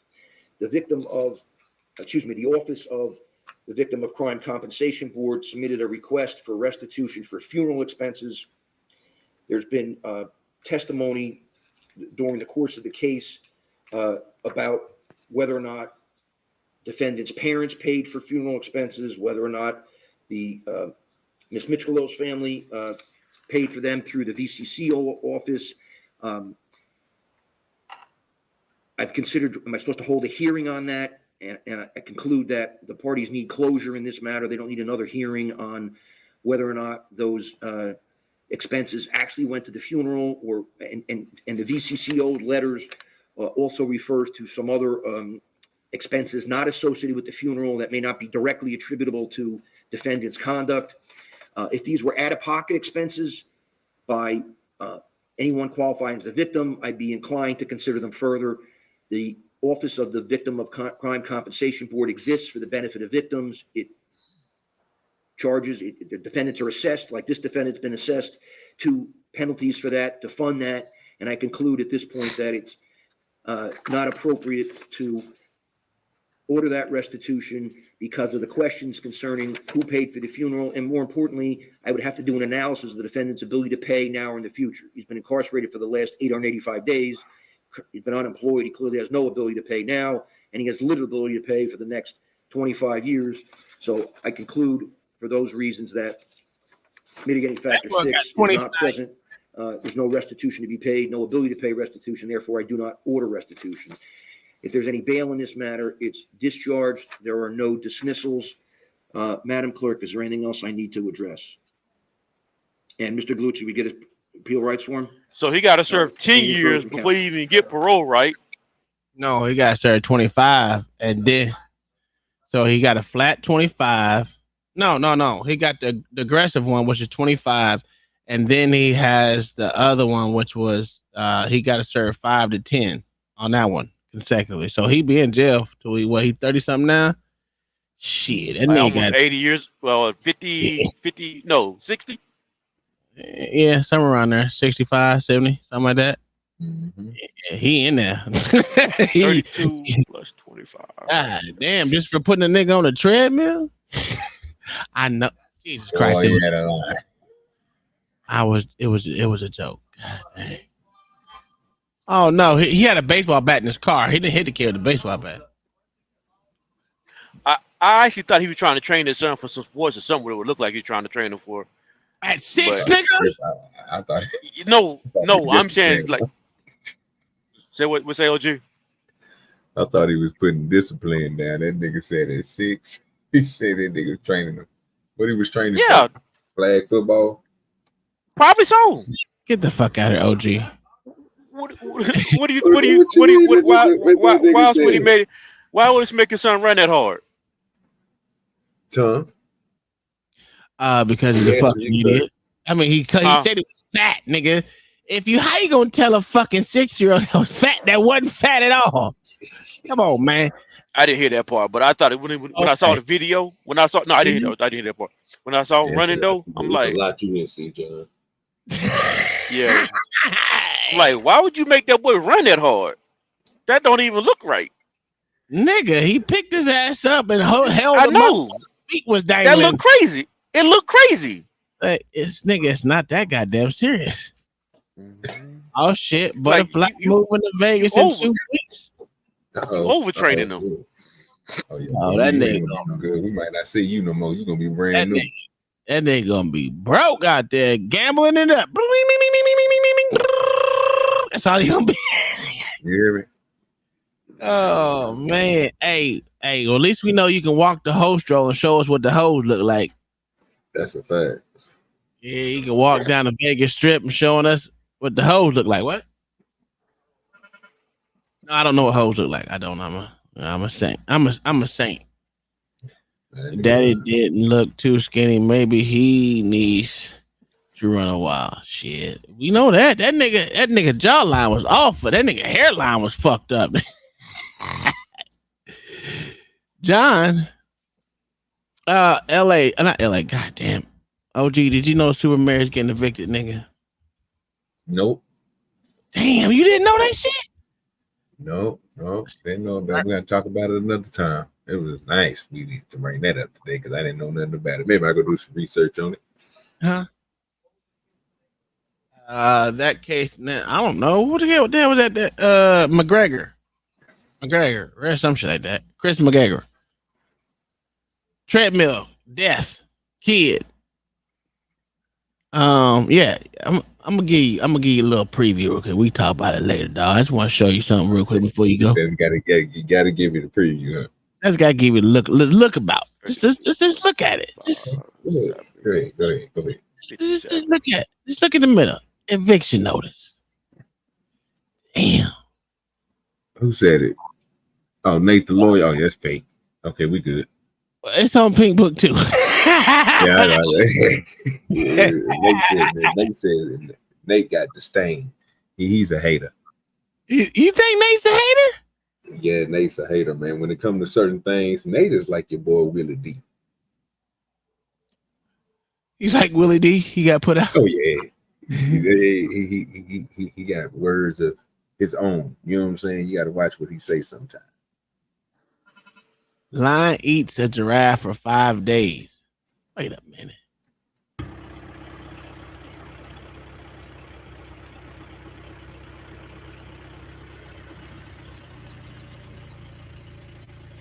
Speak like a motherfucker. That's sad. Huh? That nigga in a food coma, nigga. God damn. I ain't never been put in a food coma like that. Ooh, that nigga like he good. Yeah, that's sad. Ooh, no, they didn't. What the fuck? Oh, it's black man. Boy, that nigga say you know they didn't. The perspective of the video used. Okay. To me, I like the video. I like her take of the video. I mean, of the entire mindset of the argument. I ain't never, nigga. Did you see that? Look at that picture. The LGBT syndrome part 1: sexuality is choice. It's not and on business. Ooh, they call them niggas out. Ain't no way. So y'all not standing on business. Yeah. Business. You say so. And bad business. when you don't stand on business. Navy SEAL versus 5 officers. You guys think you're hard? Navy SEAls are hard. David Goggins, Jocko Willink, Jocko, run this country. David Goggins, run this country. Kyle Milliken. You guys know who Kyle Milliken is? You know who Marcus Luttrell is? You guys know who they are? I bet you read their books. You guys think they're hard? I'm hard. I'm hard as fuck.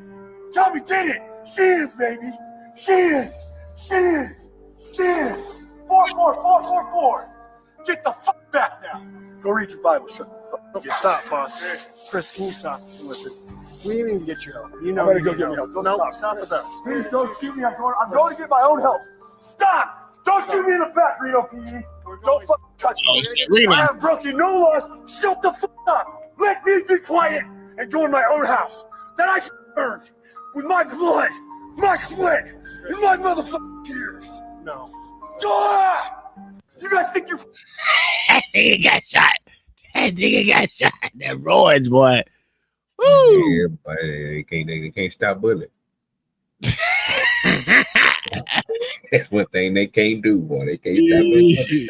And he said, "Don't shoot me in my back." Oh, nigga. Ooh. What in the world is going on here? You see that? Oh my. Ms. Adams, it's my understanding that you are suing Miss Brown for injuries that you received at her hair salon. And I know these are actors. Cases that are. Yeah, we don't care what you gotta say. We want to look at the back of that bitch head.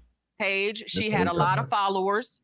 That's her page. She got beautiful hairstyles, Ooh, a lot of it's likes. close. So I called her up and set up an appointment. If you want to find a hairdresser that is an expert in the things that you want, in extensions, in haircut, in some kind of colors, flashy colors, rainbow colors, pastel tints, platinum hair, you name it. Every hair salon, every hairstylist has their own speciality. And doing hair. Sounds a lot, but that's not. I have a very large fan base, clientele, over 85,000 people. Yes, very big, very big. That's not your clientele. That's the followers on your social media account. I have 600,000 plus followers on. You're annoying the shit out of me. I can't do it. Yeah, I got time. I'm trying to see the top of the head. This is what you need to watch. This you need to watch, OG. No, I didn't know how to do that. Ain't no reason to watch it. You just got to get out there and do it, sir.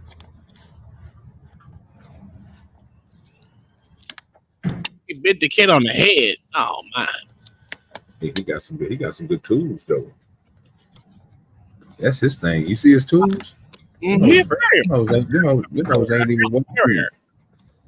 Yeah, them ain't even woe in right there. That's a video with new tools. Mine don't look that color.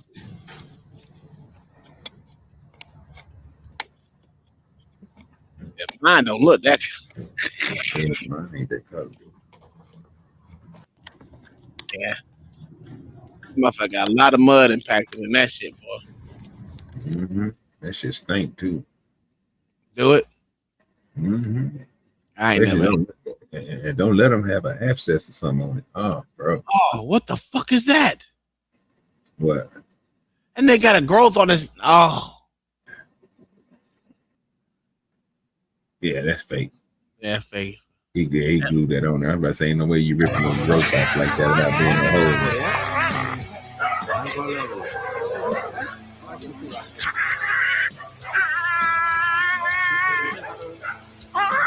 He's doing it wrong.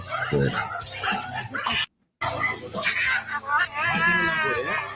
And they got a bone stuck in his throat. uh-huh. That's a crazy looking ass dog, though. Yeah, buddy. Yeah, buddy. There you go, nigga. That's there.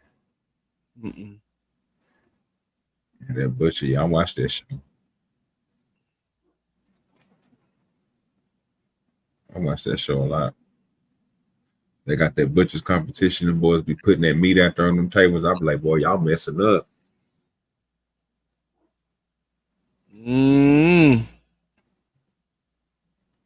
That's it.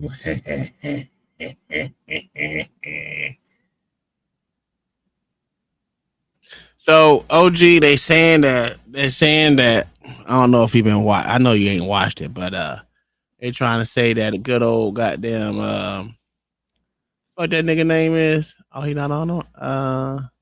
Nah, it just got him still on there. You got to hit the refresh button. Yeah. They got fucking JD Vance winning that debate last night. It's crazy. Sound about right. You thought he won that debate too? Even in polls, yeah. Even polls that were heavily like 5-10% where the Democrat nigga come from? Ruled him the winner. Nah, yeah. I just thought it was so I went back this morning while I was sitting in the 3 hour and 30-minute goddamn meeting today. Man, did you hear me? Was PowerPoint involved, sir? Yeah, I don't know. It always is, isn't it? It wasn't PowerPoint. It was PowerPoint on steroids because it was in Excel, God. and it was in goddamn Access, and it was in goddamn motherfucking Microsoft Office. I said, "Oh my God, I'm about to die." Oh yeah, I am about to fucking die, nigga. yeah. It's death by PowerPoint. It's death by PowerPoint, sir. Didn't even fucking ask me not one goddamn question. I was just there for moral support. And you talking about what the fuck is wrong with this nigga neck? What's going on? Oh my God. Oh. How do you let it get that big? That's my question. God damn. Do you know how much that skin has stretched? Ooh-wee. Ain't no way now. Culprit. God damn, dude. You the culprit. God.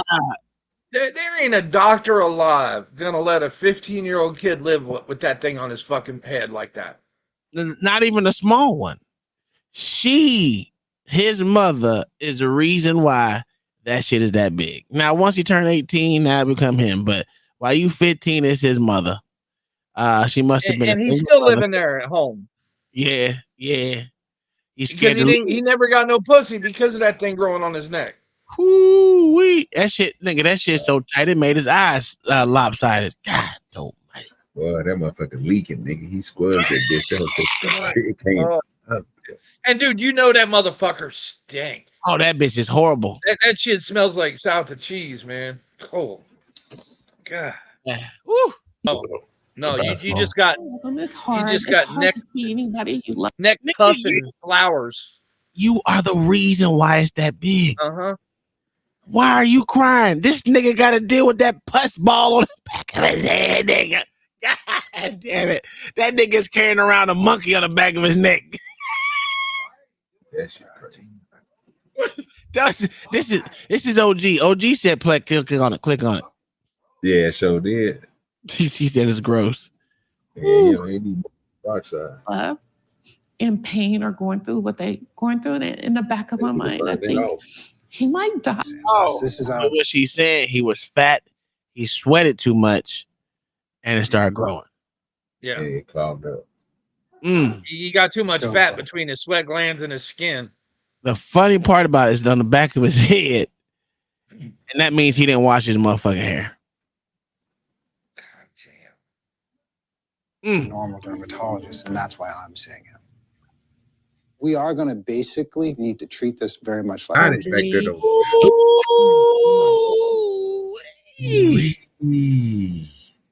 God, that shit just look horrible. Yeah, he had some post-surgical infection there, boy.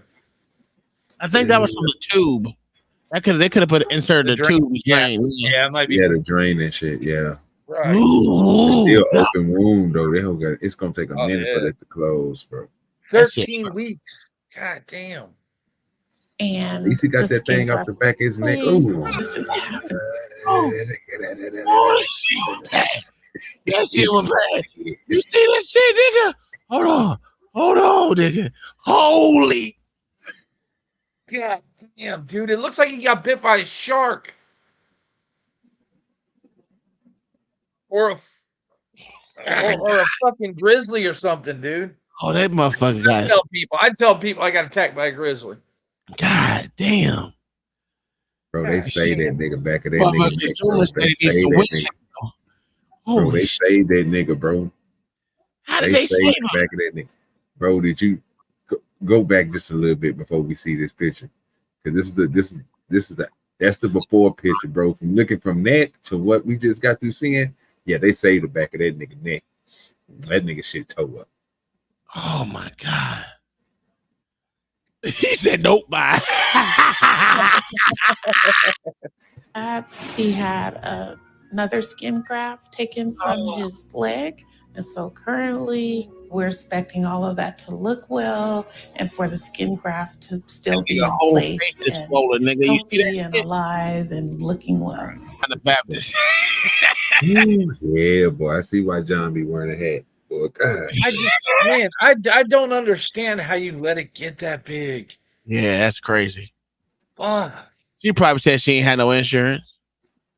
Dude, Obamacare been in effect since what? 04?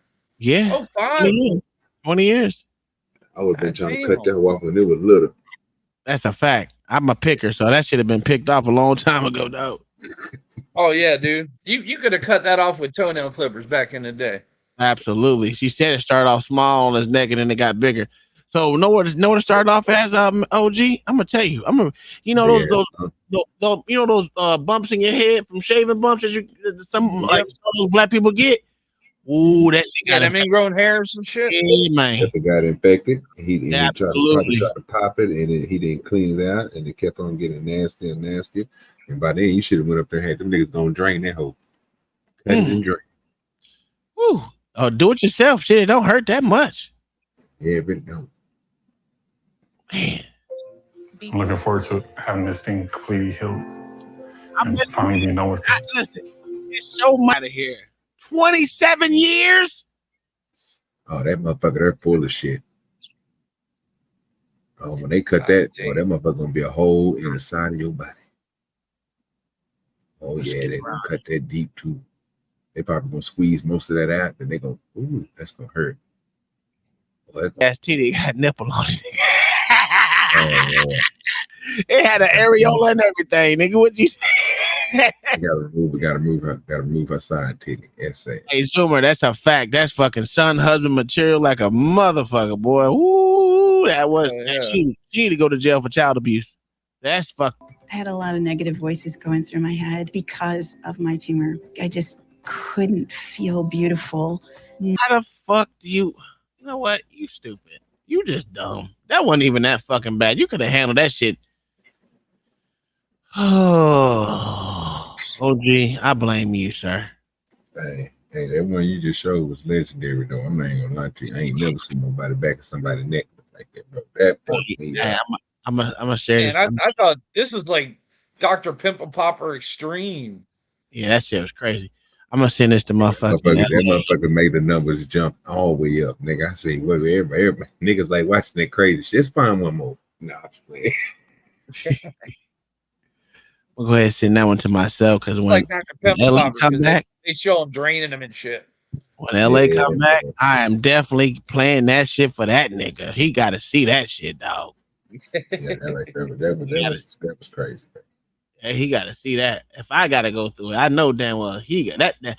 When that motherfucker showed the opening of that nigga shit, ooh, wait. Oh, that's a nasty one. Yeah, bro. Which one is that? That one. Oh, that's on the pig, though. Oh, Yeah. okay. Let's see. I need to fix that nigga back. This shit fucked up.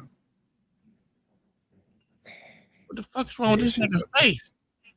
You got the Here extra we have skin. an interesting case. This looks like a case of cutis verticus gyrata, which is where you get this redundancy of folds on the scalp, and it can extend down into the forehead area as well. And it looks like for this gentleman, they did a forehead reduction or surgical hairline advancement, removing some of that extra skin of the forehead. And you could see that suture line. Oh, it created quite a short forehead, but it definitely made it Oh, look that's a bit fucked up. flatter. And then in addition to that, I think they raised up his eyebrows at the same time, which you can do with the forehead reduction procedure because you're already in that area. You can pull a little bit more. They're already removing excess Yeah, skin. but they can't move Lift the up eyes brows and though. resecure. Look And at then that I think nigga he look like a also might have cartoon had a character. facelift, maybe even a lower blepharoplasty at the same time. And this is something That's that can be very fucked up, difficult bro. to treat. But I I think they mean, did a nice does it job look any overall. better? So we have an interesting case.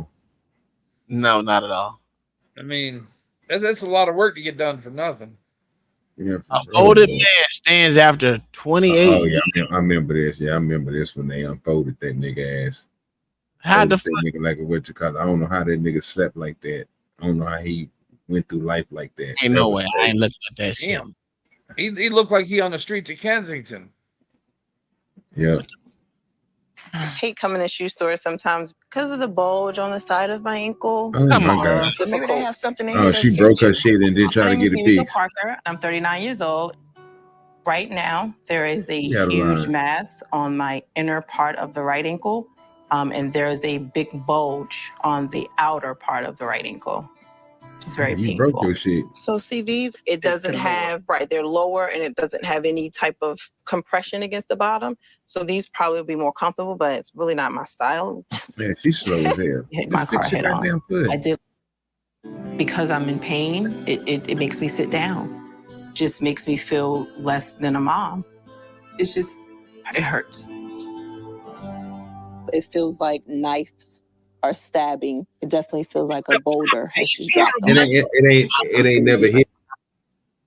Yeah, listen, that shit, that's pus filled. You seen the pus Yeah. move? Yeah. Man, I'd have popped that bitch. Give me one. It's like It's water gonna on keep the it- ankle, dude. Yeah. Get water on the knee. Cause when she broke it, she ain't never let it heal. She kept on just walking on it. Nigga said BBL ankle. That's a fact. Like banging with a hammer. June 2nd, 2008, I was involved in a traumatic accident. Since the accident, my life definitely has changed. I was on my way to work and a young lady lost control of her car and hit my car head on. I did look down and I saw my ankle laying to the right. I went through 23 surgeries. It took me 5 years to learn how to walk again. You were right. It didn't heal up right. Told you.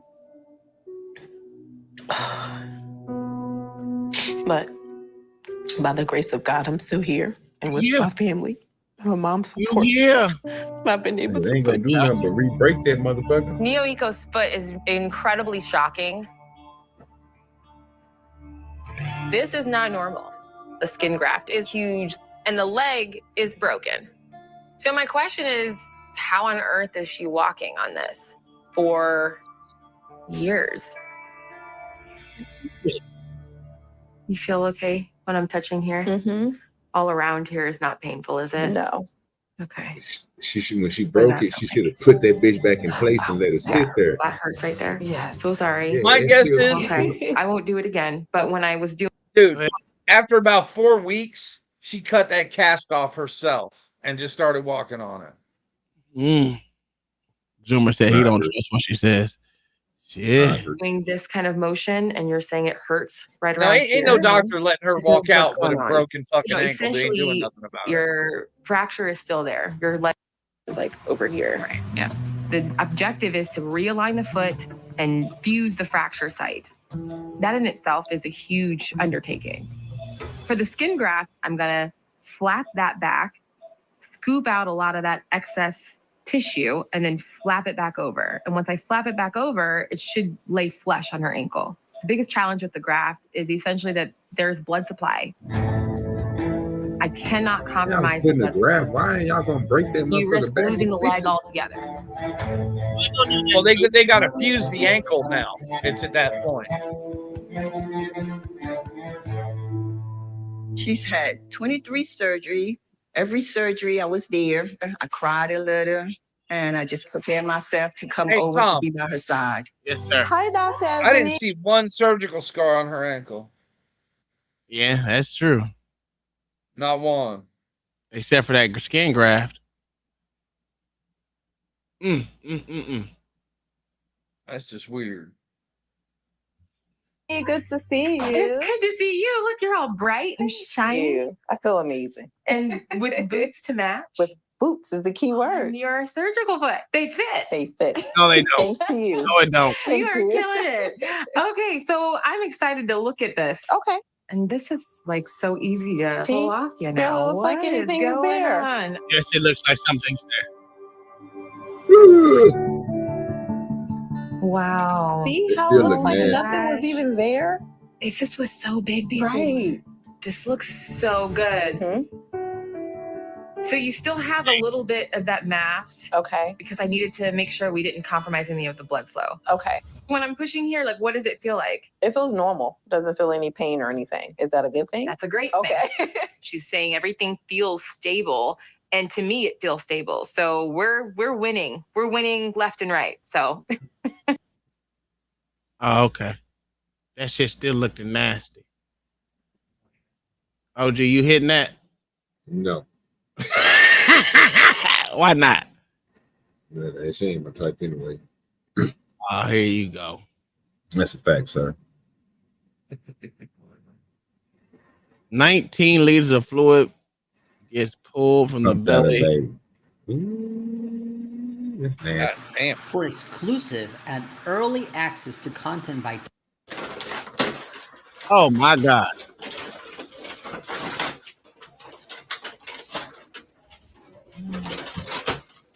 That's an abscess?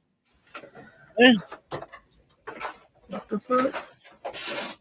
Oh, it's because it's fluid buildup from a bad liver. How the fuck? That didn't happen The body overnight. can't process it, so it's got to store it. Oh my God, it's crazy. So what happens when they drain that motherfucker? So did the liver get bigger too? High volume presentesis more than You're gonna probably have to put a drain in there. Yeah. Mama? Well, his liver's basically dying. Yeah, that nigga, He has non-alcoholic cirrhosis. Mm. 14, 15 liters. 15's been the most. The most. Oh, so He's already on received regularly. through the IV Oh, yeah. a dose of albumin, a 50-gram bottle. And the reason we do that, because we want to make the blood nice and thick so that once we remove this fluid, the body's not going to try to remake all the fluid, and then he can become hypertensive, tachycardic, and become sick. So by making his blood thicker with more protein, then it stays in the intravascular space. We already performed an ultrasound showing that this area here has a large pocket of fluid. You want to pick the lowest area so that when the catheter enters and it lays down, you're able to catch most of the fluid, because initially we're going to get plenty of fluids no matter where we go. But you want to make sure you catch the most as he lays down into the back part. Hey, OG, imagine putting that motherfucker on his stomach. The other thing that I want to consider is this here. He's got a lot of redness, and you can't see much of that, but a lot of pinkish. And that concerns him for an early abdominal wall cellulitis. So we're going to give him some antibiotics and send him home on antibiotics as well. We are not really considered that the patient has any kind of intra-abdominal infection, doesn't have fever or a Y count. With people like yourself with bad ascites, you can get something called spontaneous bacterial Come on, get to the poking, nigga, so I can see that shit drain about that. That shit go pop like a guy. You think they just install a tap? You know what I'm saying? I'm serious, like one of them So he can permanent just drain it. Yeah, so he can just drain it. All right. You don't need to. Oh, he put the iodine on there. He got the iodine. Okay, about to put the big Band-Aid on it. There you go. Or sending out to a lab. If you're doing for therapeutic purposes like him, then you don't need to save it. But start pulling back. Let that in. Yeah, they're doing that with the X-ray. There you go. Just the pressure. Yeah, there we got pressure. Ain't no way. And then we introduce the rest. The fluid is nice and clear. Maybe a tiny little bit cloud, but certainly not thick. Shit look like teeth. Go ahead and go to the suction side and hook it up to the Oh, suction mighty! wire. That shit stank like a motherfucker, dog. Yeah, you know it. Dude. Actually, you don't need to. No, you need to connect the suction, start it on. You don't need no suction for that shit. It's gonna come on now. So this is just like an IV cap. It hooks up here. This Yep, goes buddy. to the nurse to hooks up to the suction. Yes, it does. You don't need that one. That nigga stomach about to deflate, nigga. Sorry. That's crazy. And then when we hook it up, 2-liter Coke bottles. Imagine that. and then it starts going up. This will be better for me to put my arm down. You can put it like in front of you, just don't touch the blue area. And then one thing we do to prevent that from moving and losing it is we take a sticker and we stick it in. Now that kind of kinks it a little bit, so it might slow it down. So how about you put it on there right? Sometimes do that. Yeah, if it's part of it, then you'll definitely see Wait till I turn it. Normally it's it drains what? It drains pretty quick when they suction it. Yeah. Ooh-wee. Turn that motherfucker on. And that's the procedure. Now it's a matter of changing that bucket come after I bucket don't see and nothing. remove as much as possible. We'll see. Is this how he's I don't going. see nothing coming out of that bitch yet, bro. I don't think he releases this shit No, yet. no. It's in. They have it attached to suction. Prior to changing the canister, turn the Yeah. suction off. I don't think they turned it on yet. No, it's Yeah, I on. don't think they. No, nigga, it No, ain't the nothing suction. coming out of that time. She just said we filled Look up at one this. already. Oh, god damn. Oh, it's barely going down like a month. Yeah, it's going down. Dude, if he would have fell down, he would have exploded. Oh, it Yeah, happened. he would have killed himself. Oh my god, he would have killed himself. He said he would have killed. Oh, bro, look at all that coming apart. I know he feel good now.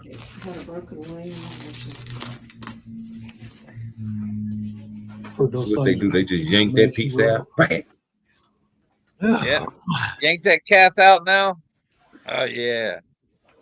There you go. Thinking like I can fucking breathe. God damn. Oh shit. Dude, you know what that had to be doing to his fucking blood pressure? When the IV bandages over, Yeah. I don't have one of those, so and then a day tomorrow evening when I take it, pull it up. yeah, I'll take it off. You just start spraying out. I'm like, oh, that's nasty. If you want to hold that one there for me. Yeah. Man, I just let me go, dog. Just let me go. Fuck it. I'm sick of this shit. That's quite something.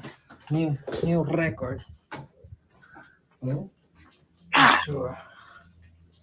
Ooh, that motherfucker said 20 liters right there.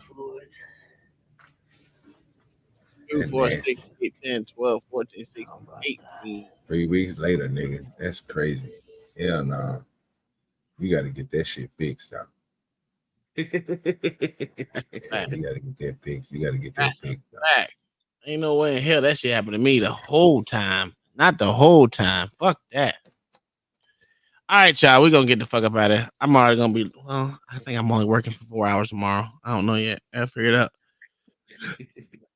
Because I worked on Saturday, so it messes up my whole weekly schedule, this week's schedule, because they're not allowing us to have overtime or straight time overtime or nothing like that. So I literally got to figure out how I'm going to work this. I worked 8 hours a day. I wasn't supposed to. I was only supposed to work 2.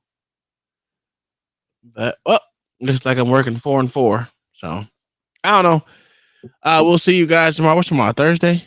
Yeah, Thursday. Yes. We'll see y'all Thursday with some more antics and some more bullshit. Might cut. What you got? What you got? Anything for us to cover tomorrow? OG, Mayo, Mama. I might have some, make something to make you mad. Ain't too much. Your boy put out a new video. Your boy put out a new video today, so I might play it. Y'all got something for you. Who? What boy? I ain't got a lot of boys on. Yeah, I know. Hey, Hey, Tom, I do know the FAA is going after those pilots that are helping in North Carolina. That's crazy. Are you shitting me? Nope. Them 3-letter They're motherfuckers. saying they're getting in the way of the 3 military helicopters that are operating in the area. They're not doing shit. All right, this is what I yeah. Let me. Oh hell no! He better not butterfly. He better not bring no goddamn Willie D up here. Whoo, Lord Jesus. Oh Lord Jesus, you already got me mad. We getting the fuck up out of here. We'll see you guys tomorrow. We are out of here. Peace.